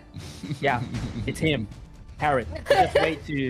We just have to wait here he appears, you know? So, okay. I'm so sorry about that. Okay, it is. I think they're just waiting for you to do more impressions of the heroes there to you pretty spot on there as well. We did see how well Harith did play into the last composition as well, especially when you're able to give him that wiggle room that allows him to kind of come out there. The only thing is, though, I feel like this is kind of countered out. If Marcel is played correctly, you've got two heroes here who Marcel's golden hour really can drag out their ultimates to the point where they're kind of useless, because they're kind of a timer on the real world manipulation, on the Zaman force. If you try both of those ultimates and down comes the golden hour, you've basically wasted both of those ultimates. Yeah, so Zina, what do you expect about that two compositions in the first game? Well, I'm thinking CC and Uranus is gonna have a hard time, and they're gonna be stuck there for a while. Because it's like a gradual damage, right? So she's gonna be like trying to chip away at Uranus, and he's so tanky, and get his life back from those minions, so it's gonna be a whole mess. Yeah, so well noticed. So here we go again, my friend Private Dancer. Welcome to the Land of Dawn. This is the third match for today. Influence Rage versus Entity 7. It's a best of 3, so let's go! Yeah, you talked about it before. Entity 7 here trying to put their best foot forward, trying to live up to the hype, and we're about to find out if they can. Both of these teams, you can see right there when it comes to the jungling, on pretty even strengths when it comes to being able to clear there. Hotun is going to be able to kick up the Litho Wanderer, and now a little bit of a fight down at the bottom as well. Hotun and Hide on Bush looking like they're going to go ahead a little bit of, or actually not Hide on Bush. There's actually a little bit of a yeah, Vagine. he's definitely just focused down on the Marcel. I'm not sure if he's going to be able to, yeah, you can see there 50% health there. Hotun definitely got the better of that fight. You know, for a moment, I thought that Vagine was like spanking Hotun, but now, oh, Steffi. Well, I want to say when it comes to this, yeah, Steffi's going to be able to get away, is going to use that flicker very early. So they're not going to have that for a little bit of a while there. So great job there by Entity 7 to go ahead and get that spell used out there very early. Yeah, without this flicker here, we can possibly have no jungle invasion or domination in the part of for Influence Rage here, because it's definitely okay. Hilda has this this pack-up ability, especially with the move speed and trying to cause this pressure, this pressure on the jungle of the enemy. But the flicker is also very important. But now here comes the first turtle here, my friend Private, and both teams are dancing and fighting around this objective. Yeah, actually, the Uranus actually might be in a little bit of trouble. Akashi going around the circle looking for an escape, but down comes the real-world manipulation, spraying down damage, and it might be it for Vagwin, who gets taken out. I Am Yu Shin has that old real-world manipulation down there. Doom able to find a kill onto Hotun, so that's going to be a jungler down. Entity 7 not able to get the turtle. It's picked up by Stephanie on that Hilda. What a big pickup there for Influence Rage, able to actually be able to clean up that turtle, even though Hotun, the jungler, went down. Why Retribution? Why we have Stephanie here with the Hilda that can guarantee the turtle? And it was also very. Oh, sorry. You can go ahead. No. I was about to say. I just noticed Hide on Bush at some point used his Retribution earlier because it just came off cooldown. Oh yeah. So it was maybe it was in the buff or something, but now Hotun, Shin is in trouble. Oh, almost. There's so much damage here. Just narrowly able to get away there. The rest of Influence Rage going to go ahead and take down the Litho Wanderer. But here, man, I want to say Akashi is just, Zena talked about it, man. Akashi is just walking all over Arctic up there in the XP lane right now. You're talking about a hero that can only put on a little bit of damage at a time, like sustain there. But Akashi really shines against heroes like that just put on that slow dot damage that starts building up there. You can see him getting a ton of his stacks. Yeah, that's an interesting fact about Akashi, because in the last season, Akashi was a gold laner. Like he was a gold laner, especially for Dreammax. And now he's playing with Entity 7, and he role swapped again. And now he's playing in Excellent, but now he can be trouble. It's 2v1. He had to use his consecration to kind of heal through that, and it's just enough to get him through it. Stephanie came in with a great positioning there, but not able to finish the job. 1 and 3 right now in favor of Influence Rage when it comes to the kills, but gold is still pretty even for both teams. And he was cold, not forcing to use the flicker. He was really cold. He waited and he survived, and now we have the second turtle in the bottom side of the river here. Oh, with the last, here it come against. No! Private. Yeah, Hide on Bush able to go ahead and scoop that up. Zaman Force is down, and 2 real-world manipulations are down. Arctic looking for an escape. Down at the bottom, Hotun doing the best he can to kind of survive, is going to be able to find himself an escape. Here comes Akashi, able to find able to get the damage on there, but it's going to be Doom who picks up the kill, and just like that, Entity able to just almost tie up this game. Yeah, so now we're seeing Entity 7 very aggressive. Akashi? I think that was like 3 hits of the turret. Okay, now he's fine. I was like, okay, Akashi was like trying to do something special. between the turret number 1 and 2 and the mid lane, but now he heads back for the XP side versus Octa. But the fact here is Influence Rage. They were trying to get an advantage, especially in the early game, but now we are seeing Entity 7 with the resilience, guaranteeing the second turtle, and now causing pressure in the turret here in the top side. And now Octa can be in trouble, but here comes the cavalry, Private Dancer. Yeah, and I was about to say, Akashi is not moving. He was just sitting underneath the tower. That's how little of a threat that they feel like CC is against there. Hotun actually has to go in, try to get a little bit of a chase there. Hide on Bush, turns it around. Hotun in trouble here. Real world manipulation comes down. Is it going to be enough? Bagwin goes down. Hide on Bush, able to find a kill onto Steffi. Doom finds a kill onto Fury. They actually trade kills there. 2 apiece for each team, but the battle continues. Akashi in trouble, but in the Praiser's wrath digs him into the ground. 5 and 7 in favor of Influence Rage, as Entity 7 actually able to take down the mid tower. What a wild match, what an insane game so far. It wasn't a good idea for Akashi to continue the follow-up, to continue the chasing, because a duel was taking down with the trade for the Fury, you know, so they trying to they're trying to continue the pressure, and it wasn't a good idea because Akashi was taken down. But once again, Entity 7, despite the difference in on the kills, for example, but the goal lead goes for Entity 7. We're seeing out the items. It goes for the Demon Hunter for Claude, but the Heaven's Feather and the Starlight. The Starlighting Scythe, yes, the Starlight Scythe. Starlight Scythe, yeah, that's right. Oh, thank you. Thank you. For Harriet, you know, so it's going to be the game are even. The game is even for me because both teams are like they're looking for opportunities, they're looking for breaches or some kind of loopholes here. But now here comes the 1v1 with Fury versus Akashi. But Akashi now, okay. I think that he has still minion waves in favor in the turret, but now he comes once again, Private. Yeah, I was about to say, now here comes the cavalry. The entire team comes in. Zombie Force laid down, and we have a golden hour, and we aren't able to spray. A little bit of a miscommunication there. You had the Claude come in with the blazing duet, but trapped inside the golden hour was a Fury, so he didn't take any of that damage. Shin in a little bit of trouble, gets taken out by Steffi. 5 and 11 right now for Influence Rage, and 4 down for Entity 7. It is a plot twist, this game, you know, it's ups and downs for both teams. It's only the first game here, but what did I say about Marcel?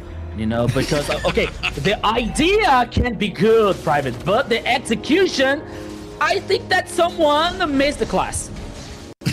Yeah, I feel like they just weren't lined up. Doom came in with the blazing duet, and immediately you saw the golden hour come out, and unfortunately Fury was trapped inside the golden hour, couldn't go anywhere, and he's just like phew.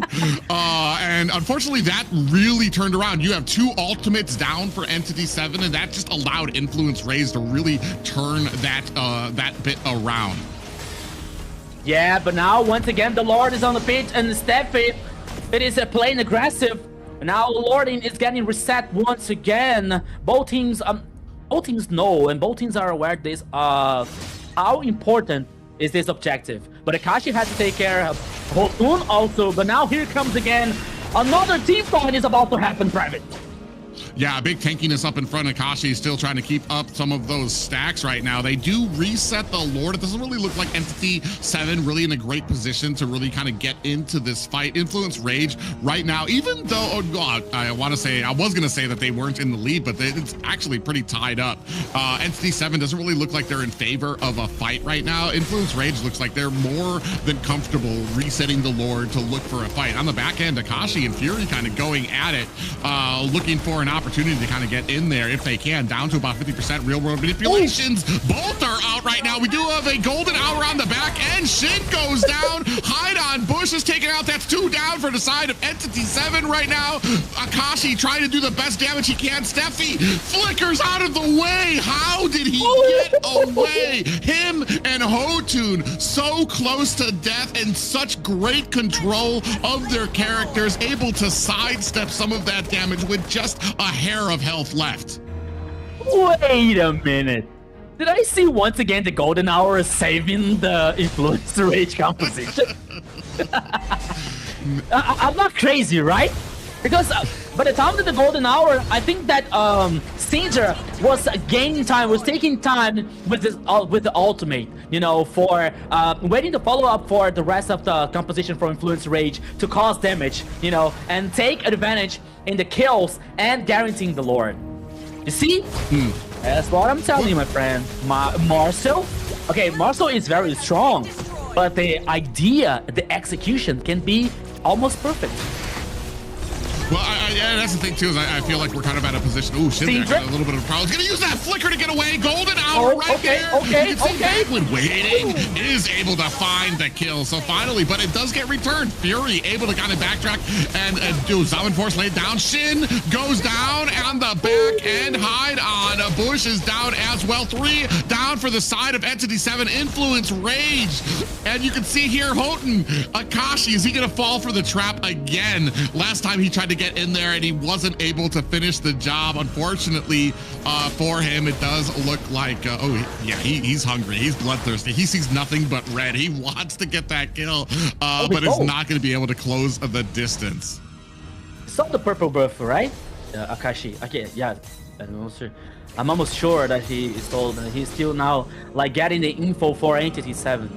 But for the first time, again burned my tongue here because the Golden Hour was effective for Entity 7 to guarantee the kill against Syndra, you know, but the sequence was not in favor for Entity 7. Influence Rage with a triple kill for Fury guarantee once again the advantage. Not only the map, but also the gold lead here. Okay, the gold lead is not so far for Influence Rage, but it's also an interesting difference. Maybe 1 or 2 items that can make all the difference, as we are seeing right now. Demon Hunter, Golden Staff and Corrosion for Claws, Heavens. The Crystal Magic, the Magic Crystal now for Harriet, causing so much damage. Meanwhile, we're seeing Horacle, the Green Horacle for Akashi here to get more sustain in the team fight. But the question is, and the situation is, okay, you can have more time in the team fight, but you can also have the follow-up to the damage. But now Hotun, it's lost in a paradise. Hotun, what are you doing there, my friend? I was gonna say, he was a little confused back there. It's like, this isn't the bathroom. And you had an entire team of Entity 7 right there to clamor up. So they're gonna be able to take him down. The rest of Influence Rage resetting on the map. Lord is up again. And now another real world manipulation comes down. Golden Hour to freeze out the real world manipulation. Hide on Bush on the backside. Though is not able to dish out the damage. A little bit of mistiming there to be able to take down Syndra. You saw that evil queller and the soul sever come out, but it was right before the golden hour ended. So Syndrak didn't take any of that damage, and that's just a little bit of a timing thing. Maybe they just need to be able to kind of get a little bit more practice with that Marcel to time the abilities a little bit correctly. Here it allows Influence Rage the time that they need to be able to pick up this Lord. Heidenbush gonna go ahead, pick up this orange buff. They don't really think they're going to be able to contest this next Lord. That is a great thing to see here because Influence Rage loses Hotun, right? The Retribution, the jungler. So maybe that could be a very interesting opportunity for Entity 7 to, I don't know, maybe secure the Lord, you know, go for the objective. But in fact, instead, you see Influence Rage taking the action, you know, like taking getting the entry, getting the engage versus Entity 7, you know. So okay, once again the golden hour for Vagin worked so well, but it wasn't enough for Entity 7 to fight back and fight as equal for Influence Rage, because okay, Doom got the kill from, I think that 1 or 2 plays for Influence Rage, but he was taking down the sequence, you know. So Doom is very important for this composition for Entity 7. But now here we can have the final push for Influence Rage, Private Dancer. Yeah, they're going to go ahead and make short work of that mid-high ground tower. Zaman Force has been laid down. We do have the real-world manipulation laid down by Syndrak, trying to power on a damage. So here comes the golden hour, freezing 2 members of Influence Ray. Steffi takes a little bit of damage, is able to eke his way out of that. More minions down at the bottom. In comes another IMU real-world manipulation, followed by the blazing duet from Doom. Zaman Force has been laid down. The damage onto Akashi is huge, and he almost not able to heal through it as the rest of Influence Rage take their licks and disengage from that fight. Yeah, they could defend the base. They only lost the turn number 3 in the mid lane here. That could be worse for Entity 7. But now they are playing aggressive. They're heading for the jungle of the enemy. They're heading for the jungle of Influence Rage. There's nothing to farm. There's nothing to steal so far. But still, they are trying to get this info for Influence Rage, because the next lord here can be the last one, can be lethal for both teams. So they now have to farm. They have to get more resources as faster as they can for the next lord here. But check it out, Steffi. Okay, I thought that Steffi was trying to do something like trying to flank, but I think that he changed his mind. He went back. He head back now for his own jungler, for his own point of view. Once again, we're seeing the items here. We're seeing an Infinity Glaive in the glowing hand in Valentina's hand, besides Syndrak also with the 4 items too. But now we have the two teams here wanting to fight a face-to-face here, Private. Yeah, and especially right now, Fury is full build right now. I want to say Doom was probably working on his last item. So Fury, when he lays down that Zaman Force, he is just doing a huge amount of damage here. 3 members! And Akashi almost gets caught there. Golden Hour used to stop the engagement there. Zaman Force has been laid down, and what a play there. It allows Entity 7 to get away, but you don't want to always be using that defensively. I think one of the biggest problems that we've been seeing here when it comes to Bagwin is that he gets that golden hour, but Entity 7 is just not in a good position to be able to follow up. Speaking of follow up, down to 25%, Hojin in a little bit of trouble. Arctic 7 trying to lay on the damage. Is it going to be enough? We have the Zaman Force, hide on Bush, gets the Lord. Arctic trying to lay on the damage. Are they going to be able to get away scot-free? Shin looking for an angle to get out of here. Here comes the flickers. In comes the damage. Syndrak able to find himself a kill on to Shin. Fury on the back end, latching on to hide on Bush with the Zaman Force, and able to find the kill on to the Entity 7 jungler. This might be it. Even with the Lord, they might be able to close this one up. Akashi and Bagwin trying their best to stop this push. Is it going to be enough? Out comes the blazing duet, but on the side, Sandresk trying his best. They don't have minions. Here comes the final push. Minions up at the top. It is going to be Influence Rage at the 18-minute mark. Yeah, my friend, just remember the Thanos scene, you know? Did you get the Lord? Yes. What did it cost? Everything. Hey, they got the Lord, but they were wiped out, you know? And that was a victory for Influence Rage in the first game. But Zena, what a game, what a match. Yes, everything was wild. I like that combo of Harith and Ivy, you guys say, together. Just the fact that she, you know, controls the area and slows everybody down while Harith throws out his ultimate and is able to dash around, do that burst damage. It was really nice to see that happen. It was really strong. Yeah, and at the beginning of the game, it was a great turnaround there too, because I want to say when it came to the XP lane, I really felt like Entity Rage, man, the Uranus was actually having a field day against, you called it out as well, that CC was just not going to be able to do enough against the Uranus, and we saw it there at the beginning. Unfortunately, I feel like a few calls with Bagwin going in, getting the golden hour from Marcel, just, I feel like Entity 7 just was not quick enough to respond some of the times to really get some of those kills, especially Syndrak, who had a phenomenal game, 6-1 and 14 here. That was the target that they were kind of looking for. Unfortunately, he only died once there, so he was able to kind of find his escape, even with, I want to say, I counted at least 3 golden hours laid directly on Syndrak. Yeah, it is actually one of the strongest point for Influence Rage, because they have Syndra and also Frost in the mid lane. Both players are very, very, very good, you know. So decided to play with Syndra, and it also worked very well, as you saw and as you said. Working with this Ivy here, like with a very good area of effective, you know, with a very good ultimate.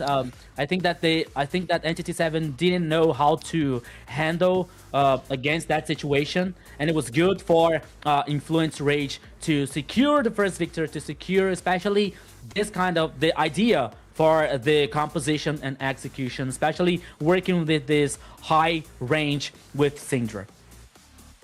I want to see. We saw it right there at the beginning of these highlights. How Steph was able to get the first turtle as a Hilda. I don't want to. I'm gonna find a better way to say this, but I want to say hide on bush. There's a few things that you need to do as a jungler, and one of them is to make sure that you have your retribution up by the time the objective comes around, especially with Influence Rage having their jungler down at the time. So it was basically a sure win for Entity 7 to be able to pick that up, and there's just a lot of those little tiny mistakes that begin to add up. Whether it's that retribution, whether it's the mistiming with the golden hour, things like that, they begin to add up, and it allows Influence Rage to be able to get some of these great leads that we were seeing here, especially some of these fights. You see how well they were able to get that Lord, but look at how low a lot of the team was. Doom and Shin running for their lives, but not able to find the escape from Shindrak.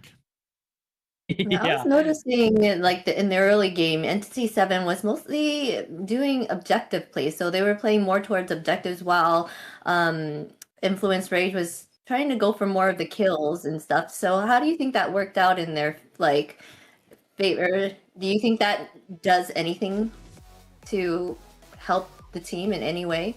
Oh, and our MVP here is Fury. The Harith, of course. Harith has been dominating in the games that he has been in. Yeah, so Harith once again here with the KDA 917 with almost 93k of damage with the gold per minute with 724. Once again, Harith here is a very strong option, you know, instead of marksmen or fighters in a gold lane that comes with Harith. That is also a good option here for those, in this case, for Influence Rage, you know, once again. And Zina, I think that a difference from Entity 7, the idea and the composition or the execution versus Influence Rage is about the synergy, because Influence Rage has so much time together, playing together, you know. Not the whole lineup, but most of them, they have more than 2 years playing together, you know. Like Entity 7, these 3 new ones is about like 2 or 3 months, you know. So I think that they need more time to get synergy, to get synchronized, you know. But I believe that Entity 7 can go so far with this composition, Private. I feel like yeah, there's a point in there too when you say that they were, when Zena points out that they were able to find those objectives very early. So they have the macro, they know what needs to be done, they have the timing, but there's just that little thing that you brought up, that synergy that you can't have just joining with the team. You have to play with them. You have to understand, all right, he usually comes in, he usually likes to wait before he goes for the golden hour, or he likes to pull the trigger really, really quickly because I know this dude, because I've been playing with them for so long. We saw the inklings. They know what needs to be done. They're where they should be. There was some great engagements there. There was some great closing the distance on a lot of those heroes.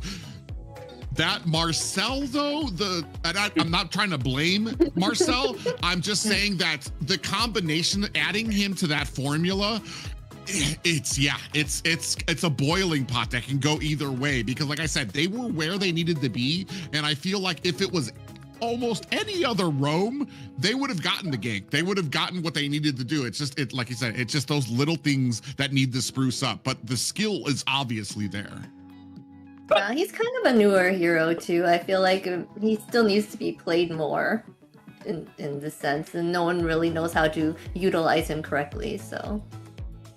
You know what I'm doing, guys? It is dodging for Marcel. I'm dodging. Oh, Marcel. No. Yep. That was Marcel in the first game, and you saw what happened.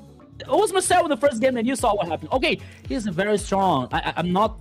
See, I don't disagree with that, you know. But I think that for many ideas, it has to be almost a perfect execution, you know, because we saw like twice or three times that the golden hour for Marcel wasn't good, you know, like it gave the opportunity for Influence Rage to disengage or buy more time to get the follow-up from the team, you know. So Marcel, it's really strong, you know, but I think that Private is disapproving what I'm saying. Like, no, okay, I agree. You're right. You're right, but I don't want to say that it was all on Marcel, because there were many opportunities that there was. What I want to say was a perfect golden hour, and we saw that I believe Hide on Bush came in with the Suyu and executed the Soul Sever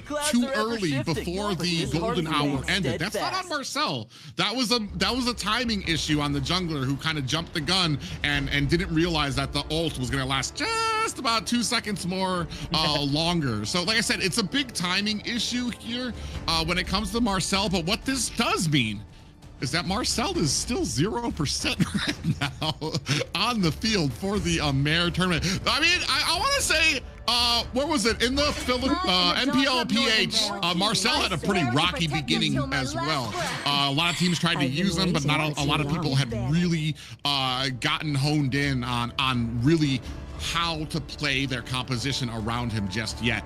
And here we're going to go ahead and it is on, I want to say it is on Entity 7 here to go ahead and ban Marcel, because they're not going to be able to use him anymore. And the Zushin taken off the board on the side of Influence Rage.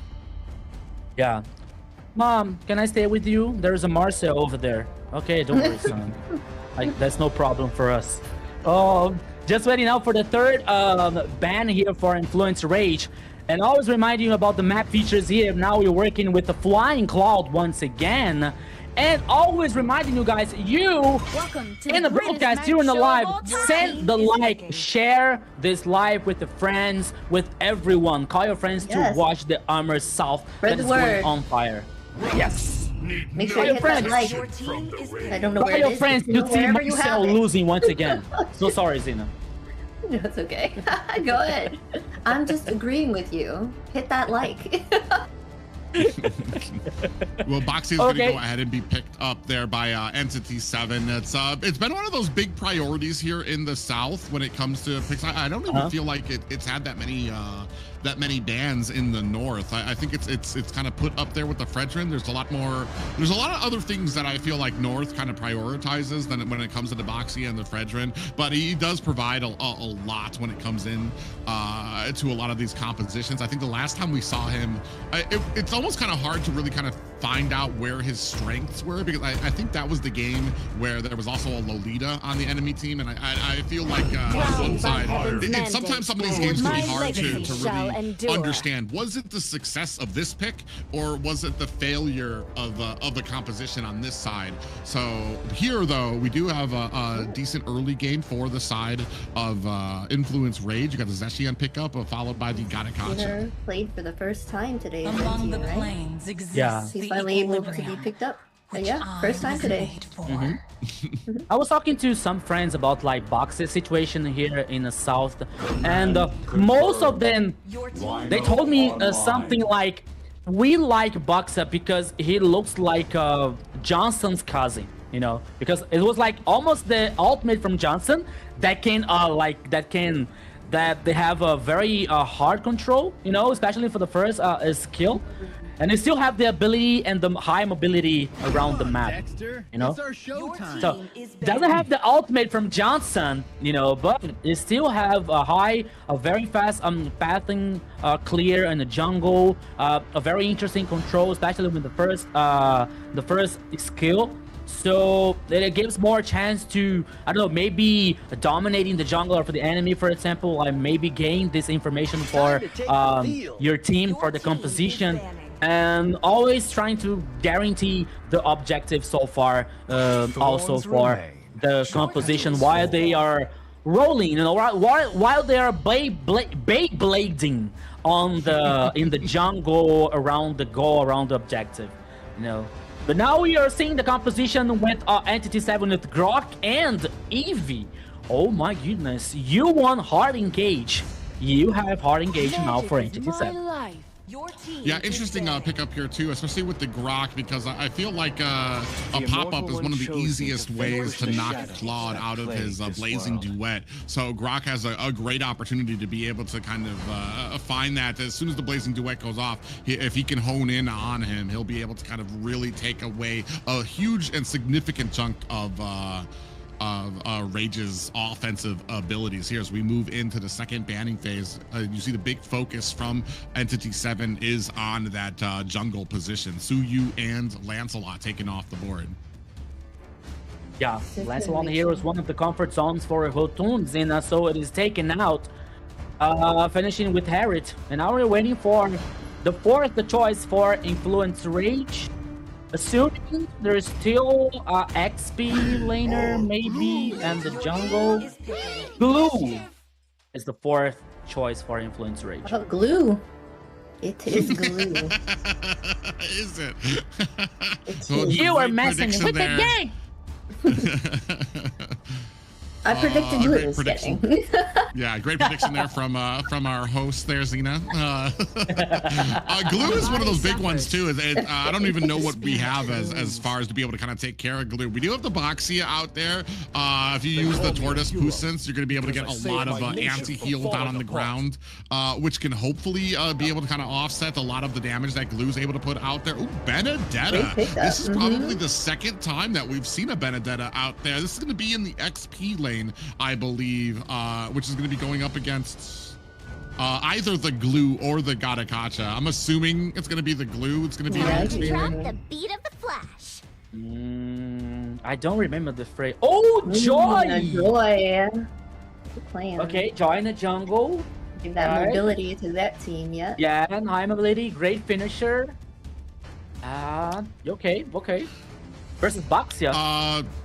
I like now some of these picks make sense.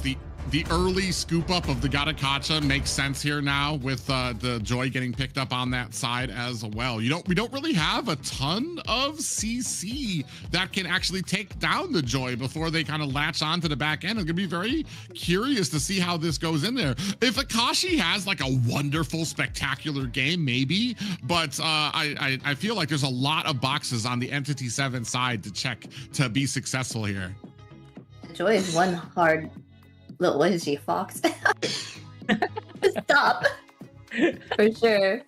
And they don't have that on the side of Entity 7. This will be interesting. Okay. So once again, let's go. Welcome to the Land of Dawn. We are about to land just right now. Yes, thank you so much, production. So let's go. It is time for the second game here, Influence Rage versus Entity 7. 1-0 for Influence Rage, so everything is possible in the second game here. Let's go, Private Dancer. Yeah, we talked a little bit during draft about Entity 7. We see the macro, we see the skills. They understand what they're supposed to be doing. It's just those little synergy. And that comes with, like we said, playing with each other and communication with your team. Are you guys in the voice comms? Are you guys making it clear what you're trying to do when you're trying to do that? And that's something here that Entity 7 needs to clean up if they want to be successful. Like we said, they have all the keys that they need to be successful here. So we see here a little bit of a skirmish there at mid, but no worse for wear is either team. Yeah, they got a 2v2 here in the mid lane. The two mid lanes with the roaming. While we're seeing Hydro Bush is stealing some farm in the jungle for Influence Rage, but now he heads back. But Vagin, what are you doing there, my friend? Okay, he is a Grok. He's a tanky. He has very resistance. But now we're seeing Dune can be 2v1. Doom in a little bit of trouble there, and the Hotun able to find the kill there. underneath the tower, and that is unfortunate for Doom. We already talked about that. The Yu Sun Shin, he's not like a great marksman when it comes to being stacked up against a lot of the other marksmen that can go in that lane, and he's more of a niche pick there, especially because he needs to be ahead. He needs to kind of have that lead. Here, this is going to be a big loss for the side of Entity 7. Ooh, Syndrak takes a lot of damage, saves that flicker, is going to be able to use it to get out of harm's way, but that's going to go ahead and line up Entity 7 for this first turtle. Arctic here was supposed to use Flick to survive. Now he heads back to the base, and also with Syndra using the flicker. And I saw the recall effect from Syndra. It's a horse. You saw nothing. Yeah. He was just saying hello. That's how they say hello in, I believe that's the Peru flag there. We do have a real world manipulation that is down, and Syndrak in a little bit of trouble gets taken out. Doom with a great rotation from the top gets down to mid, able to find the kill, bringing the lead for Entity 7 to 2-1. Yeah, Doom now rotated for the mid lane here to guarantee the kill. Okay, meanwhile, the Cloud now, Fury, was like taking the gold energy from the turret, but still, they had the kill. It is 2-1 here for Entity 7. The first turtle is up for Entity 7. Now we're waiting for the second one. And Syndra has to pay attention, has to be careful because he still doesn't have the flicker and can be a very good opportunity for Entity 7 to get more kills. Yeah, but you can tell they're doing a great job trying to defend. Steph doing a great job kind of being that front line for it, because he knows that that his mage doesn't have the flicker, so he's going to be in prime position to kind of get picked off there up at the top. I mean, I think the last time we took a look at the items, Doom wasn't so far behind Fury, even though he did take that early death as well. So still doing a great job. We saw how quickly Doom was able to kind of rotate to the mid lane to help out with some of the pickoffs here too. Ooh, look at the damage actually getting on there. Great poking ability coming from Shin on that Eve onto Steffi there, being able to kind of bring him down. That Gatakata, that's going to go ahead and force him back, especially with 24 seconds left before this turtle. Do have a Blazing Duet that comes out there. Doom is able to use that dash to get away, but Hide on Bush on the backside might actually have a killing on his mind. Goes in, Tortoise Boostens is out. We do lose the Rage of the Phoenix, but here comes the real world manipulation. Vagwin with the finishing blow there with the Tectonic Charge, and Hotun goes down. That's going to be Fury down as well. 2 down for the side of Influence. Rage 4-1 in favor of Entity 7. It was a 4v3 in the top side here for Entity 7, guaranteeing more kills. Now the turtle is in the bottom side of the river.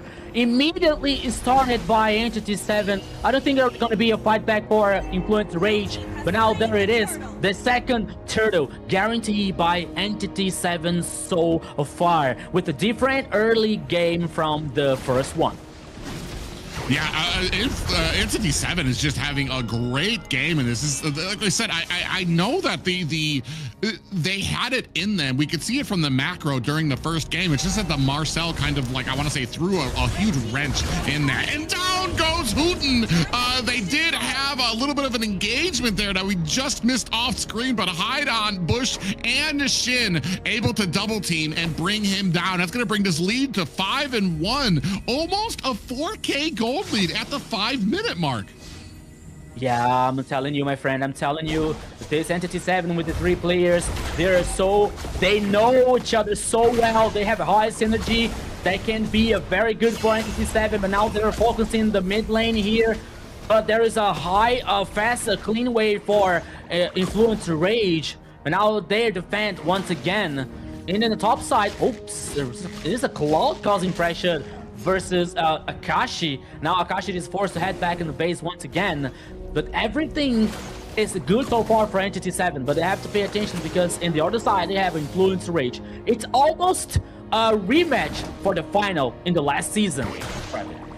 Yeah, it's really interesting here too, because you brought up that Akashi was up at the top lane trying to take on the Claude, and that's because the Doom is actually rotating around the jungle trying to get fed on this use of Shin. Steffi actually in a little bit of trouble. You can see Hide on Bush actually kind of tinkering him down, and down goes the roam. Steffi is down. A real world manipulation came out. Maybe a little bit of a waste there. I feel like you could have saved that. It felt like Hide on Bush kind of had that underway. Fury in a little bit of trouble. Is going to use that BMI to get himself out of harm's way. The 3 members members of Entity 7 decide against trying to go in there. Speaking of which, Akashi goes in, finds himself a kill, but gets taken out himself by Arctic. That's going to go ahead and leave a little bit of wiggle room for this next turtle. Hide on Bush, going to be able to secure it without much contention from Influence Rage.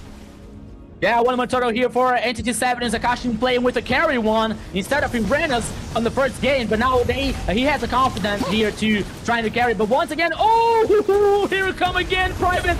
Steffi. Yeah, Steffi is in trouble, looking for an escape, but Doom comes in with the dash. Down comes the Fury of the Phoenix to find the stuns, and that might be it for Hide on Bush. Actually very low. Two members, Doom and Bagwin, are gonna have to use that flicker to get away. Arctic and Fury are down for the count. 4 members of Influence Rage taken down by Entity 7. 11-3, a completely different game from the first. Completely different. But now we're seeing, oh, Steffi. Okay, 2v1, but again, it's very low HP people. They still continue here. But now Shin, it's coming up. Still the buff. Bagwin came in and stole that purple buff in the middle of the fight. He wasn't even like aiming to try to help out his partner. He's like, I'm just gonna squeeze through here. Excuse me, brother. Takes the buff and then goes to teleport back home. 11-3, Entity 7 is what I was saying. The tools are there for this team. And here right now, when everybody is on the same page, they are an absolute menace to be dealing with. You see that Demon Hunter sword has finally been picked up there by a Fury on that Claude. I'm wondering if he's, we're at the 8-minute mark, so he should be pretty close to that Trinity build. And that's something that Entity's gonna need to watch out for when it comes to that next Blazing Duet, because it's gonna be able to kind of chunk them down. Yeah, meanwhile, we have Begin annoying everyone here in the jungle for Influence Rage. With the Doom, with an instant machine, but now here comes the ultimate just to spot the enemy. Meanwhile, do we have a mega kill for Shin with, against Hotun. So now Influence Rage doesn't have the jungle, doesn't have the retribution to fight back this important objective here, my friend Private.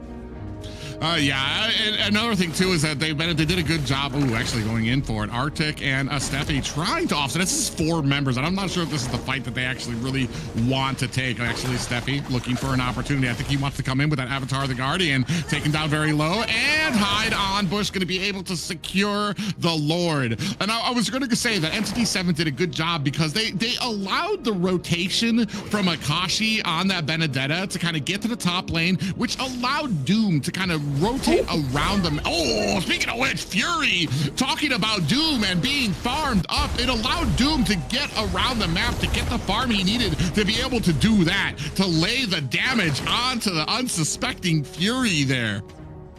Yeah, you saw the real world manipulation here for Sheen, but I believe that Akashi was like, it's something like, okay, I'm just a decoy, my friend. So you were trying to kill me, but I'm just a decoy here. So you were baited. And now here comes the cavalry and guarantee the kill versus Fury once again. And Entity 7 is taking advantage of that situation, taking down the turret number 2 in the bottom lane while the Lord is heading in the top side. The gold lead here is almost, oh my goodness, it's almost a 9k for Entity 7. So far, so good. I don't believe that they are going to lose this game, Private. Let's go.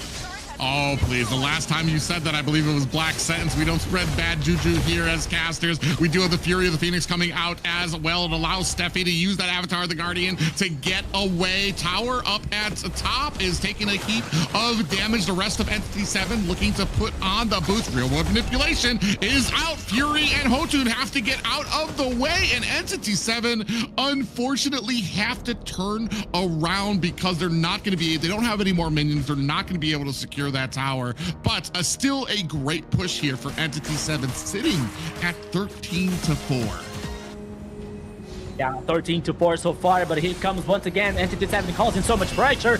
Hide on Bush is trying to flank, trying to search the angle, but now here taking so much damage. Here comes the Blazing Duet once again. Oh, now once again Influence Rage can defend and they protect the turret so far. Yeah, they were able to kind of go in, get the damage on there, and unfortunately, the Fury not able to get the Blazing Duet stacks on enough to be able to do enough damage before they were able to disengage from it. Right now, Entity 7 is having a great game. 7K gold lead by them at the 11-minute mark here.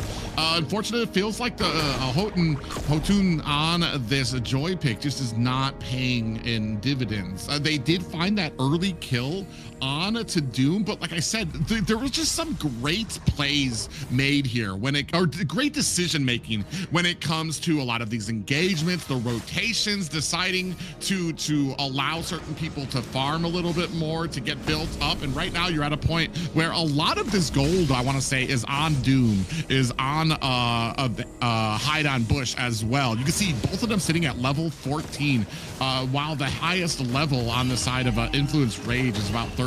Most of them are at 11, 10. So that's a 3-level goal, or a 3-level gap for both of these teams right now. Houghton trying to go into against the Kashi. Ooh, Hide on Bush actually looking for a little bit of fun there from the flanking position, but the rest of Rage is right there to see him off. Now we do have a Fury of the Phoenix. A big dash comes out from Dune, but they want the fight. Big flicker comes out. You can see from the back end, Fury has to get out of there. Hotun has to get out of there. And on the back side, it does leave Arctic by himself. Poor Patrick goes down for the count. Shin finding the kill there as well. Just seeing to set up Entity 7 to be able to focus down onto this Lord. Yeah, so once again, the Lord is guaranteed. No fight back from Influence Rage, sorry. Guaranteed by Entity 7 once again. The goal lead here comes almost with a 9K for Entity 7. One more Lord. It's only the last line of defense of the turret for Influence Rage. Once again, Entity 7, they have the knife, they have the cheese, they have the cake to finish this game. So everything is possible since we saw today with the previous games, Private Dancer. Yeah, really interesting. Oh my God, I was gonna say that really interesting. I don't really see the gold lead there on the Yusun Shin. Doom still having a great game, so he's really getting a lot of value. He's only 700 gold up on Fury on the Claude, so just his items that he's getting, he's just got a better value for, like a better bang for his buck, basically, for what he's getting out here. Sitting at 3, 1, and 6. The big money makers right now are Shin on that Eve. Just has a huge lead when it comes across the map to Sindrek on the Zishin, or on the Zeshian. So real world manipulation comes out as well. That's to kind of zone out the rest of Influence Rage from this bottom tower, as Lord up at the top as well, actually doing a pretty decent amount of damage, looking to try to take down this high ground tower at the bottom. Are they going to be able to find it? One more minion there down. Blazing Duet is onto the side of them. The rest of Influence Rage coming in, trying to put on the damage. Are they going to be able to find it? No worse for wear, but Influence Rage actually took a beating in that. Is going to have to return to base. Yeah, I think that the idea was very good, you know, but the difference, especially in the goal lead, it's very huge for Entity 7. So, yeah, it's still 10K. Yeah. So now they are trying everything here as possible, doing at all costs, trying to defend and searching for the angle, but nope, here we go again. Ooh.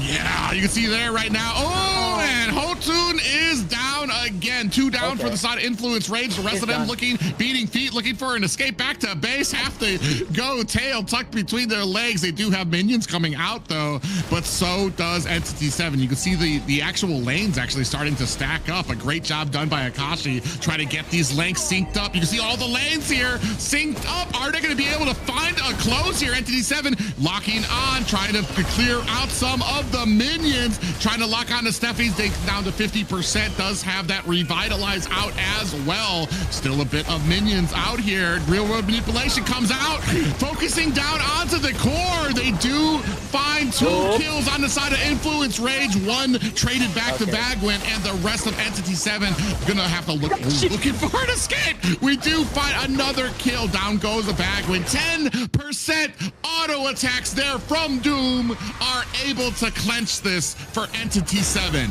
Victory! A different Entity 7, the second game here, guaranteeing the victory, all leading for the last and once again decisive game here in the first day of AMER South. Xena, everything is even. 1-1 here. 1-1. Entity 7, they did the same thing. They were going towards objectives, but this time they got their kills and they were able to actually take it and snowball that game. I feel like we're beating a dead horse, but you pointed it out. This is the same target and objective focus we saw from the first game. It's just here in the second game they were successful with those pushes. They were able to kind of get to the back line. They were able to get a lot of that farm up there. A 10k gold lead. So a great game here by Entity 7, and I feel like this gives them a nice a bit of a sigh of relief, because I know, like we said before, they weren't satisfied with their performance last season. So here now they're looking to make a statement. And I know that first game, definitely not what they had in mind. This second game, definitely it felt like a completely different team, Rico. Yeah, it was a completely different, especially because of the composition they had.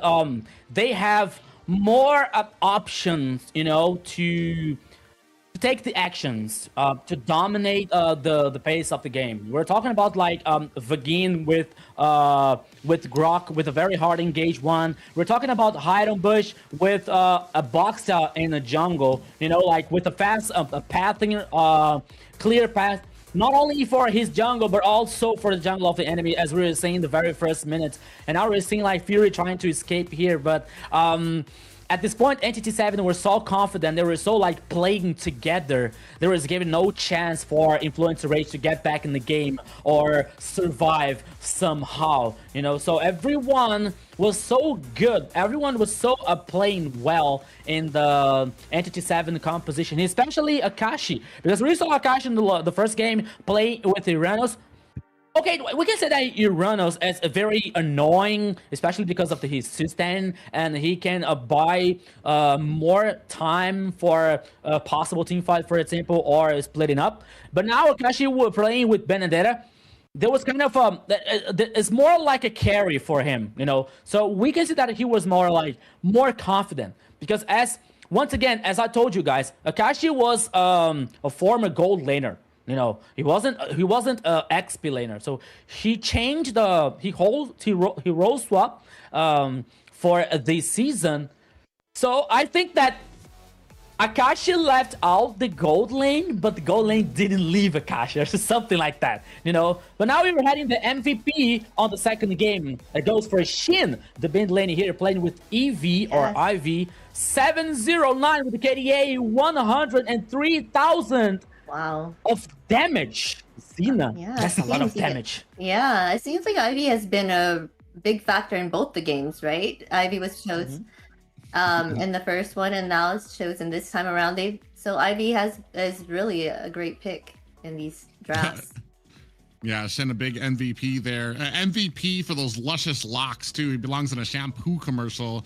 Some beautiful hair he's got there. Not just that, but the damage was raining down on to Influence Rage here was just huge. An integral role to their success here. We talked about all the different pieces that were starting to come together for the side of Entity 7. And that is definitely the foot that they wanted to kind of press forward. And we saw from a lot of those highlights, like I said, this is no different than we saw from Entity 7 in the first game. They were able to get to the side lanes. They were able to get to the objectives first, but this time they didn't have to jungle around the timing for a Marcel. They knew exactly how the Eve works, how to trap people, how to get on with the Boxia in there, and they executed to perfection. And there's going to need to be a big, I want to say a big turnaround when it comes to Influence Rage if they want to be able to kind of get over this hurdle. That is what you want to see if you want to be one of the better teams here in AMER South. Yeah, and it was a very interesting situation because, as I told you guys, there was three players. There are three players in Entity 7. There was for the old lineup for Black Sentence, and there was a player in the Influence Rage lineup that it was also a former champion in the Black Sentence last season, and it's Steffi, because Paquito, the old roaming, now it's in Alpha 7, and now Steffi is the new acquisition for Influence Rage, you know. So as we talk about like synergy and time enough to Entity 7, I think that we can also say something like that with Steffi and the lineup for Influence Rage, because they were used to play with Paquito, now is with Steffi, with two different play styles. You know, like Paquito is more aggressive. Steffi is more like, okay, I have to check the situation. I have to see what I'm going to do next. So I think that they need some time also, I believe, that to gain the confidence, to gain this idea for execution for Influence Rage. But the situation here now, it's a 1-1, everything is even, and now we're heading for the last game, the third game here, reminding you guys it's all the best of 3 here today, and always reminding you in the chat, you are the main star of the show, so send the like, share the live, call your friends, and don't forget to follow us on the social media to get more information, to know everything about what's happening in AMER South. Zina. And you were asking for those 3 games. Now we're having it back to back. We're having 3 games in each match so far. So that's great. Joy. I wanted to speak on Joy here. We were saying there was nothing that would stop Joy, right? In the draft, we were saying, oh, I don't know how they're gonna deal with Joy. Joy's pretty quick, but they ended up finding a way. What do you guys think about that? I think the mobility, and especially Boxia isn't exactly the most ideal target I would pick a Joy against, just because his kit off, like right from the standard, he's got probably the most magic defense of any character in Mobile Legends, and then plus he gets a lot of anti-heal with all of his skills that he lands. It's not the optimal opponent that you want for a Joy. We saw a little bit at the beginning, Joy was able to kind of get through even under tower, find a kill on to Doom on that Isun Shin, but like I said, I'm not sure that it was a Joy problem as much as it was a as much as it was an Entity 7 success. From, like we said, they were able to get to the objectives first. They were able, when you get to the objective first, you're able to enforce your will, you're able to zone out the rest of the enemies. What are you going to do as a Joy? Are you going to try to pop in there by yourself and hope that you can maybe get it? You can try, but then you're going to be, you saw a lot of those deaths kind of landing onto the Joy there as well. So, like I said, sometimes it's not about the failure of the pick, but it's the success of the opponents and what they were doing. Yes, and makes total sense, Private, because I don't know if you remember, guys, in the first game, there was some point of the game that Entity 7 took down Hotun, and I was telling like, okay, now is the time, now is the opportunity for Entity 7 to try to secure the lore. But instead of they were like walking through the map and Entity Influence Rage, they started the action. They tried to chase the Entity 7. They tried to take down the other players, you know, and that was like very different from the idea. And now we saw like Influence Rage winning the first game. And the second game, as Private said, like Entity 7 came with a new kind of a mentality, always like playing forward, always the idea for the composition to work so well, especially with the hard engage from Vagin, with hide on bush and plays all confident with the Boxia dominating the objectives, you know. I remember that the last lore, Entity 7 was already in almost every bush, you know, like they had the total control of the map domination on the Lord that Influence Rage couldn't take back. The Influence Rage couldn't enter. They couldn't fight back for the Lord, you know. So they were well executed. They were so well in the second game that makes all the difference for Entity 7. And now we're heading for the third game once again with Flying Cloud. Let's see what happens. Let's see what happens instead of like, because of now, once again with this banning, Marcel, Boxia, and Sora for Entity 7. And Influence Rage comes with Harley Freya and Azumshin on the first phase of ban, and Entity 7 starts with obvious Influence Rage, respond with Hylos and Carry. Yeah, you still have that Fredrin open for the side of Entity 7. I don't believe they were actually picked it up yet, so that's still an option for them. I like the Phoveus. Interesting that you kind of go with the Phoveus with the I'm happy.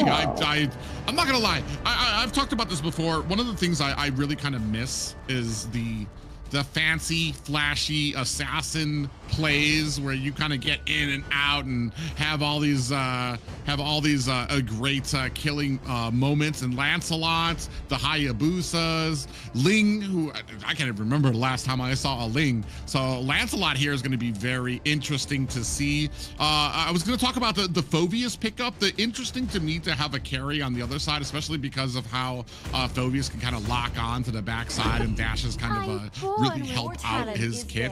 You do have the Hylos, which means you're kind of going to be looking at a very high engagement type of composition here. Guinevere picked up here for the side of Influence Rage now. Yeah, I just have one thing to say about Lancelot. Beautiful dad. Jokes aside here, guys.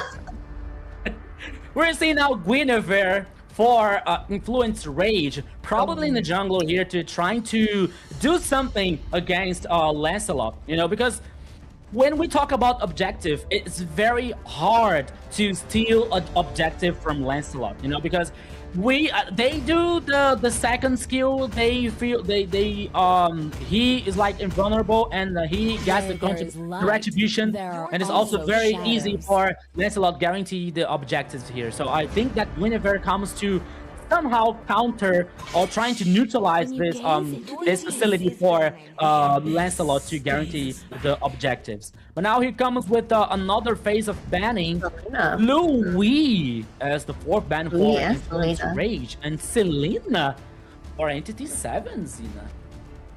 I'm just kind of surprised. These are different bans, and so I'm kind of like, okay. But I guess I don't know. I guess they are trying to stop the Louis from them having Louis. The fact that they have the chip and the Louis together, that's a lot of transportation. So they're like, yeah, let's stop that, right? That's a lot of transportation. Nice. It's like it's the two moving vans.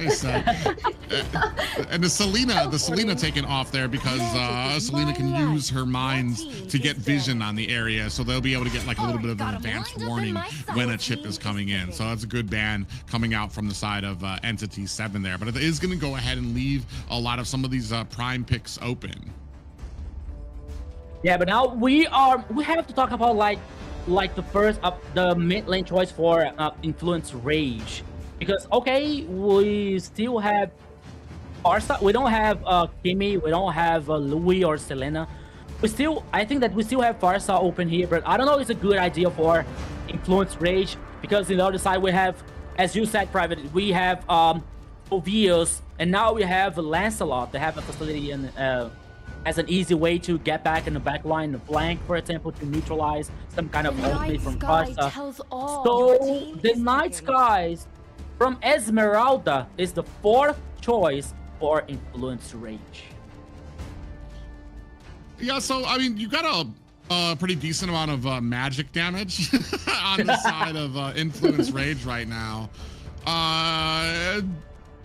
We'll see how it kind of works out there. For me, the big question is how Entity 7 is going to handle the chip, and are we going to be able to kind of use those portals to our advantage? He really kind of shines, I've talked about this before, shines into that laning phase when you can kind of catch people off. Well, I mean, depending on how the compositions roll, he shines when you can catch somebody out and you can get the entire team to basically swarm onto them. We've seen Guinevere before. We know that this one's not going to be a roam Guinevere, so it'll be able to shine, especially when it comes to getting some of those items. So that's going to be the jungle for them. Zeshion and Bruno picked up for the side of Entity 7. And Bruno's going to come in the early with his bursty damage and against the carry, trying to shut her down early on, right? Yeah, I mean, like Bruno has a strong early game here. and it comes well from the mid and late game, but not so strong as carry. But yeah, at least it's another one with a very interesting mobility here with Zetian. But now let's see what happens from the last choice here for Influence Rage. Assuming the mid lane. I don't remember the phrase from this hero. Oh, yeah.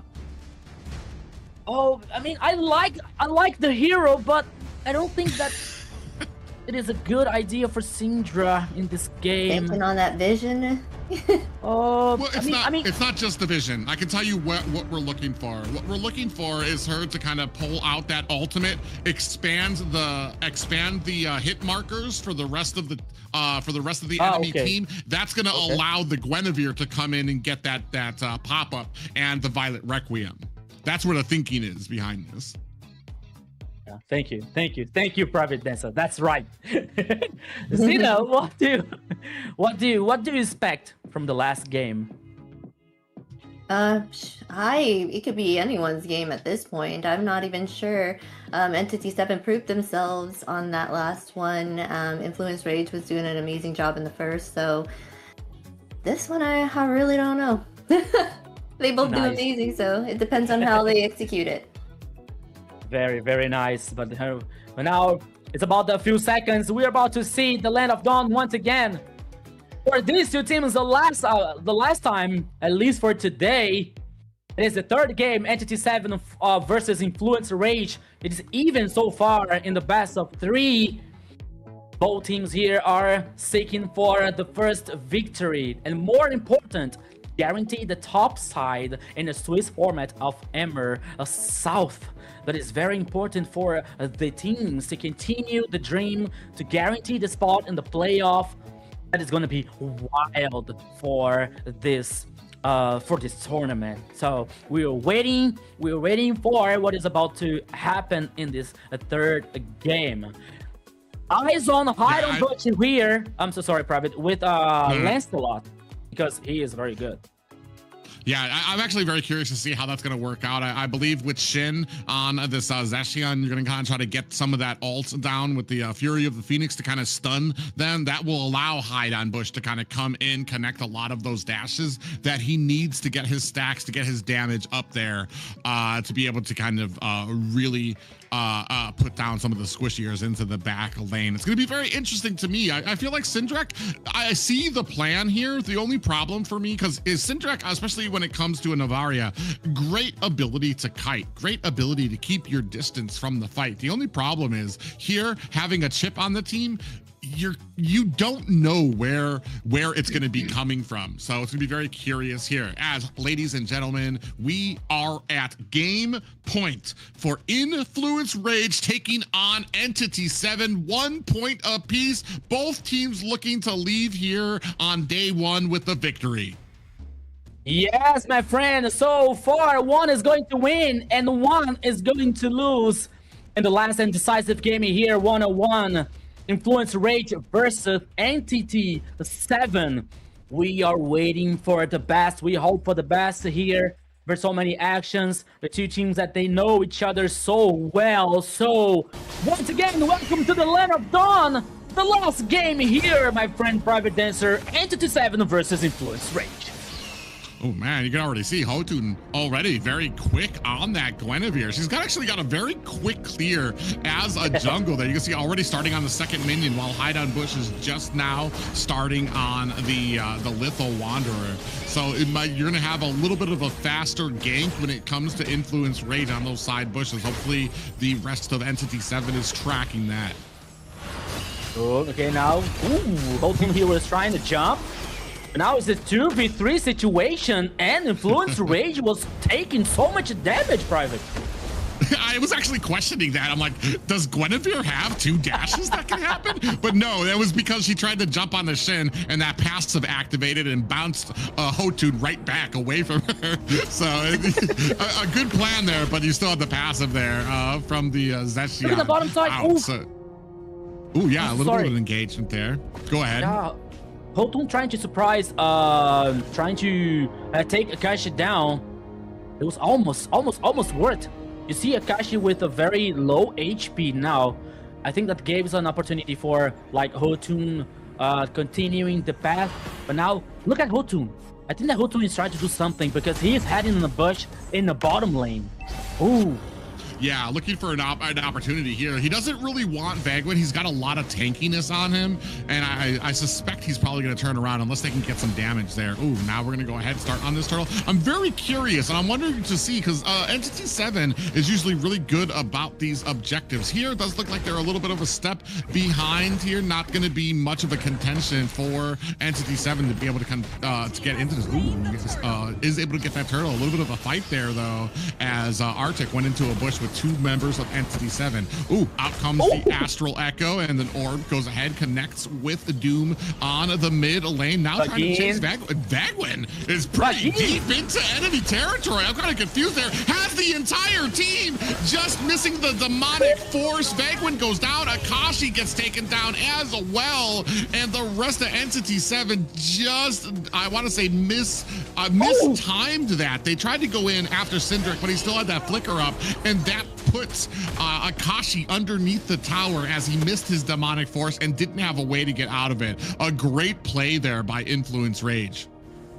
Yeah, but now Arctic, we're so excited. He used the flick here to try to take Shin down. It didn't work and he was killed, but now Hide on Bush forcing to use the ultimate here to survive, to buy more time for Entity 7. Meanwhile, we have 2v1 situation in the top side. Fury versus Doom now, because Vagin is heading back to his own jungle while Hotun is trying to get some info, but now here comes Vagin once again!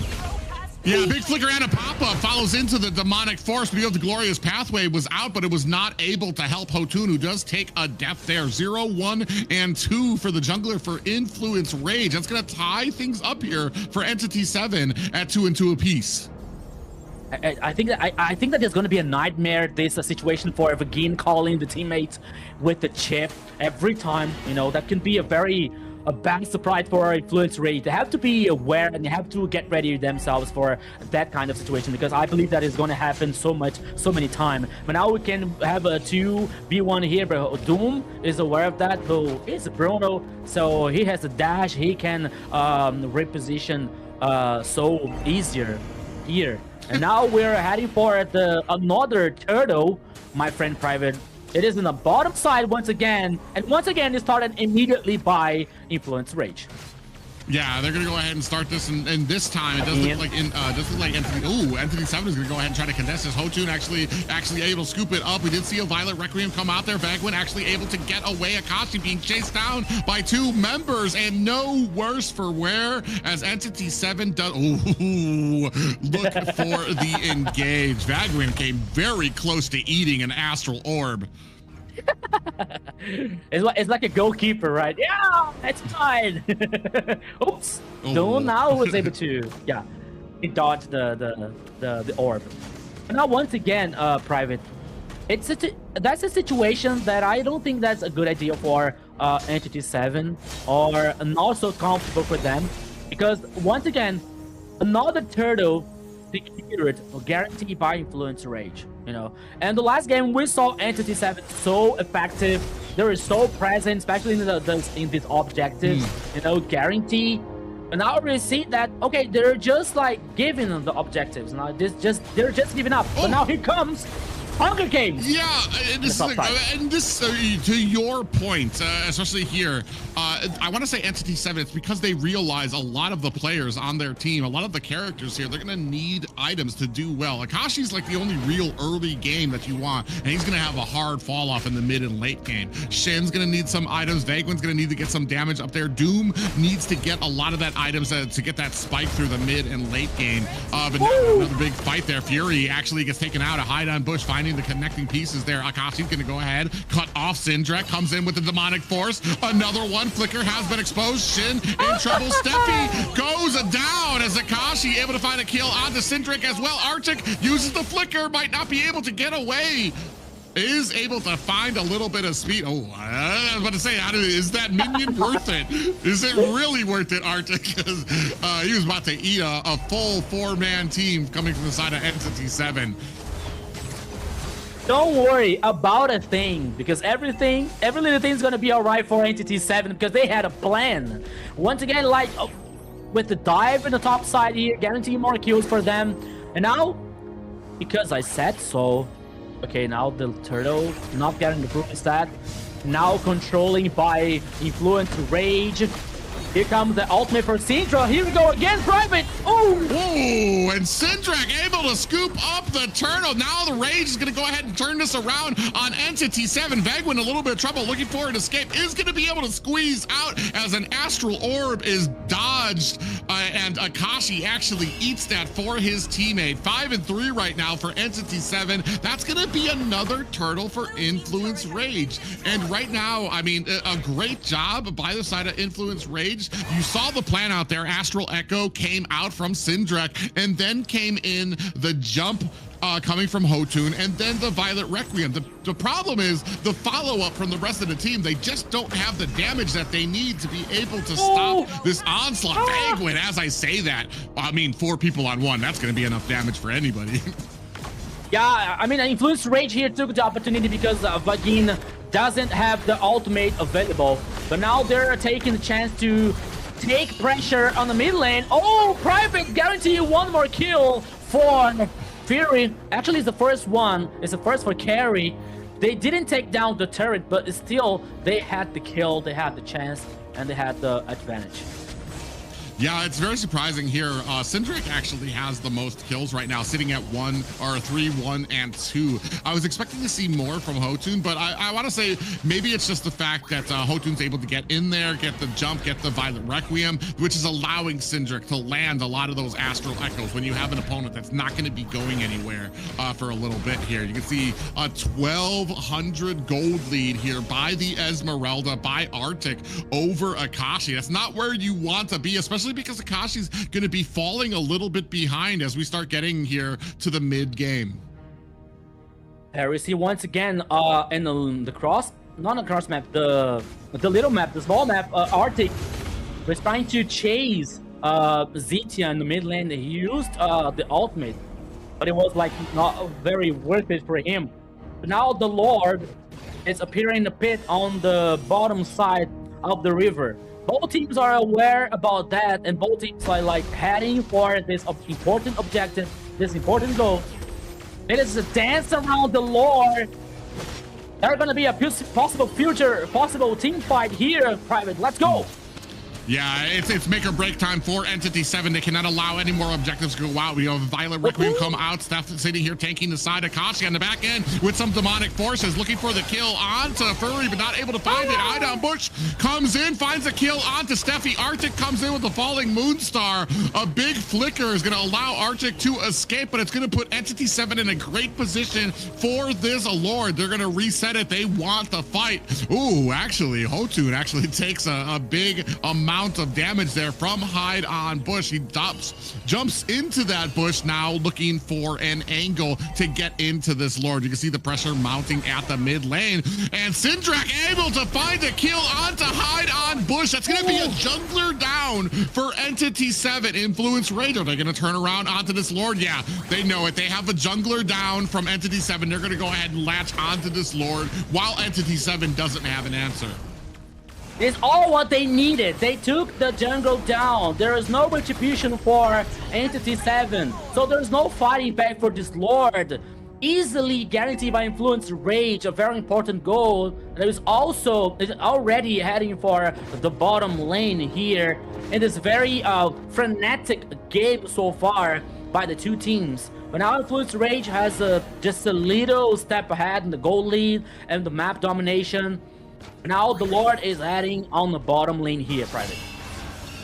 Yeah, Lord heading down at the bottom, and I want to say Influence Rage has a lot of space on the map here. They're going to be able to take down this tier 2 at the bottom. You can see the rest of the troops coming in through the side, looking for a flank. Glorious pathway has been laid down onto Akashi. Has the Astral Echo, big pop-up lands. Is it going to be enough? Down goes Akashi. Fury with the damage. Shen coming in for reinforcements, but it's not going to be enough. Lord still has a decent amount of health. Entity 7 able to finally charge chunk it down. Hotun is right there, though, trying to put on the damage. Look at the Astral Orb starting to land. Almost takes Shen down to 50% by itself. While on the other side of the map, Fury able to find themselves another tier 2 tower, and we are left at only high grounds for Entity 7. Yeah, only the high ground for Entity 7 here. Influence Rage, like, growing up more this advantage, especially in the map. Only in the last line of defense for Entity 7. There's so much time for the next Lord, so it gives a chance for Entity 7 to farm something to get, buy more time to get the next items here to try to fight as equal versus Influence Rage. One more time, we're seeing now the items here, like the Has Claws, the Berserker Fury, and the Malefic gun for Bruno. While Carry has the Corrosion Sight, Golden Staff, and Demon Hunter, and almost closing the fourth one. I believe that is going to be also the, I don't know if it's the Malefic War, or that could be also the Has Claws, but I don't see much. I don't see many times a Has Claws for the carry.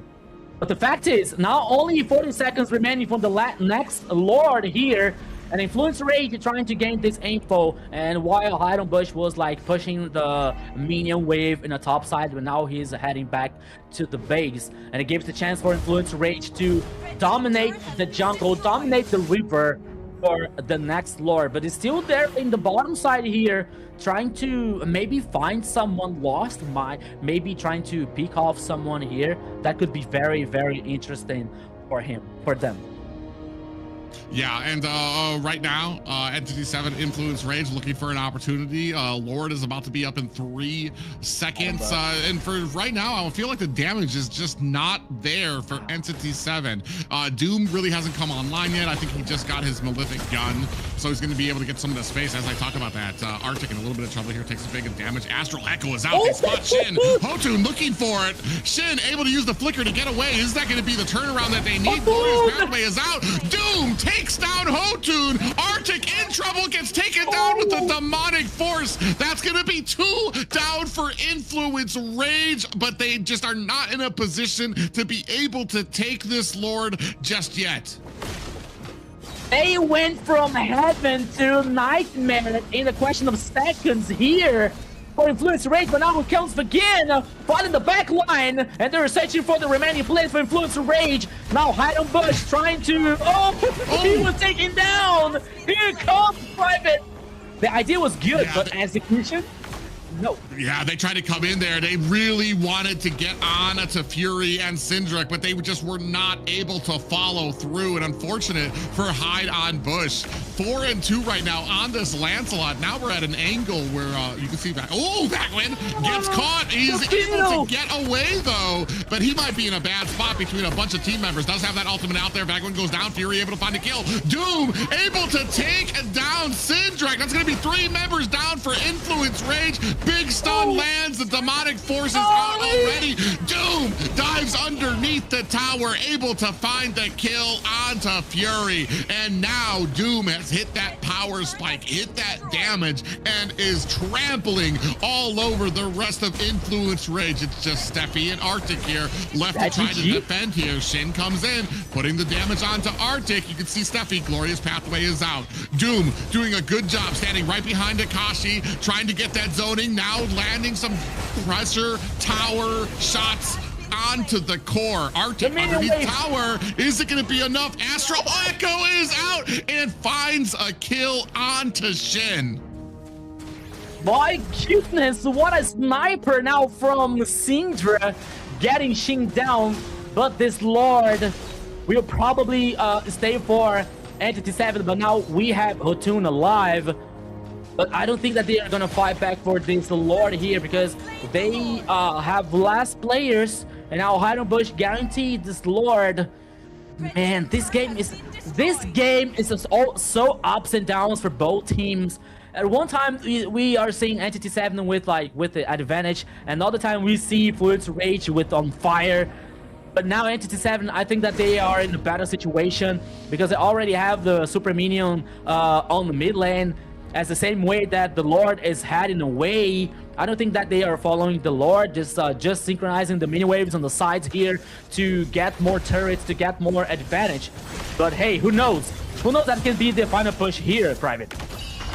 Yeah, they're going to go ahead. They're laying a decent amount of damage onto this top high ground tower. Astral Echo is out, followed by the Glorious Pathway, but not able to do much. They do save that top tower, but I feel like the difference is right now we've hit that power spike for the Bruno.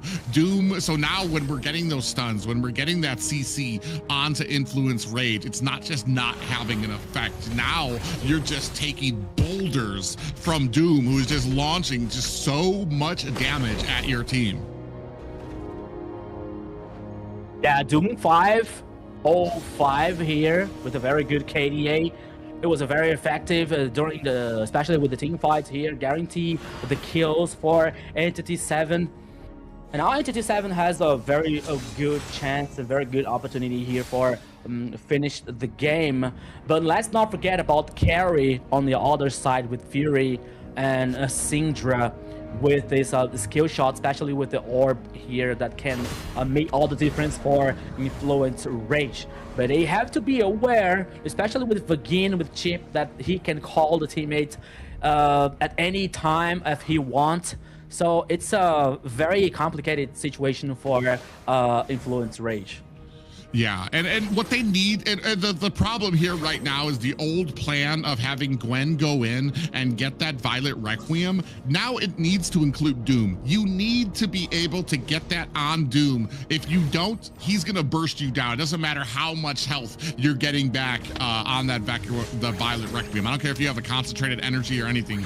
The amount of damage he's gonna be able to put through is gonna be huge, and that's kind of already where Doom is at. And Fury, you saw already, just got that Malefic gun, so he's gonna be able to have that little bit of that damage. I just feel like Doom does, when it comes to burst, Doom has this huge amount of damage that he can do to some of the squishiers, whereas Fury's job is kind of to get into the tankier ones. And while the tankier ones do go down, it takes a little bit of time with the speedy light wheel to get a bunch of attacks to kind of land on there. You will eventually be able to take them down, but just I don't feel like it's to the effect that a Bruno can do damage there as well. 14-10 right now. Entity 7 looking to set up for this next Lord. Ooh, Astral Orb does hit Shin, followed by a lot of damage there. We do have the Glorious Pathway has been laid out, so now they're not going to be able to have it, but they don't care because they see Hide on Bushes at the top lane. They know he's not going to be able to close the distance as well,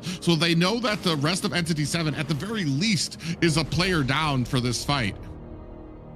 Yeah, but now we're seeing Hide on Bush clearing the path on the jungle, while Influence Rage trying to bait someone here for Entity 7, like starting the Lord, leaving the Lord. But now we're seeing the whole team from Entity 7 around this objective, around this goal. Here comes the Glorious Path from Stefan, but he finds nothing. That can be a very good chance for Influence Rage. Entity 7, sorry. The Lord is reset once again, and both teams are dancing around this goal, but once again, Hide on Bush is heading on top side. Yeah, that's unfortunate because now they're going to see he's up at the top. They're going to see that the lane is cut off. Esmeralda doing a great job of that Arctic, and they're going to reset the Lord again. Influence Rage really just wants this fight, like I said, and doing a great job. This is kind of what you do as an assassin when you're not going to be as effective in some of these team fights. Split push, do the best that you can. Actually, they might actually have a minion that's going to be able to get themselves a free high ground tower. Yeah, meanwhile, we have Arctic in the top side here, but now Lord with the half HP, that can be guaranteed by Entity 7, but now here comes guaranteed by Entity 7, but now the first kill comes for Syndra. Okay, Akashian is taken down, but the Lord comes for Entity 7. Yeah, a worthy sacrifice. You saw that Hideout Bush was able to kind of come in there, get the Thorned Rose, and absolutely demolish the Lord. So a great job by the rest of Entity 7. Like I said, the first couple of objectives, Entity 7 really just was not concerned with objectives. They knew they weren't going to be able to win the fight. They knew that this composition was more to the mid and late game before they were going to actually get some of those power spikes. And now they're just becoming this huge menace at a lot of these objectives. Lord coming through mid at the 21-minute mark. Astral Echo is out. Hideout Bush able to get the tower, uses the Thorned Rose and dashing himself away to safety. Shen catches an Astral Orb. I wanted to say Shindrek has actually, despite the way that the team is going right now, Shindrek has been pretty surgical on these Astral Orbs. I feel like Shen, there's a few times I've been like, that has to be luck. And then I'm like, that has to be luck again. But at this point, Shen has to be counting the luck. He said, like, oh my God, how many times is this guy gonna hit me? Yeah, I mean, like, Syndra is one of the reasons that Influence Rage didn't lose this game yet. Because of this skill shot, because of this this ultimate that can spot the team, you know, and debuff somehow, and it is very important for Influence Rage so far. So Syndra here is being a very hard try warrior for Influence Rage. We're gonna see now the Infinite Glaive finished by the Sheen. Okay, we have now a magic penetration for Zetian. That could be very, very good, especially with the first one stacked, the first skill stacked, and the ultimate. So that can be very interesting for Entity 7. But to be honest here, my friend Private, if you ask me who's gonna win this game, I don't know, to be honest. Yeah, I mean, I feel like right now the momentum is definitely on the side of Entity 7. They've got a good plan when it comes to a lot of these objectives. They can keep pressure on a lot of these side lanes. They're forcing Arctic to kind of go out there because Lance Hideout Bush is going up to these side lanes, keeping them pushed, keeping the pressure on because they have the chip. They have the ability to kind of get back into the fight there. Actually, speaking of which, Arctic's gonna have to use that.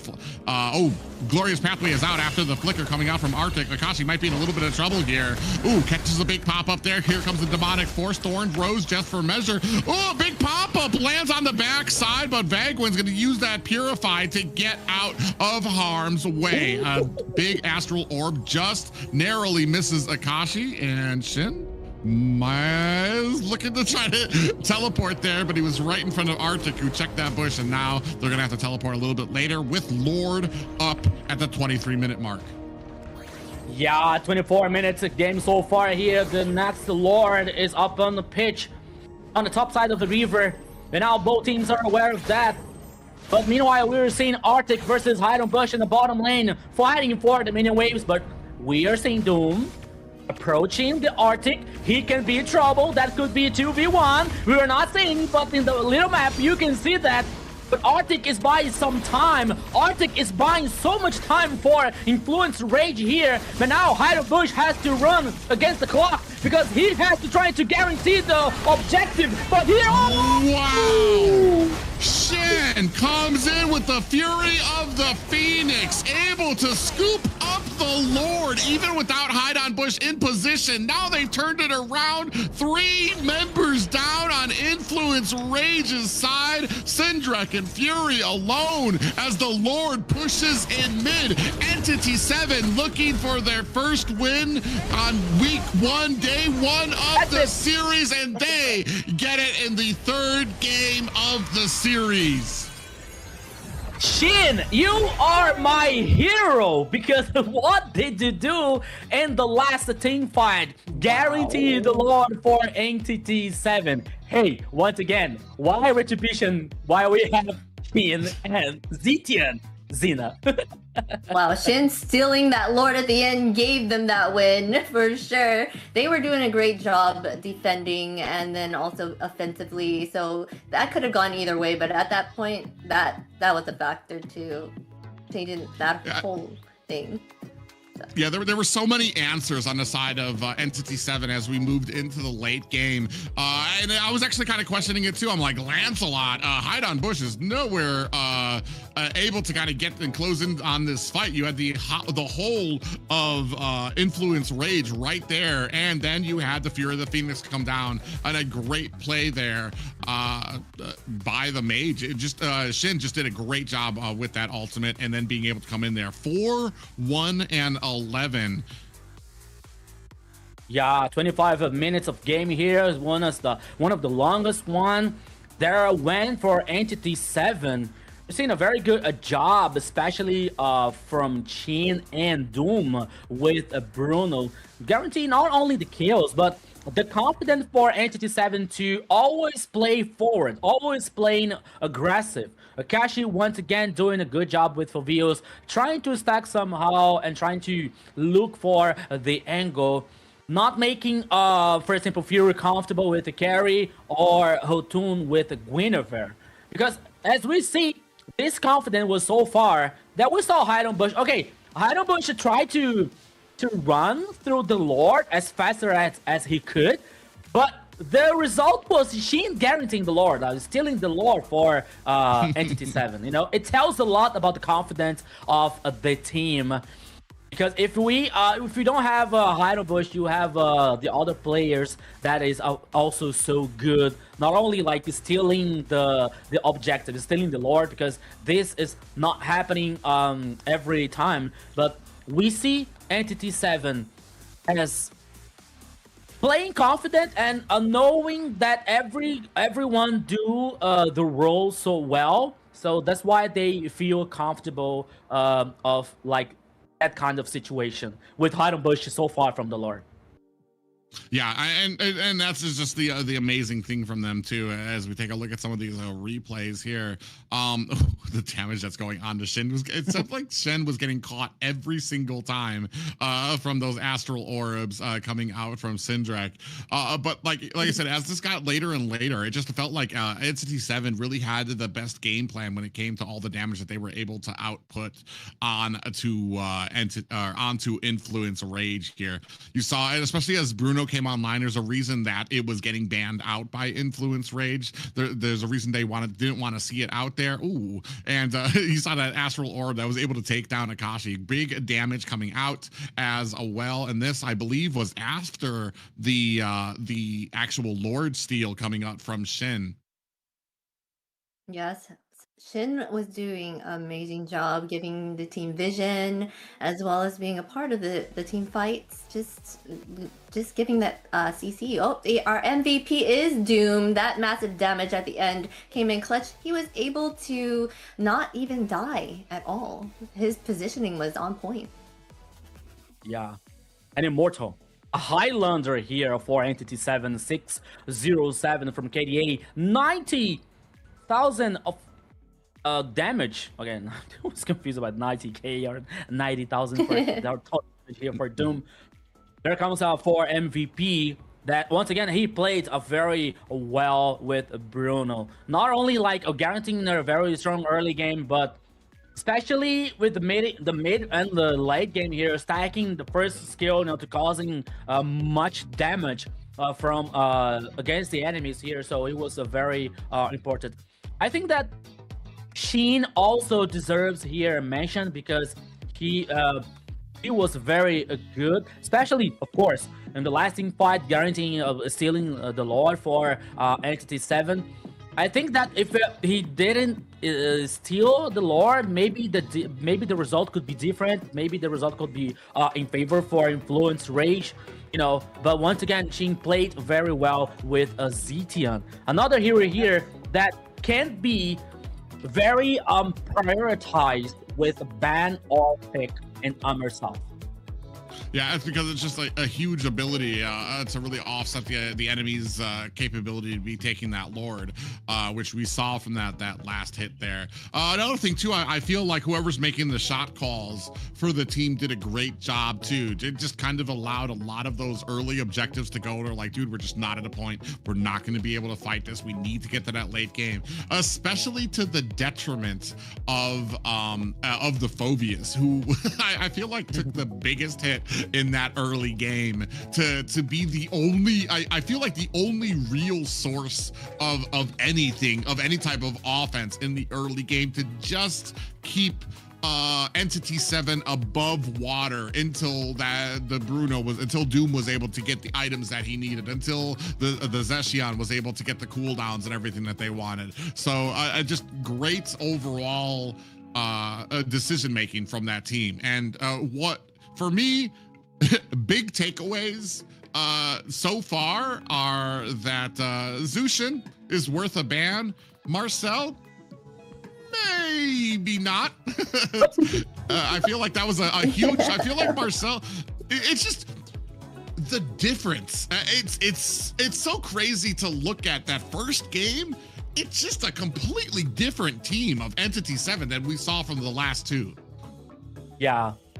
I think that they remembered what they were against, up to, you know, because as I told you guys, this game was a kind of a rematch for the last final, you know, because it was Black Sentence, like the three players, Sheen, Doom, and Hiram Burst versus Influence Rage. The final was a 4-1 for Black Sentence versus Influence Rage in the final, you know, and Influence Rage now with only Paquito out and roaming in this lineup, but still they were like not about to win. They did their homework and learned their lesson. Yeah, they didn't do homework, you know. So I think that now Influence Rage has to be careful, has to pay attention about that situation, because so far, like, I think if I'm not wrong, it was like the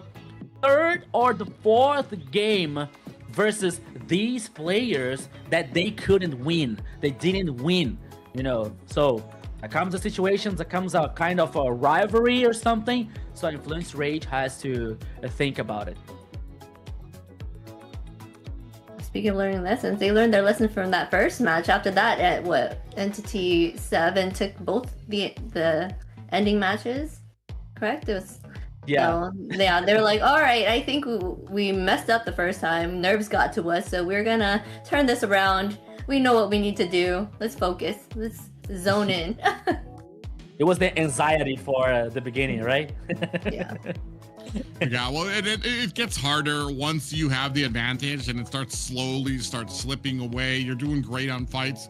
Well, I want to say they weren't even doing really great on fights. There just weren't any fights. They were just completely avoidant of Influence Rage. Entity 7 just did everything they could to try to get around, get farmed up. They wanted to hit that mid-game spike as fast as possible. And then once you're at that point and you start seeing some of them, and I dare say that I don't see so much frustration coming out from Influence Rage, because I feel like a lot of these fights were still very, very close. You talked about it too. If they would have lost that last Lord, or if they would have gotten that last Lord, this very much could have been an Influence Rage victory here for them. I feel like more often than not, especially when it comes to the Fury of the Phoenix, you're not always going to be walking out with a Lord secured for yourself, but a great job nonetheless. And unfortunate for Influence Rage, who did not have like I said, still had a good game. And like I said with the second game, when it comes to like certain picks like the Joy or something like that, I don't feel like they played bad. I actually kind of like some of the strategy that came out of it too, having a Novaria there to make the hitboxes bigger so that your Gwen could be able to kind of get in there and get the jump. The only problem is I feel like we didn't have the follow-up for the Gwen. After a while, Gwen is not going to be able to handle a lot of those fights by themselves, and unfortunately Carrie just was not able to close the distance to be able to kind of be where she needed to be in those fights up in the front.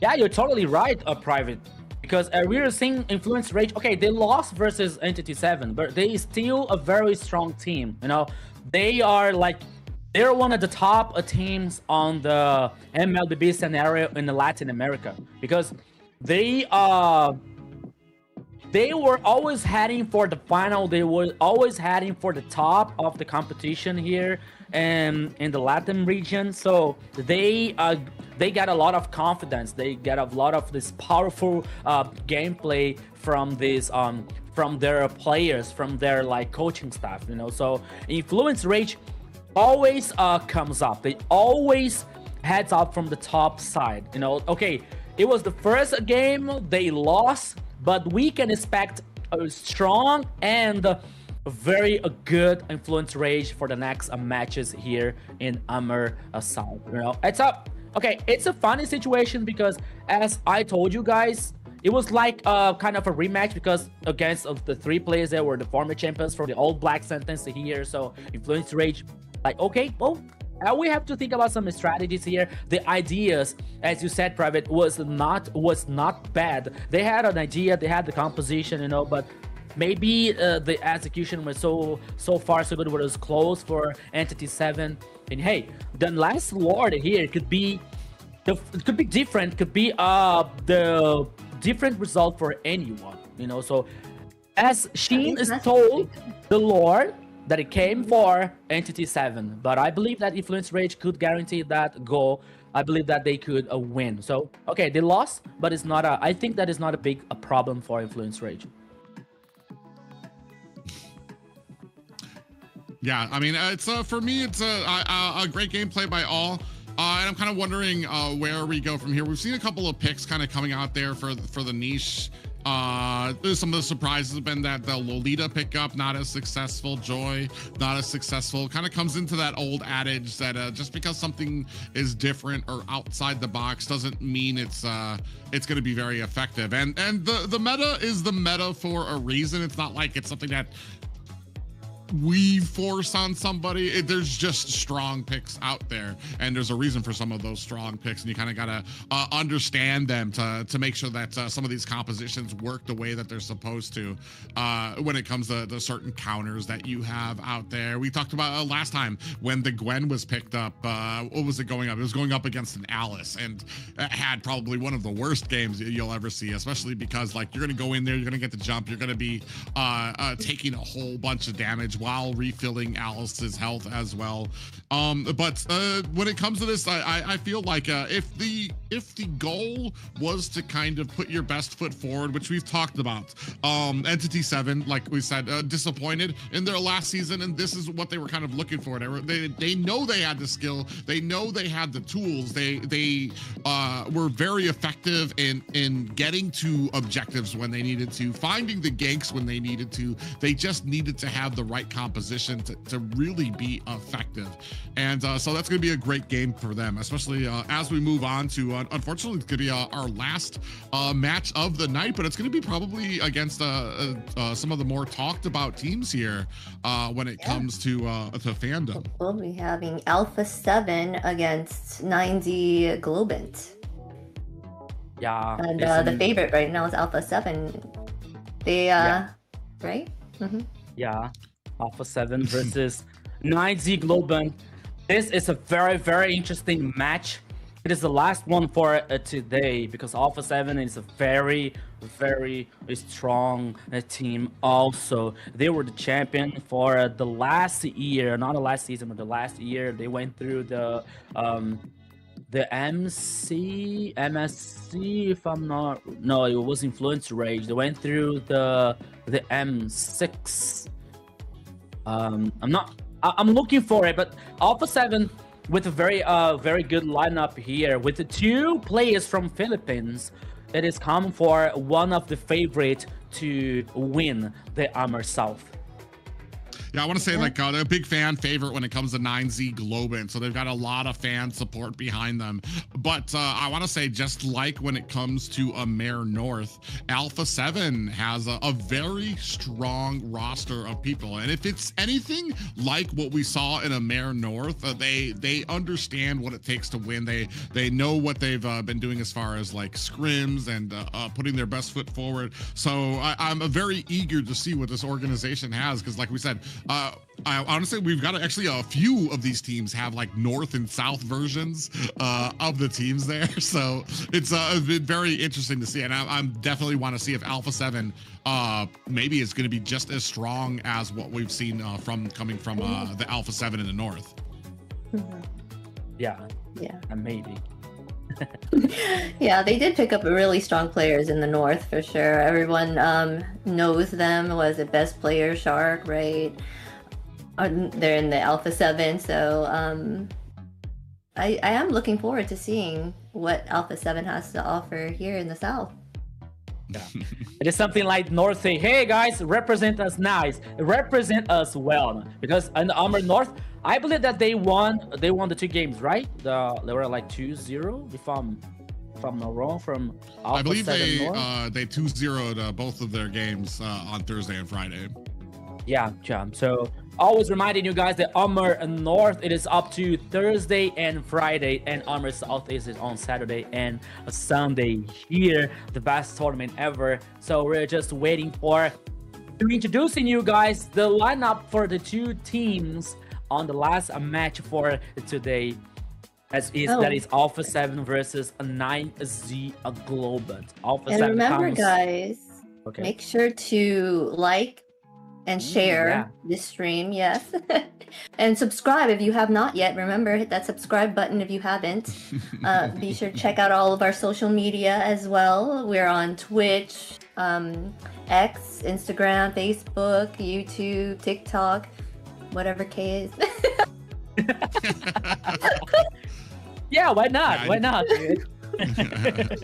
And you can check out our socials down as well at the bottom. You can check out our social medias as well to catch up on all the action and maybe catch some of our opinions and some of my failed predictions. But without further ado, let's go ahead and get into the lineup for our first team here. I believe this is going to be Alpha 7. Hesu bringing up the XP lane, Flick in the jungle, Frost lane Eve in the mid lane, Upatizi in the gold, and Paquito bringing up the roam. Yeah, so that is the lineup for Alpha 7, and now we're seeing the lineup for 9Z Globant.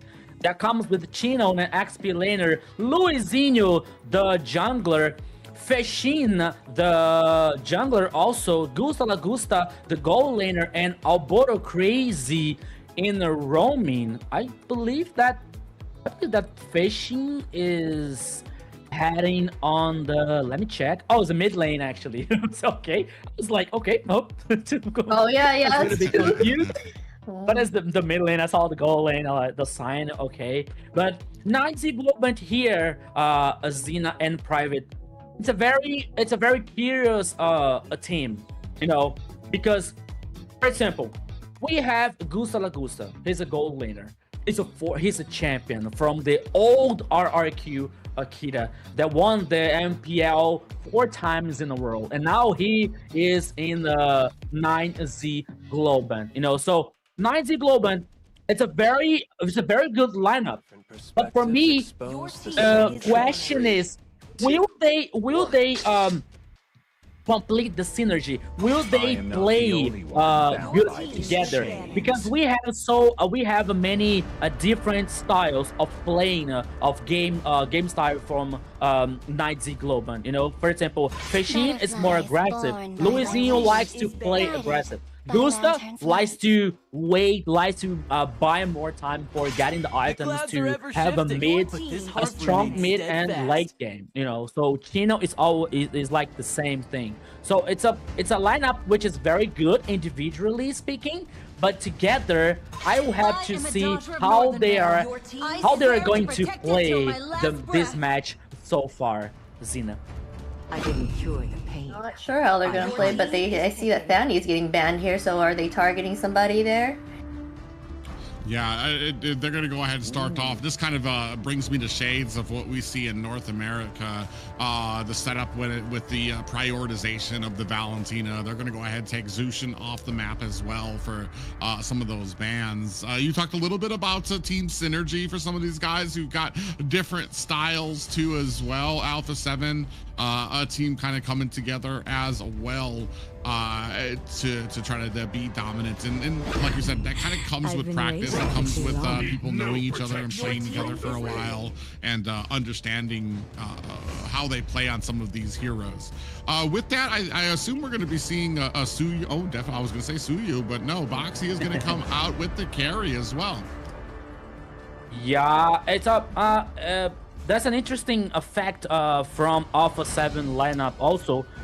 Paquito, he was the last season he was playing Influence Rage, you know. So Alpha 7 decided to take out Paquito from Influence Rage just to nerf Influence Rage. You know what I mean? Like just to turn them weaker.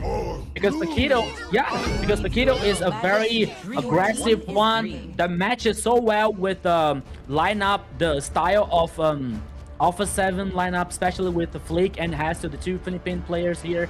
So they decided to do that, you know, just to turn Influence Rage weaker. And I was thinking about why not taking players from Black Sentence. You know, it's a question that comes in my mind, but I don't know the answer. But here, I think that Alpha 7 got stronger with the Paquito acquisition. Is Paquito's favorite for a real hero Paquito? Alright, I'll see myself out. Come, Paquito, come! I'm just kidding. I'm a little curious when it comes to picking up the Harley against a Boxia. I feel like Harley's kind of negated out. I guess we're maybe trying to, we're going to be able to try to find a back way into to be able to take down that carry. But I feel like I've talked about this before. Boxia comes stock with magic defense, and he's gonna be able to kind of get that anti-heal kind of put down, especially for the glue out there. We do have Valentina out there, so we're gonna have possibly our own little tsunami slam coming out as well. So that's something that we're gonna have to watch out for as we move into the second phase of this draft. Yeah, and I think that 9Z Globant has to take care about like Harley situation here, because we know that Harley has a very strong early game. You know, he can work with this burst damage, especially with the carry and other heroes that can coming up from this lineup for Alpha 7. But so far, Private, as you said, maybe for a Boxia and a Kalia, these Harlan cannot be so effective, you know. But let's see what happens with Glue and Valentina, always with the backup ability to copy the enemies and the ultimate from the enemies here. So let's wait it up. But Harley here has in my opinion, he has a very high responsibility to guarantee a very strong early game. Yeah, Harley is there to take out the carry for sure. Like you said, I don't know about the Kalia and Boxy. I wonder what they will choose for the other lanes. Well, I think you're kind of banking on we're banking on Harley. I feel like we're banking on some squishy heroes to come out at some point here that will give Harley a decent target. We'll see how that goes. It's a very stiff front line already. Glue himself just really provides a great oppressive ability in that early game. You're still going to be waiting on carry to get a decent amount of items at the 9-10 minute mark. We do see we're finally rounding out. We have the Yuzhong taken out, as well as the Kimmy on the other side. Got Akacha and Moskov taken off the board, and we're going to go ahead and pick up a Linux. Well then. Okay. You want late game? There it is. Linux and carry in Alpha 7 composition. Also, you don't exactly have a tanky hero to go against Harley, but you have a way to negate that deadly magic with the brilliance coming out from Linux. Yeah, and I believe here the call for Alpha 7 composition is, guys, Radiant Armor as faster as you can. Radiant Armor here to avoid the damage from Harley. I believe that. I thought it was at the first time I thought it was Athena, but now they're choosing the Radiant Armor here to defend and prevent for Harley, a possible Harley's damage here. Now to finish the composition for 9Z Globant comes with the Claude and Arlott. Okay, Claude, a very good marksman here with a very strong late game. Arlott with a very good knock-up here. But I'm trying to figure out how is Arlott going to, I don't know, maybe try to neutralize or even carry or even Lunox. Lunox has an ultimate that makes her invulnerable, you know. So I'm trying to realize here, but in the composition of Alpha 7 comes Atamus. Oh, I want to say this is probably a first for the AMER tournament, seeing Atamus. He does really well when it comes to those skirmishes, 1v1s. So it's going to be very interesting, especially when he used that, I believe it's the Quadrant Inferno that gives him all the health back when he activates that ult and he starts fighting. He starts getting that pool underneath him that starts taking damage onto his enemies there. So I'm very interested to see. I've never actually seen how it does against an Arlott as well. One thing I do know for sure is that 9Z Globant, I feel like has a little bit more a setting potential on them, especially because you have the IMU coming from the Valentina, you've got the glue, you've got the final slash coming out from Arlott, while on the side of Alpha 7, I feel like we're really relying heavily on the Tsunami Slam. Yeah, so Zina, what do you think about this first game? I'm thinking both of these teams have great potential to win the match. I don't know. I can't choose either. They do seem like both great options. Just the fact that Lunas can, escape Harley's ult. I think choosing Harley at mid is kind of rough. Because then they can pick and choose, not too many squishies, right? Yeah, you're right, Zina. So, let's go, my friend Private Dancer, because this is the last match for today. Welcome to the Land of Dawn. 9Z Globant versus Alpha 7. I'm seeing some people making a mistake in the chat. I mean, wait, Alpha 7? Frost? Paquito? Oh, wait, it's Alpha 7 from the south. But now, here comes Private Dancer. Oh, first blood for Frost. Yeah, Albo crazy already. Alpha 7 starting things off with a bang, even having freshen on that Valentina with all that damage in the early game. It's still gonna go over to Frost Lane Eve, who's gonna go ahead and scoop up that first blood for Alpha 7. I don't even think it was a full minute yet, and that's just showing you the aggression that comes from this team. Yeah. That's their style. Alpha 7 always play aggressive. Always. They always like to have a very strong early gaming, always trying to dominate the goals, dominate the objectives. So I think we are gonna see so much of their play styles here. But now the first turtle heads up in the top side of the river, and as we are seeing Alpha 7 dominating the pace, but now here comes Hasu. Okay. Oh, okay. You saw them trying to get into position for it, but not able to kind of close the distance just yet. Pression comes in, puts some damage out. Ooh, Flick with a little bit of tried to go in and backed up very quickly. So not much of a contention coming up from Alpha 7. We've been seeing this before. A lot of teams, if they don't feel like they have or not Alpha 7, I want to say not much contention from 9Z Globant there, and that usually comes from them not really appreciating the kind of power spike that they have just yet. Luisenho does have the Harley, but I mean, by himself, he probably could have gotten taken out there. Tsunami Slam is out there. Paquito in a little bit of trouble, takes some deadly magic, but no worse for wear. Still underneath enemy territory. Chino gets taken down to about 25% health and is going to have to return to base. Yeah, we're seeing. Oh, he changed his mind. He's heading for the turret in the top side with the half of the HP. He already used the regenerating, but now he's fine.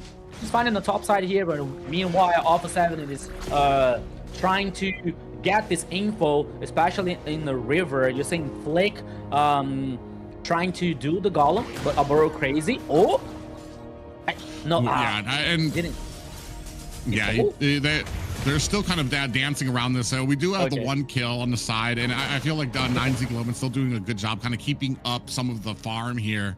Not really falling behind just yet as we take a look at some of the items. A little bit about 300 gold lead for the side of Alpha 7. I got kind of confused. I almost thought that it was the other way around because I believe it was 9Z Globant who took that first death really early. We do have the Tsunami Slam coming out there as well. And down goes Elbow Crazy again. Yeah, Alberto Crazy here was crazy enough to get killed once again and guarantee and taking this opportunity for Alpha 7, guaranteeing the second turtle. And hey, come on, man. You get 2 kills for Lunox.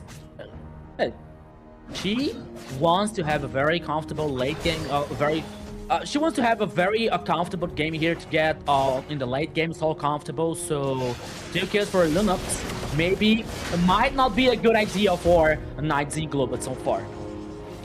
Yeah, and the problem here too is I feel like Glue's gonna have a rough time in the mid lane against something like a Linux, against something that's got a lot of AoE damage it can do, against something that can get a lot of AoE healing off, especially if the Glue has a bunch of the minions out. That's gonna just be a huge amount of healing. Here we have the Brilliance coming out now. Oh, a nice little stack there, followed by a Tsunami Slam. Chino looking for an escape. Is he gonna be able to find it? Gets tossed back onto the back line and taken out by Paquito.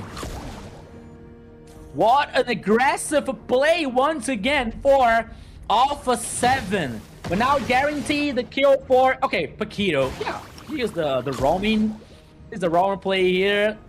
Somebody is gonna say, okay, kill for the carry, but what matters here is Alpha 7 once again playing forward, trying to dominate the actions. Once again, on the top side here, we saw like Luisinho. He isn't comfortable here with the Harley because he is not having a very interesting early game. He's not dominating the objective, the 2 turtles so far for Alpha 7, 20 seconds for the third one. So they have to do something to at least to reduce the gold lead here that comes for Alpha 7. Almost a 3K in a row for Alpha 7.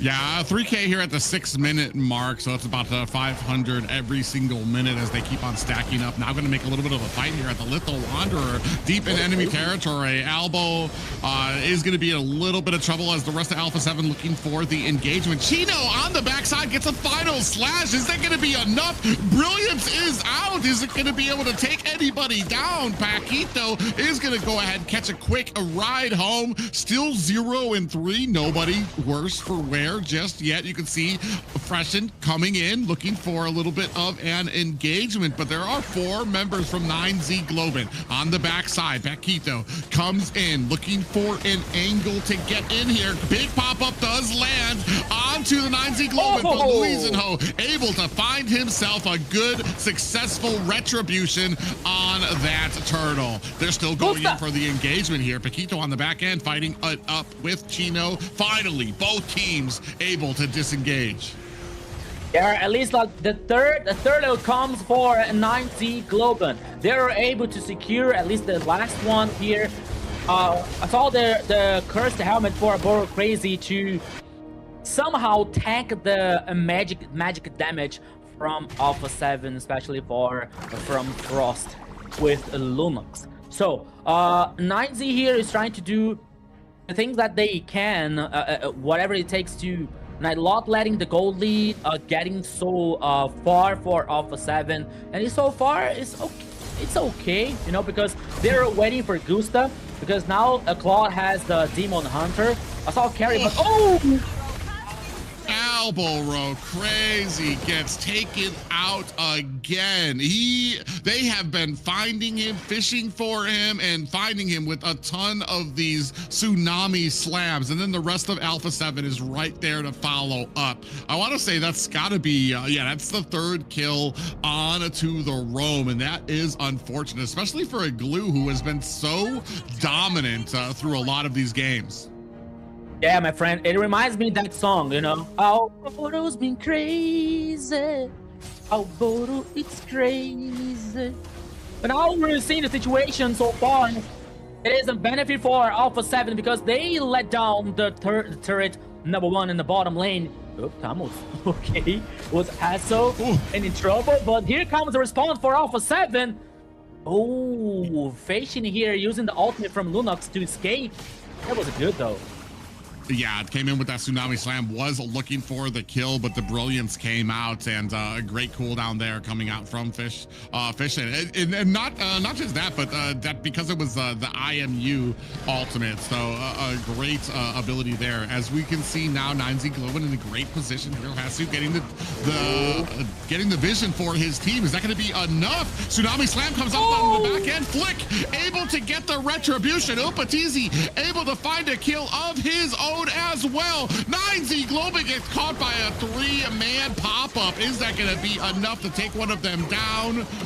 Down goes Paquito, returning the favor. That's going to be the first kill for the side of 9Z Globant. But look at the damage, returning the favor to Alpha 7 there as well. Both teams going to have to disengage while the Lord starting to loom at the bottom lane. Oh yeah, 1 kill for both teams here, but now once again the items, Demon Hunter, Golden Staff, and then Corrosion side for a carry. While Lunox here comes with the Genius 1, and always closing the second one. That would be the Magic Crystal? I'm not sure, but the fact is, the Lord comes for Alpha 7. He is heading on the bottom side for the Alpha 7 team. And now the players are trying to dominating the jungle, dominating the Epo, and Flick here is trying to search in the angle, but he's a boxer. He can survive. He can escape so easily. But the Lord is marching in the bottom lane, private. Yeah, and not just that, but they're already starting to put the pressure onto these tier 2 towers, and you have not a single tower down on the side of Alpha 7. A very dominant game for them so far at 1-5. Not a high killing game, but that just tells you that Alpha 7 definitely understands that with each kill that they get, that they need to be able to kind of use that to get the advantage. The kills are great, but you need to use them as a tool to be able to get some of these objectives, to get a tower, to be able to get some of these turtles here, and they are using that very well. Now, finally, only high grounds left for 9Z Globant and a 5K gold lead for Alpha 7.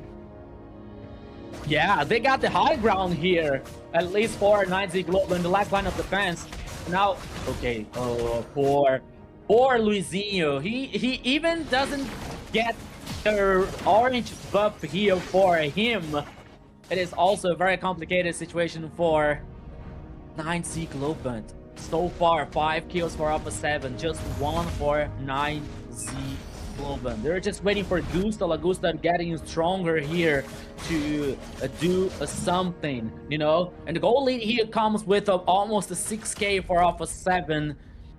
Once again, the items, the crystal magic, the magic crystal for Lunox, as I was saying, glowing hand, glowing wand for Valentina. And now one more item. Oh no, almost. A carry is heading for the gold meteor for the Marksman. Opposite leading the actions so far after 12 minutes of game.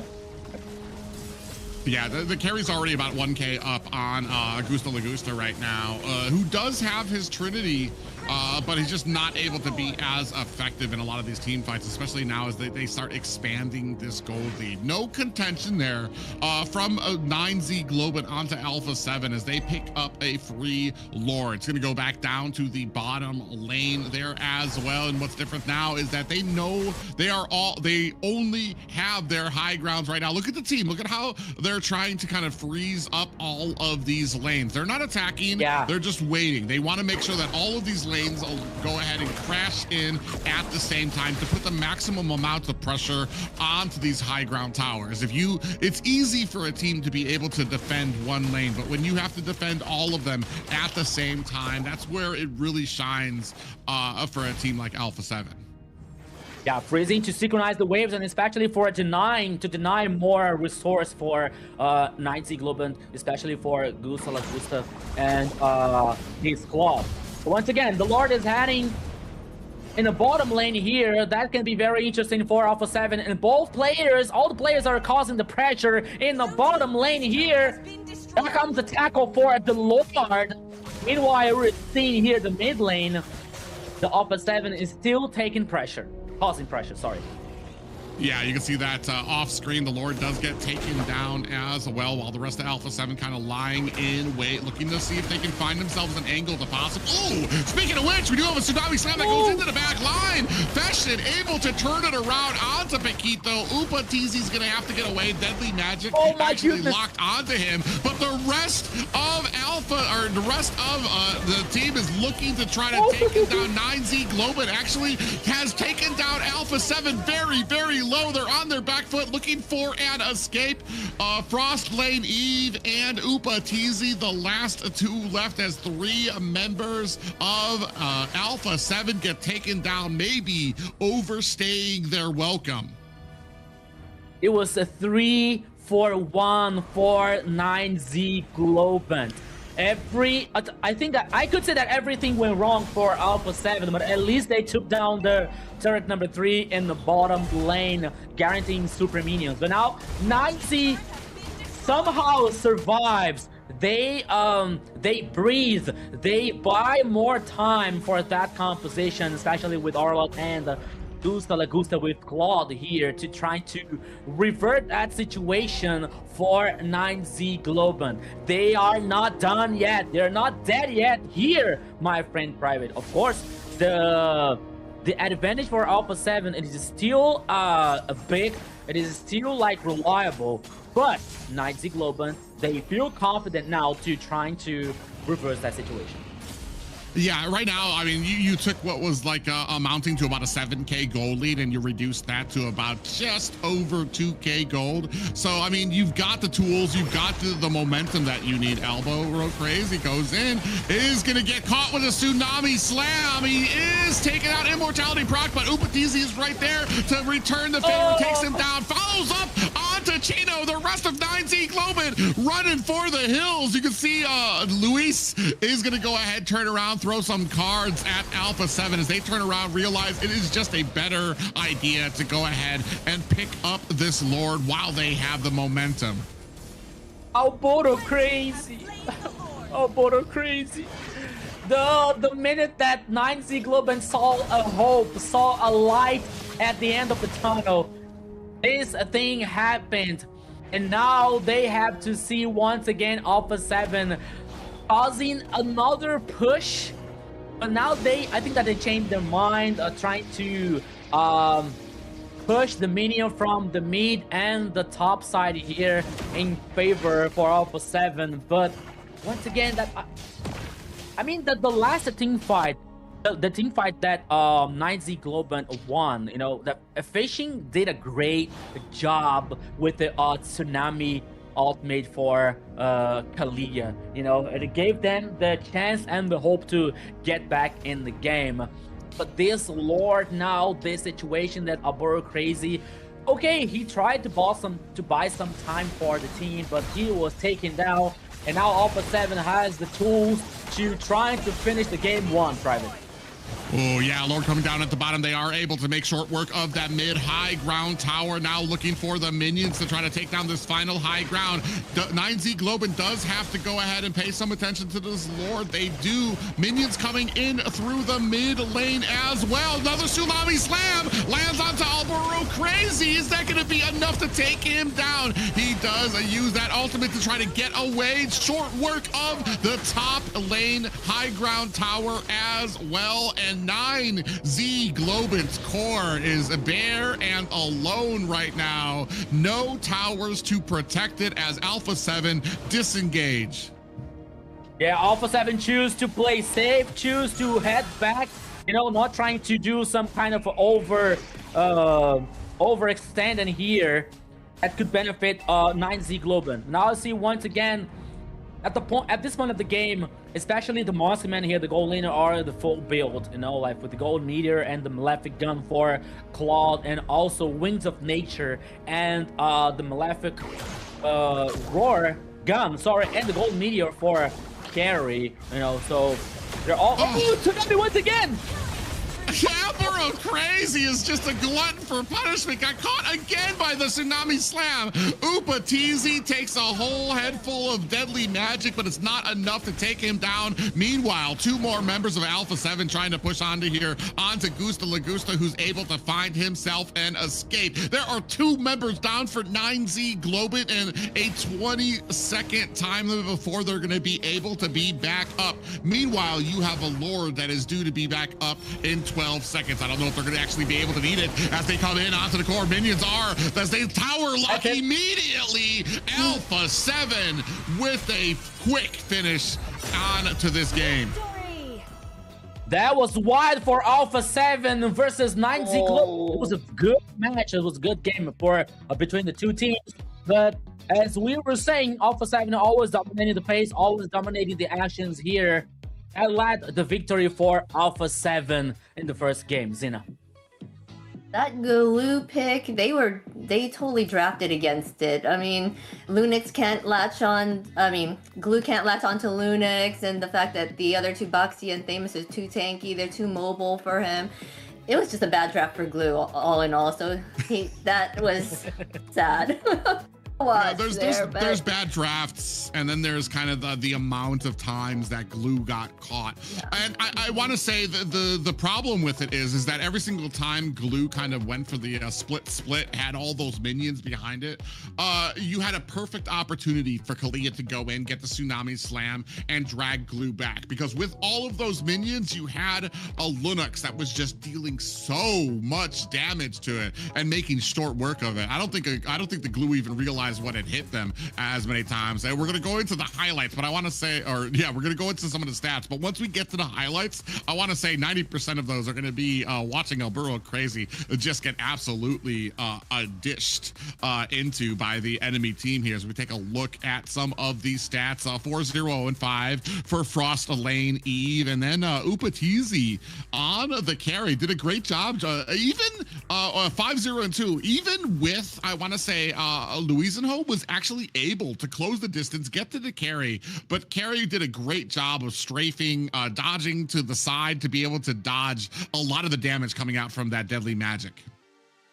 Yeah, you're totally right here from the first game for Alpha 7, my friend Private. And once again, Luizinho, I think as we were talking about, like when we saw the Harley choose the Harley pick.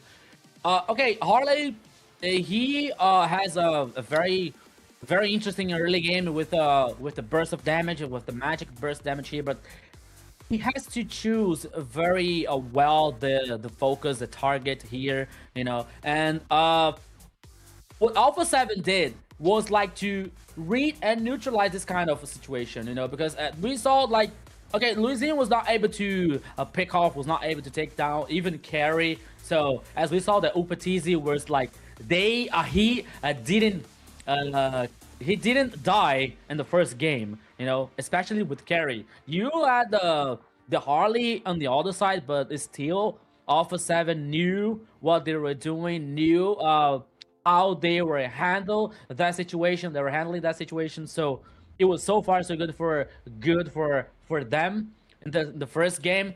As much as Fei Xin tried so much with Valentina and also Gusta La Gusta with Claude, but they couldn't resist the pressure. They couldn't resist the aggressive playing style for Alpha 7 in the first game. But now we were talking about Upatizi.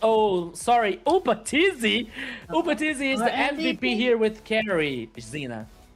Yes, Carry here. It's the carry like you always say.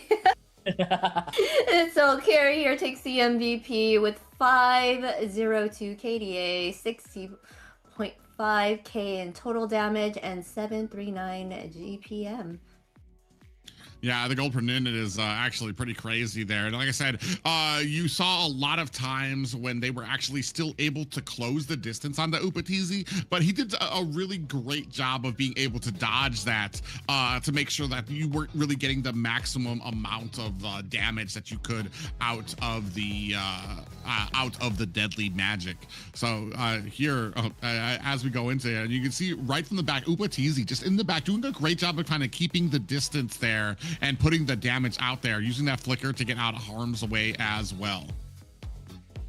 Yeah, as we were saying about Carry once again with a very strong late game here, heading the MVP for Upatizi in the first game here, the light victory for Alpha 7. As we were talking about the global ban, so Alpha 7 is not allowed to repeat this composition, is not allowed to repeat that hero. Instead, 9Z Globant can pick these heroes, you know. So let's see what's going to happen in the next draft phase here for Alpha 7 versus 9Z Globant. As we were saying, Alpha 7 taking Paquito from Influence Rage, and Paquito was he matched so well in this aggressive play style for Alpha 7 here, especially with Kalia that gave them so many options, that gave them so many opportunities to pick off, especially with the ultimate and the combo that came through the execution. So it was very good for Alpha 7 in the first game so far, Zena.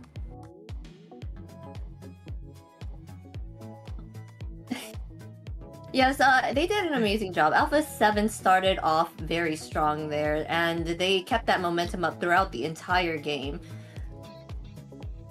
Yeah, and honestly, right from the beginning, it felt like they just honed in. They saw a weakness, they saw a crack in the armor, and they just kind of pressed onto it and continue making that crack even wider and wider. And this is, I want to say, Glue hasn't really had a great night tonight, but I don't think I've ever seen a game where Glue has been manhandled in that degree, because I want to say Glue is one of those, especially even me when I rank and stuff, when I see Glue on the enemy team, I'm just like, brother, like I just know I'm in for like a long match because of how tanky he is, how much he can get to the back, what he can do with CC. So just like a great ability for Alpha 7 to be able to deal with something like that. We're learning here today now you know what you can do to counter the Glue, right? So Lunix can't be grabbed or given hugs, like they say, by the Glue, and carry shreds on Glue's little splits, right? So you found some ways, you guys in the audience, how to counter the Glue when you ever have to deal with him.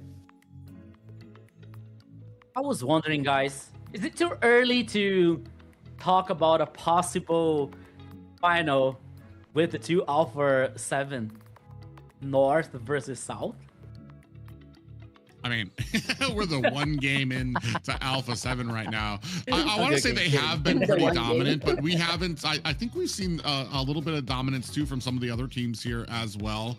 I want to say it's a little early. We haven't seen how much. I want to say next week too might show us a little bit more about how some of these teams do once we get out of that first week, when we kind of like have established where some of the teams are and where they have room to grow. The thing that kind of happens in the first week too with a lot of these teams, which kind of juggles things around, is that first week they know they're not getting kicked out of the tournament. You're not going to be losing any. You're not going to be on that going home for it. So this is the time to possibly like go with something that you wouldn't go with normally. This is the time to maybe try something out there on the live stage that you wouldn't necessarily work with usually, like a Marcel or something that you're not 110% confident in. So there still is room for a lot of these teams to change. I've seen it happen before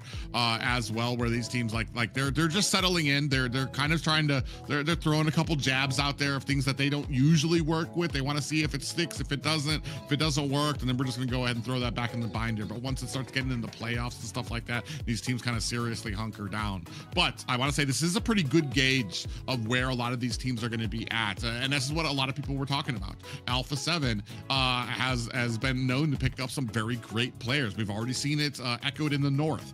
We're seeing it here in the south. That was a very dominating performance here for Alpha 7 South. But we also saw in our last game, I want to say Entity 7 had an awful first game to the point that I was just like, oh, this might be a little rough for them. But when it came to the second and third game, they were a completely different team, and maybe that's what we're kind of looking for with 9Z Globant. Maybe they put something out there that they really probably shouldn't have and really didn't have a lot of experience on, and are going to kind of shape that up in this next draft.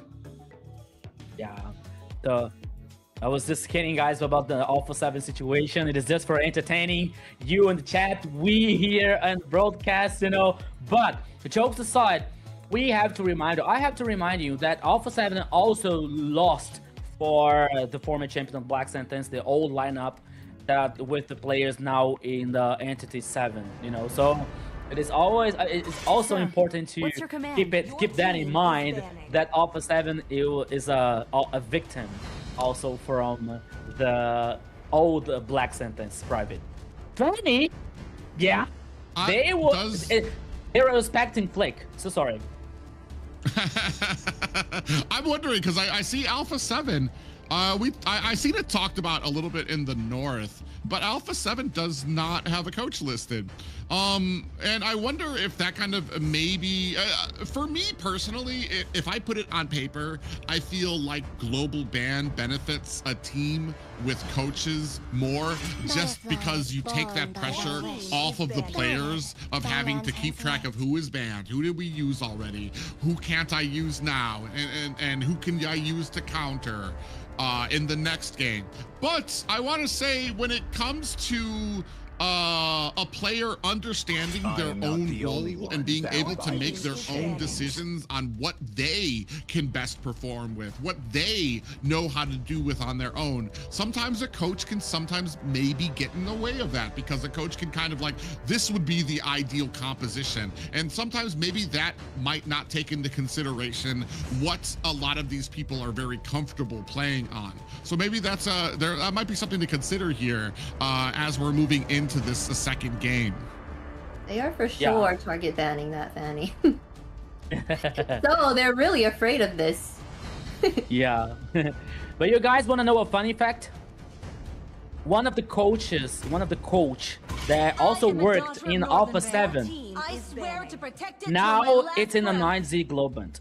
Cabral. He did a great job in Alpha 7, and now he is working on 9Z Globant. He was a coach. If I'm not wrong, it wasn't in the last season, but the last year he was a coach for Alpha 7, Now Alpha 7 is working with no coach so far until now, but let's see what is going to happen through the tournament. Now here we can see the banning phase with Fovios and Valentina for 9Z Globant. And we're seeing now Alpha 7 guaranteeing the banning for Freya and Zushi. Freya with a 100% of a banning these days. They just left open Sora, and Valentina is banned. The clouds are ever shifting. Wow, I'm totally going to pick that up for sure. Oh, there it is. There it is. I saw them kind of hesitate on that last ban. I think they noticed that Sora is open, but where does the priority land for this team?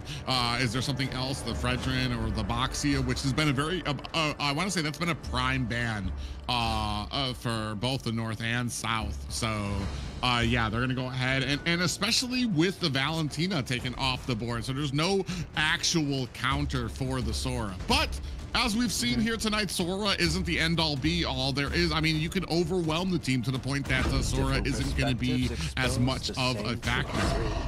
3, 2, 1. Okay, but now the response for... Oh, you see Marcel now. Let's see if Alpha 7 can do something with him. Oh, Terizla though. I love Terizla. That was a different pick for sure. I haven't seen him. 1-1. 1-1 here in the game. We're heading for the third game here. The third and the decisive one. Jokes aside, I'm just kidding. But now here comes with the Terizla and Marcel to Alpha 7. It's the first time here for Terizla here. I think that is going to be interesting to see this Terizla versus Sora, but I think that the matchup here can be not so good for Terizla, but I think that the penalty zone can be a very good situation for Alpha 7, depending on the execution in that composition, Private. Terizla's pretty slow. His movements are slow. Like you're saying, I don't know if that's going to be any good against the Sora. Yeah, it's a really interesting put up there too. That and maybe that's the reason that Marcel's out there, is that if you kind of combine the slowness of Terizla with a golden hour, you have a Terizla that's going to be able to possibly connect on there. I think this is going to be our first outing of a Chang'e out here in the AMER tournament as well. That's going to give a lot of dominance for that mid lane. You don't see Chang'e too often, but she has a pretty good clear in that mid lane and a very good speed when it comes to being able to close the distance on some of those side lanes. They like to choose Chang'e with the Marcel. The duo together is always paired, I see, being chosen together. I think for the fact that it works really well with her also, I guess. You know, I always see those paired together. So I wonder if they can, what they're gonna do with that. This might be the win that Marcel needs. Yeah, as Chang used to say, let's play together. You know, that can be, that can make sense for Alpha 7 execution here. But now we're heading for the banning phase, the last banning phase with the Herod. Now we're seeing 19 Globant guaranteeing the banning for Granger. Is another one here that could play very good and very well with Marcel. Now they have Shangi, but now we're seeing and waiting for the final ban for Alpha 7, assuming that there's still remaining the jungle and the gold lane. But you know, guys, you can call me lunatic, but maybe okay, lunatic, this Sora can be in a gold lane. You know, we saw this happening. We've seen it before in the gold lane as well, especially. But I'm not a big fan of Sora in the gold lane, only because I feel like Sora's biggest weakness is being kited away, which a lot of marksmen pretty much specialize in. The one thing that kind of sticks out to me is that Chang'e, we don't see her too often, but Marcel's ultimate stops, doesn't stop, but it pauses ranged attacks. So if we're talking about a meteor shower coming out from Chang'e onto a target, it usually takes a little bit of time for you to kind of rain down the damage, start getting those stacks on from a Genius Wand or a Glowing Wand. But here, if you kind of get it, if you time that well with Marcel's ultimate, you're gonna have a huge amount of damage that's just gonna wash through after that ultimate clears. Yeah. Your talent is picking. Okay, I'm listening. I'm hearing a Guinevere here that can be. I think that it could be for. Yes, it goes for Alpha 7. So that we have a higher possibility here for being the jungle for Flick. And now we're waiting for the final choices for 9Z Globant to finish that composition. I was also thinking about like they could ban Suyu here for 9Z Globant, and that's what happened. They didn't want to see that hero on Flick's hand. Alpha 7 already, they also banned Leomord here, another jungle possibility pick. And now let's see what is a 90 Globant is about to choose to finish that composition? I don't know. I am sovereign of the abyss. Yeah, I was gonna say this Fredrin is definitely an option. Oh, there it is. And oh, look at we're gonna switch positions tomorrow. You're gonna be wearing the fancy jacket. Fredrin's open. Oh, wow. As they go ahead and pair that up with the Obsidia as well. Still waiting. I mean, I'm going to assume that the Guinevere is going to be the jungler for the side of Alpha 7. We're just waiting for that. I guess the Golden. I was going to say the Marksman there. Yep, and that's going to be the Claude coming out there as well. So it's going to be very interesting. We've talked about this before. Is this going to be the match that gets Marcel out of the 0% win rate? Yeah, the pair might do it. Yeah, let's see if it is going to happen. It is a second game here. Alpha 7 versus 9Z Globant. This one can be anyone's game for sure. Both of their lineups are really good, and I like the fact that they have Marcel with the Changi, and they have Sora and Fredrin on the other team, Hilda, to kind of give that early game kind of harassment. So hey, this might be a fight. A big fight. That might be a fight. That might be everything here. Zena in the second game from 9Z Globant versus Alpha 7. Everybody, once again, welcome to the Land of Dawn for this that could be the last game for today. 9Z Globant versus Alpha 7. It is 1-0 for Alpha 7 so far. So let's go, Private Dancer. Yeah, and a big thing for me right now is looking when it comes to the early game, the pressure that you can actually exert onto Flick actually seems pretty valid, especially with a Hilda on your team to be able to kind of go against Flick, who's actually very squishy, especially before they get that level 4. Albo Crazy kind of had a little bit of a rough game. Ooh, Paquito taking a decent amount of damage. He's going to get a little bit of a slow route onto both Albo Crazy and Fashion, but now trying to look for a little bit of an advantage in that early game, taking 2 tower shots is Albo Crazy. Flick comes in from the side, might be looking for a little bit of an engagement in there as Paquito goes in and dashes his way to safety. Yeah, the first minute here, I think that the both teams are focused in getting farm, getting the first level here, especially for the junglers, Flick and Luizinho, reach the level 4 as faster as they can, just to, I mean, they can fight the turtle way much better with the ultimate here that can create some opportunity for both teams. Everything on the bottom lane, Upatizi versus Gusta Lagusta is a Claude versus Obsidia. 2 Marksmen with a very strong late game. But Chino now, it is taking so much pressure for Hesu. And maybe they are setting things for the first turtle that is heading up in the top side of the river, Private. Yeah, the only thing I'm really concerned about is kind of coming in with that Violet Requiem and getting the pop-up. You're not actually aiming for Luizinho. Ooh, actually, as we talk about that, we do have a little bit of a skirmish coming in. Big pop-up does land onto 9Z Globant, and we do have a Violet Requiem comes out there. I was just about to talk about, are you going to be able to kill the Fredrin? But with the mixed-up damage of the Chang'e for Frostlane Eve, it is going to be more than enough to bring down Luizinho. That's going to bring this to a 1-1 game, but that first hurdle going over to Alpha 7. So many things happening to Flick. He gets the turtle, he gets the kill, he's taken down for Alpha 7, 1-1 so far. But Paquito, he can't sense the danger because he's a Marcel. At this point of the game, and with the very early game, Marcel is not so resistant. He's not so like tanky or something like that. So he has to take care. He has to pay attention of that situation. But now he heads back to the base. He is heading out in the jungle. He is now taking part with the team's teammates because another team fight is happening, Private. Another Violet Requiem followed by a big pop-up there, and the meteor shower coming up from Frostlane Eve. Frostlane, was that a Sky Piercer I just saw Frostlane Eve get as a first item? I didn't see, actually. I didn't see, to be honest, but Sky Pierce. I mean, I think that even if you let roamers do Sky Pierce, they do.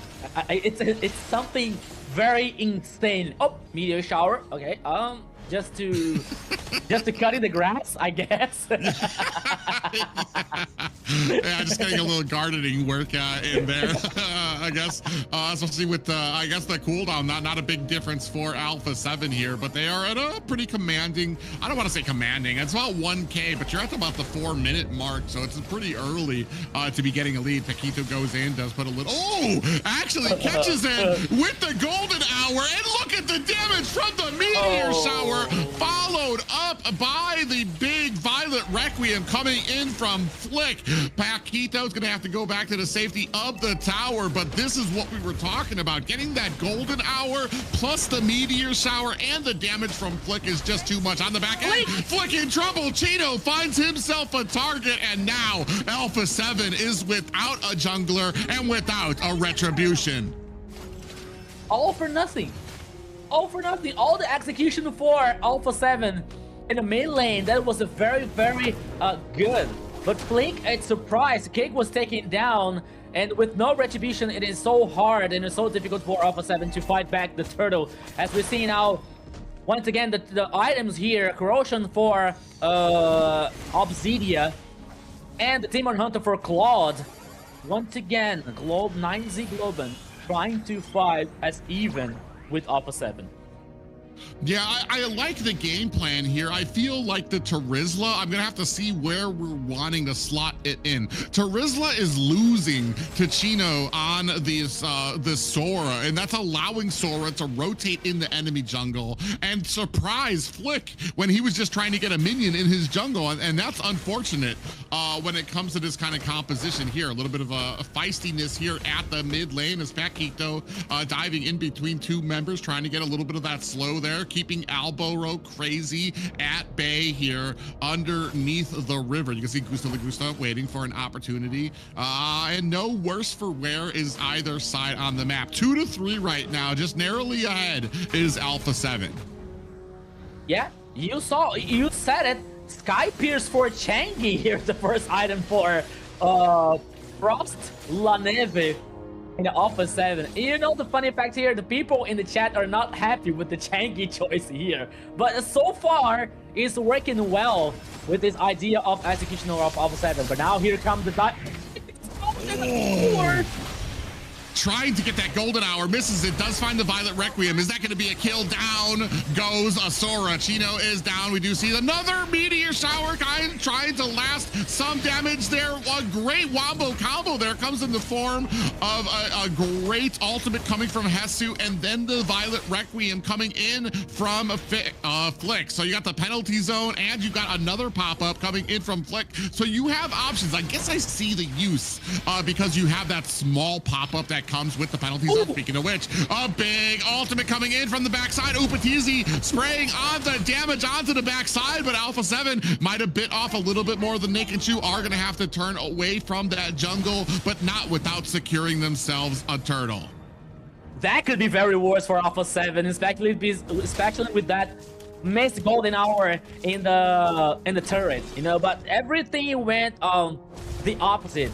You know, a lot of things went well for Alpha 7. They guaranteed the turret, then now we're taking down the turret in the top side here. But they have to take care. They have to be aware about, like, especially that execution, especially with Marcel here. So, okay, so far, everything, or at least a lot of things, or most of the things are good and are happening for luck for Alpha 7, you know, but they have to, like, I think that they have to be more careful about that.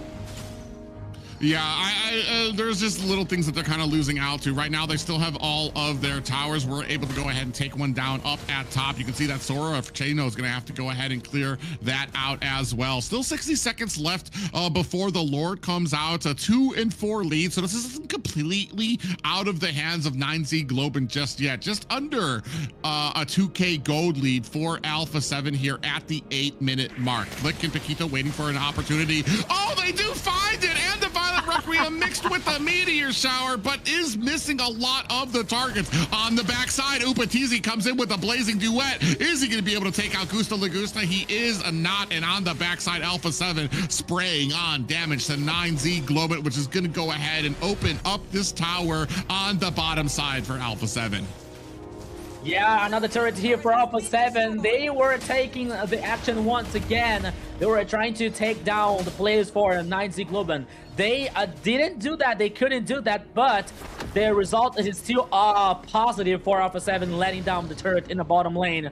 And now the focus might be in the mid lane here to try and take it down, but the Lord, the first one, is on the pit, is on the bottom side of the river, and both teams now are aware. But so far, Alpha 7, I think that they have a better domination of the situation. Yeah, but you do have, you can see right there, Hesu on the Terizla is up at the top having to clear lane. So they do know that this is going to be basically an uneven fight. That they're going to try to go in on. Ooh, Paquito does go in, finds 2 members, is able to kind of land on that stun with his passive. Taking down the Lord to about 50% is 9Z Globant. Alpha 7 looking for an angle, looking to go in. Does catch themselves a little bit of a golden hour. Frost lane comes in, does find a little bit of damage with the Violet Requiem flick. Looking for an escape, is able to get away, but in comes Frost Lane Eve, is able to find themselves a kill onto it. I'm not even sure who got that Lord. It looks like it was 9Z Globant, but it does cost him a little bit of a kill and a tower. Gusta, oh, here it comes once again here, Private. Luizio is in trouble, but he's a fair dream. He is a resistant one, but my friend, you know who stole the Lord? It was Gusta Lagusta with Obsidia. You know, like, I think that Flick missed the retribution, and it was for 9Z Globant so far. But now the Lord is heading in the bottom lane, but with the Changi and the Meteor Shower here, at least the minions buffed can be cleaned by Alpha 7. A little bit of a hello there coming out from the Paquito. They were going to go ahead and try to close the distance onto this Lord, or 9Z Globant was going to try to close the distance on the Alpha as they dealt with this Lord. Oh, he's going to be able to charge there, put some damage onto that tower there at the bottom. Alpha 7 has to deal with it. They do lose a bottom tower. It's going to be the first tower. I believe it's the first tower of the series for Alpha 7, as they actually, I think they had all of their towers up in the last game. You can see here with the Meteor Shower, Albaro Crazy actually did something very, very smart there. He tanked most of that Meteor Shower so that Frost Lane Eve was not going to be able to clear that mid lane as easily with just the Meteor Shower. So that allowed some of the minions to go in there, at least start putting a little bit of damage onto that mid lane, start getting them some type of macro in these lanes. Yeah, we saw also the glowing wand in Frost's hand, you know, just a little bit of like this top healing and guaranteeing the burning for that situation. But now here comes the Paquito. Meteor Shower once again, Private Dancer. Oh yeah, we do have a penalty zone that comes out there. Upatista finds a kill onto Chino as they continue on there. Flick takes a decent amount of damage. He's going to be able to dash their way to safety, but the Obsidia is doing a great job. Gusto Lagusto actually put on a huge amount of damage that did back off Alpha 7 from getting a huge amount of momentum on their side. They're only going to be able to walk away with 1 kill on their side, but the gold lead is expanding to about 4K with a few, I want to say 30 seconds left until the next Lord comes up. They do have another Meteor Shower comes out, and they catch Albaro Crazy again as Flick takes down a tier 2 tower up at the top. Paquito, yeah, so he's playing aggressive once again here. I was wondering, how long is the ultimate from Changi, the cooldown, you know, because I think that it is, I think that is like 7 or 8 seconds, because it is so fast that he can spam the ultimate so many times and yeah, no at the bottom lane. Yeah, Upatizi just dove in with that BMI to be able to take down Gusta Lagusta. That's going to be a big point of damage that you are not going to have as 9Z Globant, especially for this Lord coming up as Alpha 7. You can see them already starting to set up there, while Hesu in the mid lane doing his best to kind of keep the rest of the team at bay. Now looking to go ahead, set their sights onto this tier 2 tower as they clean up that Lord easily with no contention from 9Z Globant. Ooh, that's a little bit of a missed golden hour right there. Another meteor shower comes out underneath the tower. Look at the damage coming out. Black Shoes activated by Feshin as the rest of Alpha 7 disengage. Yeah, nothing for 9Z Globant, my friend. No Lord, no purple buff, no jungle resource, nothing to 9Z Globant so far. Alpha 7 once again playing so aggressive, while the Lord is heading this time at the top side. But Hesu, what are you doing there? Okay. Oh, yeah, they're going to go ahead and dive underneath this tower. Their whole main goal is to just push back 9Z Globant so that they can go ahead, get that macro, and push onto the tower. And only high ground towers left for 9Z Globant. Big pop-up does land. Ooh, and a good golden hour catches 3 members of 9Z Globant down. Goes Chino. Frostlane Eve with another kill. They're sitting at 3-0 and a 5. Top tower does get crashed into by the Lord, while 9Z Globant looking for an angle to come in here. Another meteor shower from the flank as 9Z Globant trying to back off. They have to deal with the Lord. All minions starting to crash in the bottom high ground tower as the rest of Alpha 7 looking to focus in onto this core. Upatizi coming into the back lane with that blazing duet. 50% looking to take down this core. They're very low. Is Alpha 7 going to be able to continue to do it? 20% damage coming out from Gusta Lagusta, and backing away is Alpha 7 very wisely. As you can see, a lot of them taking almost down to about 10% and living to fight another day, even with the core down at 20%. Yeah, the base here for 9Z Globant is so injured and is so damaged. But now they can't defend. They are able to defend the base so far, but there is no line of defense on the turret. You know, there's no high ground. There is no protection. The only that remains for 9Z Globant here is the hope, is the magic for reverse that situation so far. 35 seconds remaining for the next Lord, and Alpha 7 has all the advantage here. Only one turret taken down by 9Z Globant. And we can see Flick here dancing with the recall, you know, like, okay, we are so confident so far that we can do this kind of thing. So we... Okay, 9Z Globant here has to wait for, like, a mistake for Alpha 7. You know, not only one mistake. It's a couple of mistakes, actually. Yeah. They need to wait for a meteor to land on the side of Alpha 7 and take out most of the members there right now. They have been executing, especially when it comes to this Marcel, who they had a great game plan to come in onto him to be able to kind of match up that damage, especially when it comes to Frostlane Eve. Alberoll Crazy taking a little bit of damage there as Paquito comes in there trying to put on that slow. Alberoll Crazy just doing the best that they can to try to get some vision onto this Lord. But Alpha 7, they're dragging it out. They want this fight to happen. They want to get this engagement with 9Z Globant, but they're not taking the bait just yet. You can see them getting it down to about 50%. Paquito comes in, puts a little bit of a stun there onto Luisenho from the back end. Oh, we have a golden hour that just missed. Oh, Chang'e. Oh, but Luisenho actually gets out of the way of that. So they're going to be able to pull out this Lord and reset it once again. Oh, it's down to about 50%. I don't know if they actually realize from the side of Alpha 7 that this is actually getting very low. Alberoll Crazy taken very low, down to 25%, down to 10%. Is that going to be enough? Looking for the flicker on the back end. Luisenho gets taken down. That's going to be the retribution for 9Z Globant as the rest of Alpha 7 looking to engage onto them. Chino down for the count as the Lord goes to Alpha 7 on the back end. It's It's just Fashion alone against 4 members of Alpha 7. Albaro Crazy, Gusta Lagusta alone to try to defend this core. And ladies and gentlemen, a clean sweep for Alpha 7. And a clean sweep, a clean victory for him. He deserved it so much. Marcel with almost a 0% of win rate. It was with almost a 0%, but now he got the first victory, at least for today. Xena 2-0 for Alpha 7. That unstoppable pair, the Chang'e with the Marcel. It came in clutch, now you know. For him to get his win, he needs to be paired up with a Chang'e. I want to say this composition that kind of came out, there were a lot of question marks on our faces when we saw it. Terizla came out, Chang'e came out, Marcel, who hadn't had a great game.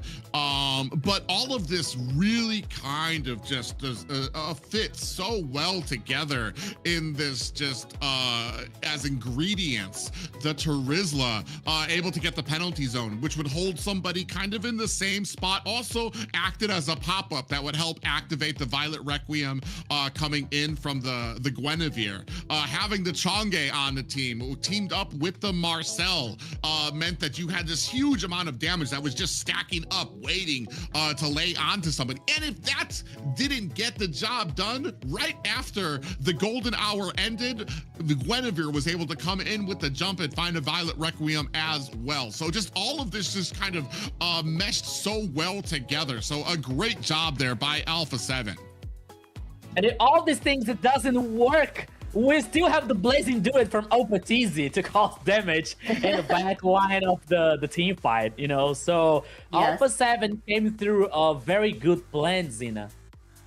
Yes, they were really good on setting everything up. Like you said, all of them worked together. They had that synergy, and they used that to their advantage.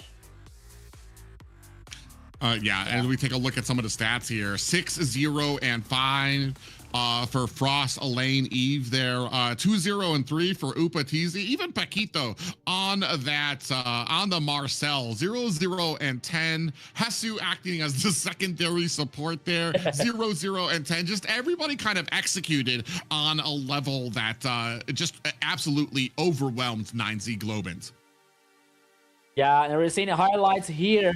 Also for Alpha 7, guaranteeing the first blood, guaranteeing the objectives, and the execution that came through very well to Alpha 7. We can see the jump for Guinevere, the Requiem Violet, with the Meteor Shower for Shanky, and the Golden Hour. So there's so many ways, like AoE and crowd control for Alpha 7 composition that came through like a very clean idea for execution so far for Alpha 7. I mean, like, 9Z Globant, they fought well against all situations, but still Alpha 7, as we were saying, especially with the synergy, batting playing together with so long, and the Paquito acquisition here to get the team stronger, the lineup stronger, that can be a very interesting for Alpha 7 through the rest of the tournament. Honestly, the more I think about it, the more I love this composition, because there were just so many boxes that helped each player in there, whether it meant CCing them so that you could either get a jump or a meteor shower, or the damage that could come out. It just, everything kind of worked out so well that there just was no way for 9Z Globant to get ahead. And unfortunately, it really kind of turned off to Albaro Crazy to try to tank all of that in the front line. But as we take a look at the MVP, it's no surprise, Frost, Lane, Eve gonna go ahead and scoop that up, 6-0 and 5 and 624 gold per minute. Yeah, the Chinese came in clutch, right? The pick that no one thought to see. Especially with the first item as in his Sky Pierce here, like, okay, what a surprise for everyone. But it's still so bad. There was a few people in the chat that say, hey, Changi is a bad pick here. Why picking Changi? but for the idea that Private Dancer, he explained it so well. It was like, it makes a total sense, you know, because you have so many situations in a very long team fight for Alpha 7 with the penalties on Meteor Shower, the Golden Hour, you know, especially with the Requiem Violet for the Guinevere also here. So it is like so very. It's a Thanos composition, you know, because you have no way to escape from that, you know. So Alpha 7 came through a very good idea, and it worked so well, guaranteed the second victory here. Yeah, Yes. I mean, I'm kind of speechless with how well that went. Alpha 7, I mean, we kind of talked about how strong they were, and I want to say, taking a look here with when it comes to AMER South, one of the stronger teams here that we've seen. At least one of the more dominant victories here we've seen in the series that we've watched here tonight. So hats off to them to continue that winning way, especially with the creativity when it comes to that draft, with their ability on these drafts and the ability to find the counters that they need, even for a lot of those picks that a lot of us have been kind of scratching our heads like, how do you actually deal with this? And it feels like Alpha 7 is well on the way to just always having that answer, not just having that answer, but executing to perfection. And they were doing this with no coach. Right? No coach needed. They said, we got this, and they did. A 2-0 sweeping that under the rug right there for their first victory. Yeah, it is something like that, you know. And especially we're happy to see so many things out of the box today, because okay, we have to handle that situation that the meta is the meta benefit of so many heroes that we're seeing so many times, especially from scenes from the AMER North and South, such as Baxia, Marcel coming up to per pick, or banning, Valentina, Sora, Claude carried, you know. But it is also good to see some surprises like Changi or Terizla. Also, we saw the Valier for today with Sagan, you know, with the Octa Gaming, if I'm not wrong. So it is also good to see these kind of surprises, you know, this kind of things out of the box here to not only for surprising the enemy, not only for blowing the enemy's mind, you know, but also to to be more dynamic, to show the people that it's also possible to play and win with some off meta heroes, you know. But depending on the composition, okay, the idea, the execution, but it's also possible for this competition so far, Private. Yeah, it's been amazing, and that's always been the question, and then that's why I know there's a lot of people who were on the fence when it comes to having a global ban, but it basically answers the question, is like, what is the meta when the meta is no longer an option for you to be able to pick up, and that's what we're going to be answering here with the AMER North and the AMER South. When you start taking out some of those prime picks, so many things that you have to be on your mind when you use or you pick up something and know that you're not going to be able to use it for the next round, or when you see something and you realize, oh, did we just get countered? What are we going to go with this last pick? Do we pick something strong that we know that we might just waste because we're about to we might be looking at a loss here or something like that? It's so many different factors that keep it nice and fresh, and to the point that we're seeing stuff that have even us kind of scratching our heads like, I don't really think that's going to work. Like a Chang'e doesn't really, you know, it's something I love seeing is even stuff that gets us as casters like okay, let's see how this works out, and to see all these pieces fit together, and that's where I'm really happy about when it comes to this global ban. Yeah, I'm loving this global ban. The fact that they're bringing out non-meta heroes and actually having to find ways to be more strategic with the ways they, you know, do things. And it's amazing to see like how everything has changed and not seeing the same old hero every time going in. So this is super amazing, super fun to see this new thing implemented. The global bans were great. Yeah, and it's also so good that results. Many people in the chat say, hey, how this is why this is global ban not available for the rest of the world, for the rest of the tournament? Maybe, who knows? But still, we are working here with the global ban in the AMER North and South, and we are so happy to see these things happen because it opens for many ideas. It opens for many opportunity for many dynamic situation here for every team, everyone. Especially when you're seeing like the team is thinking about some heroes out of the meta, out of the situation that can have a good execution. So everything is possible with the global ban. So it is very, very, very good to see these things happening. Private.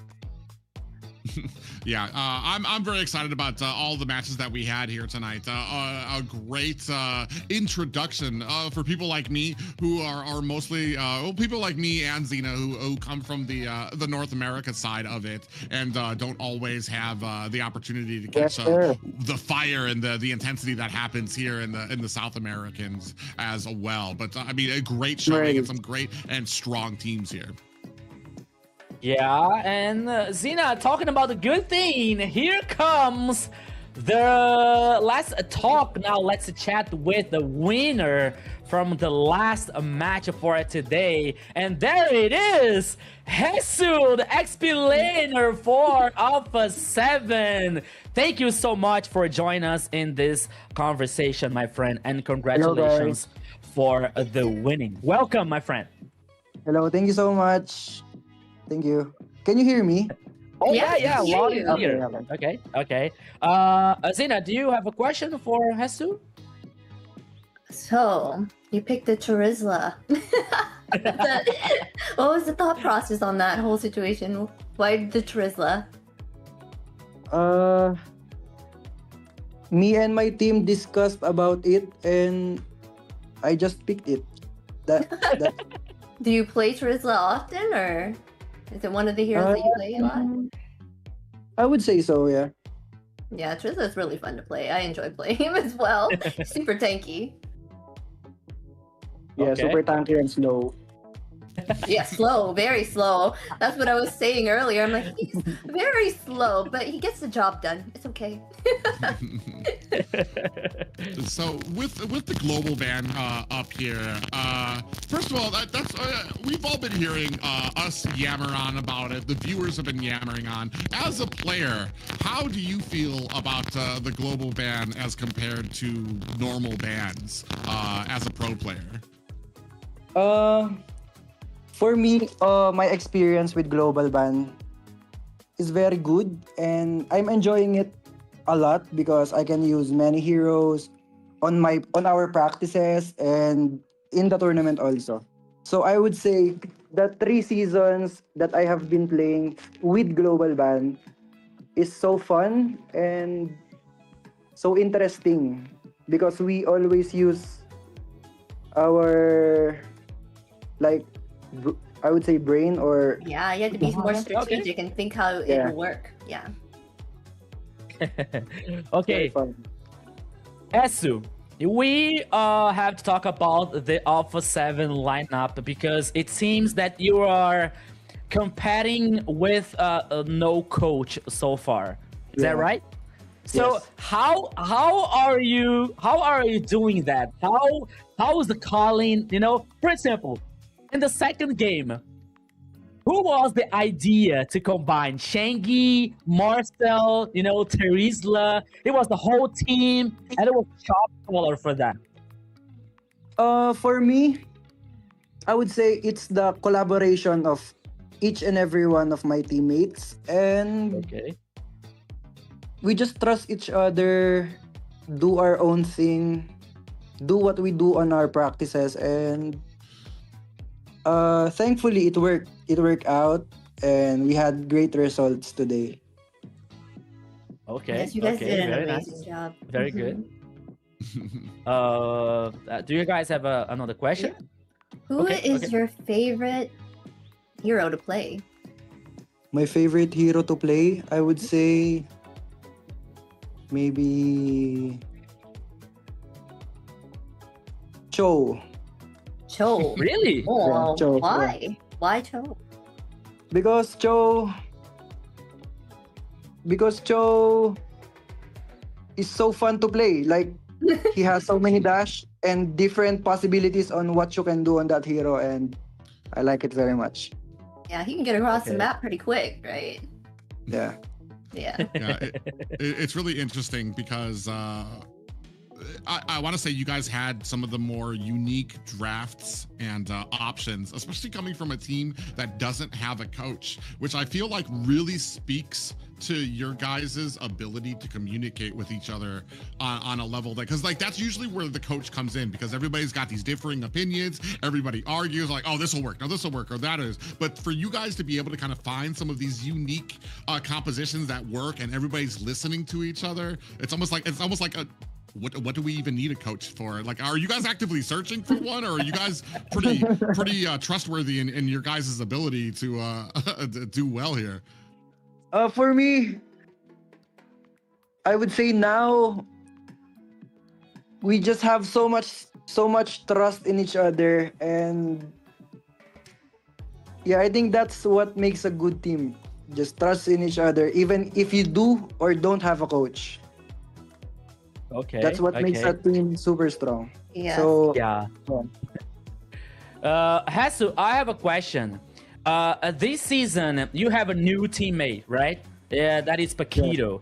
So I want to ask you about you guys. How is now working with him? How is the synergy? Is he a good teammate? You know, is he crazy like you guys? So how is everything with Paquito? I would say Paquito is a very good player, very hungry, you know. Okay. And he fits well with us because we are very hungry too. And we want to prove something, not just for everybody, but within ourselves. We want to prove that we can, you know. Okay, nice. And you guys are. You're doing an amazing job right now. You guys are at a 2-0 right now, and without a coach as well. Do you think a coach would hinder you guys if you guys did get a coach? Because then your decision will come from what your coach will say, right? So sometimes the strategy you guys come up with, the coach would probably say no to. So I think if we add a coach, like it will be a help for us because it will be another brain for the team, you know. And I think it will not affect, or it will not affect us badly, you know. Okay. So if we ever add a coach, it will be just a positive addition for us. That's a spectacular mindset to have with it. Whereas I want to say a lot of teams, it takes a little bit for them to kind of warm up to another person's ideas. Whereas you are just like, oh man, that's another brain to add to the pool that we have here. Is there anything, any shout outs you want to give out, or is there anything you want to say on your side? I just want to say hi to my family and hi to my teammates also. And we just do good. And shout out to you guys. Thank you for doing a wonderful job. And as always, thank you so much, guys. Thank you so much. Yeah, a final question, Hasu. Do you have, last season was some rivalry, Alpha 7 versus Influence Rage, but now do you have another team to take care, to pay attention? For me, I will just say what happened last season is no more. And for us, right now, this season, we're just fighting against ourselves. And we try to improve, or we try to beat our former selves. And we will just take it day by day, whoever the enemy is. Awesome. That's a great answer. Hasu. So, Hasu, once again, thank you so much for joining us here in that conversation. So much, congratulations on the first win, and we hope the best of luck in the the next of the competition. So thank you so much, Hasu. Thank you so much, guys. for Bye-bye. Good night. joining us. Bye. Bye, Hasu. Okay, so there it is. Hasu, the player for Alpha 7, one of the Filipino players. Yeah, thank you.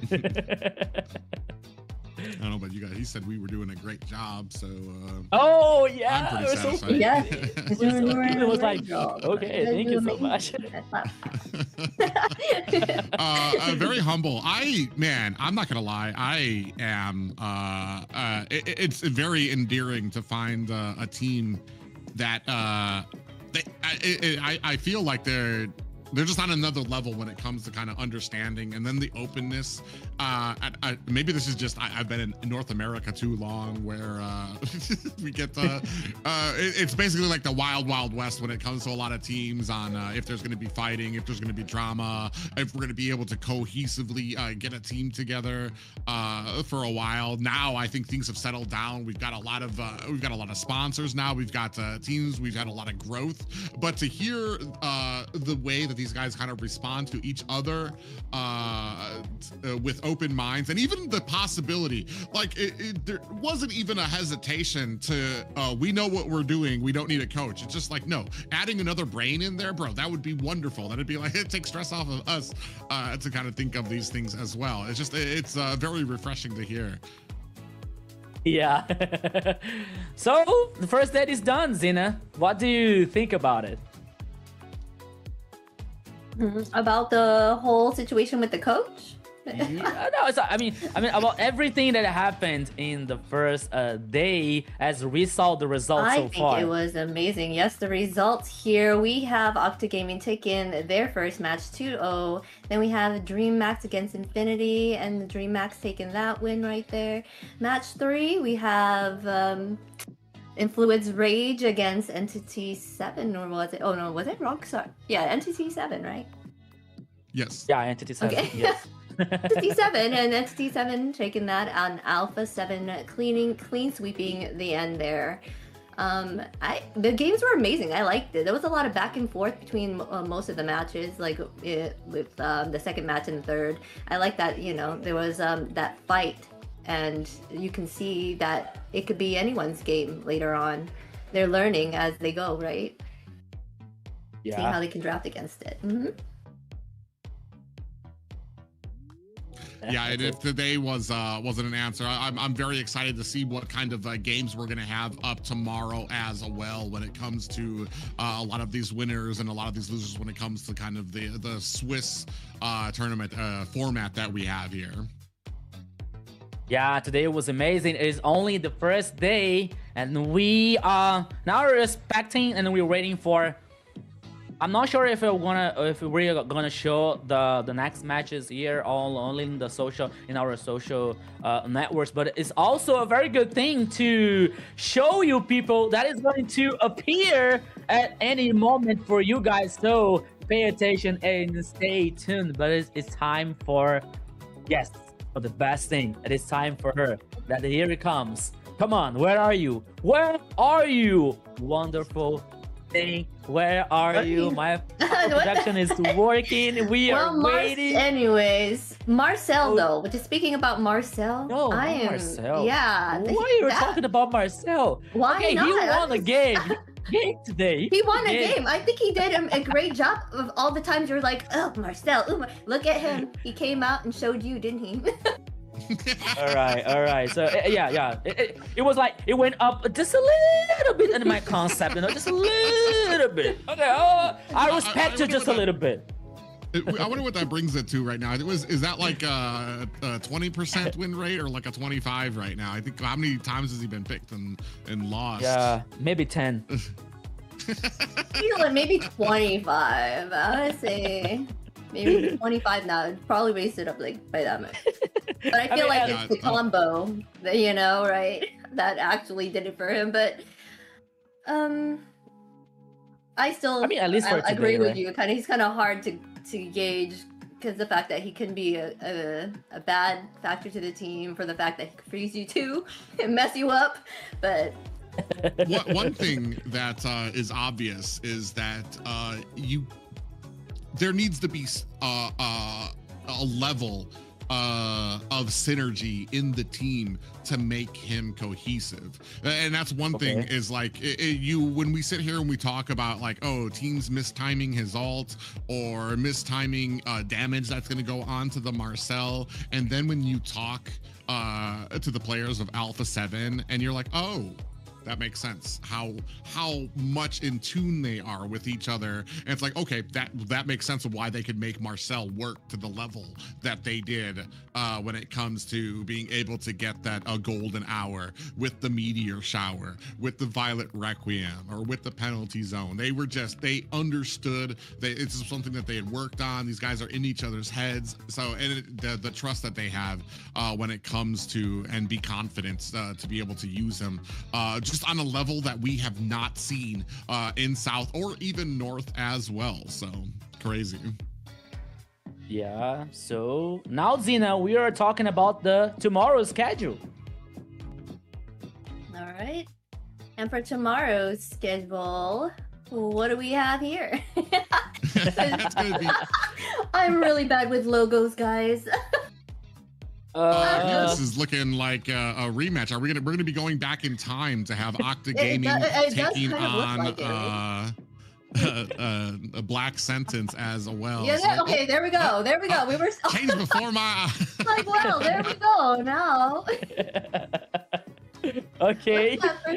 What's that first logo, guys? Against Dreammax. The Octa Gaming. The Octa Gaming. Octa Gaming against Dreammax. 9Z Globant against Influence Rage. Entity 7 against Alpha 7. Black Sentence against Infinity. What do you guys thought on this? It's gonna be wild, actually. Right, Private. You understand the logos, you got this. But yeah, I'm very excited to see, especially as we move on with the Swiss stage, where it kind of pairs. I feel like the goal of it here is to show us the more competitive matches. The winners go against winners. The losers go against losers. I hate saying losers, but like the ones who lost the match, they go up against another people who lost the match. So it's more like you go up against another team that has that didn't fare as well, so you go against somebody who's kind of even with you, and it kind of keeps these very competitive matches. Yeah, tomorrow is gonna be wild. I think tomorrow is gonna be more excited for today, especially because of that, as you said, Private. The winners are going to face each others, and the teams who lost the game today are going to face also, and by the time for the winner, the situation can be just a little bit better, because if they lose, they're not in a bad situation. But for tomorrow, for the team that is going to lose, now it's a life, or that can be a life or death situation. Right? Yes. All right. And remember, guys, for you to come watch us on the social media channels here. We're on Twitch, X, Instagram, Facebook, YouTube, TikTok, and make sure you check out MLBB Esports. Kick. That's right. If you guys missed any of the action, if you guys didn't find the North, or maybe missed some of the North matches, you guys can go ahead, keep track of it at MLBB Esports. You can keep up with all of the tournament info that you need. Keep up with us too, as you can see some of our info down at the bottom as well for some of our social medias. But like you said, you can keep it up to date with everything that's going on with the AMER tournament. Yeah, guys, so you can follow us everywhere, every place, man. Maybe you can take a picture of a screen of our here 3, maybe you can repost us on Instagram, for example. Yeah, it is up in Brazil. It's like we do something like that, like we give some time for the people to take a screenshot of the screen like that. The people take the screenshot and they tag us on the Instagram, and it's like we like to repost them on our the social media, it is very, very interesting, and it's very good also. So Guys, you are the main star of the show. You're in the chat, you're in the live, the broadcast. Send like, share the live, call everyone for tomorrow, Zena, because tomorrow we have so much fun and action about to happen. Yes, looking forward to it. Super excited. We still have day 2 coming up of the South. So be sure to stop by and check it out. And make sure you do follow us on our socials, okay? Because Private likes to give his thoughts on who thinks he's going to take the win, even though he did a horrible job of it this time around. But I'm just kidding. I'm just kidding. But usually he gives really great tips, for sure. So, and Rico as well. Yeah, ladies and gentlemen, like I said, if you guys thought the action today was great, you can stay tuned tomorrow as well at the same time as we go on to day 2 of week 1 of the AMER South tournament. It has been an absolute honor to cast alongside Zena and Rico, and especially to see all the stars here in the South America MLBB scene. Yeah, so I think that, yeah, what's next? Thank you everybody for coming. Okay. Okay. Take care.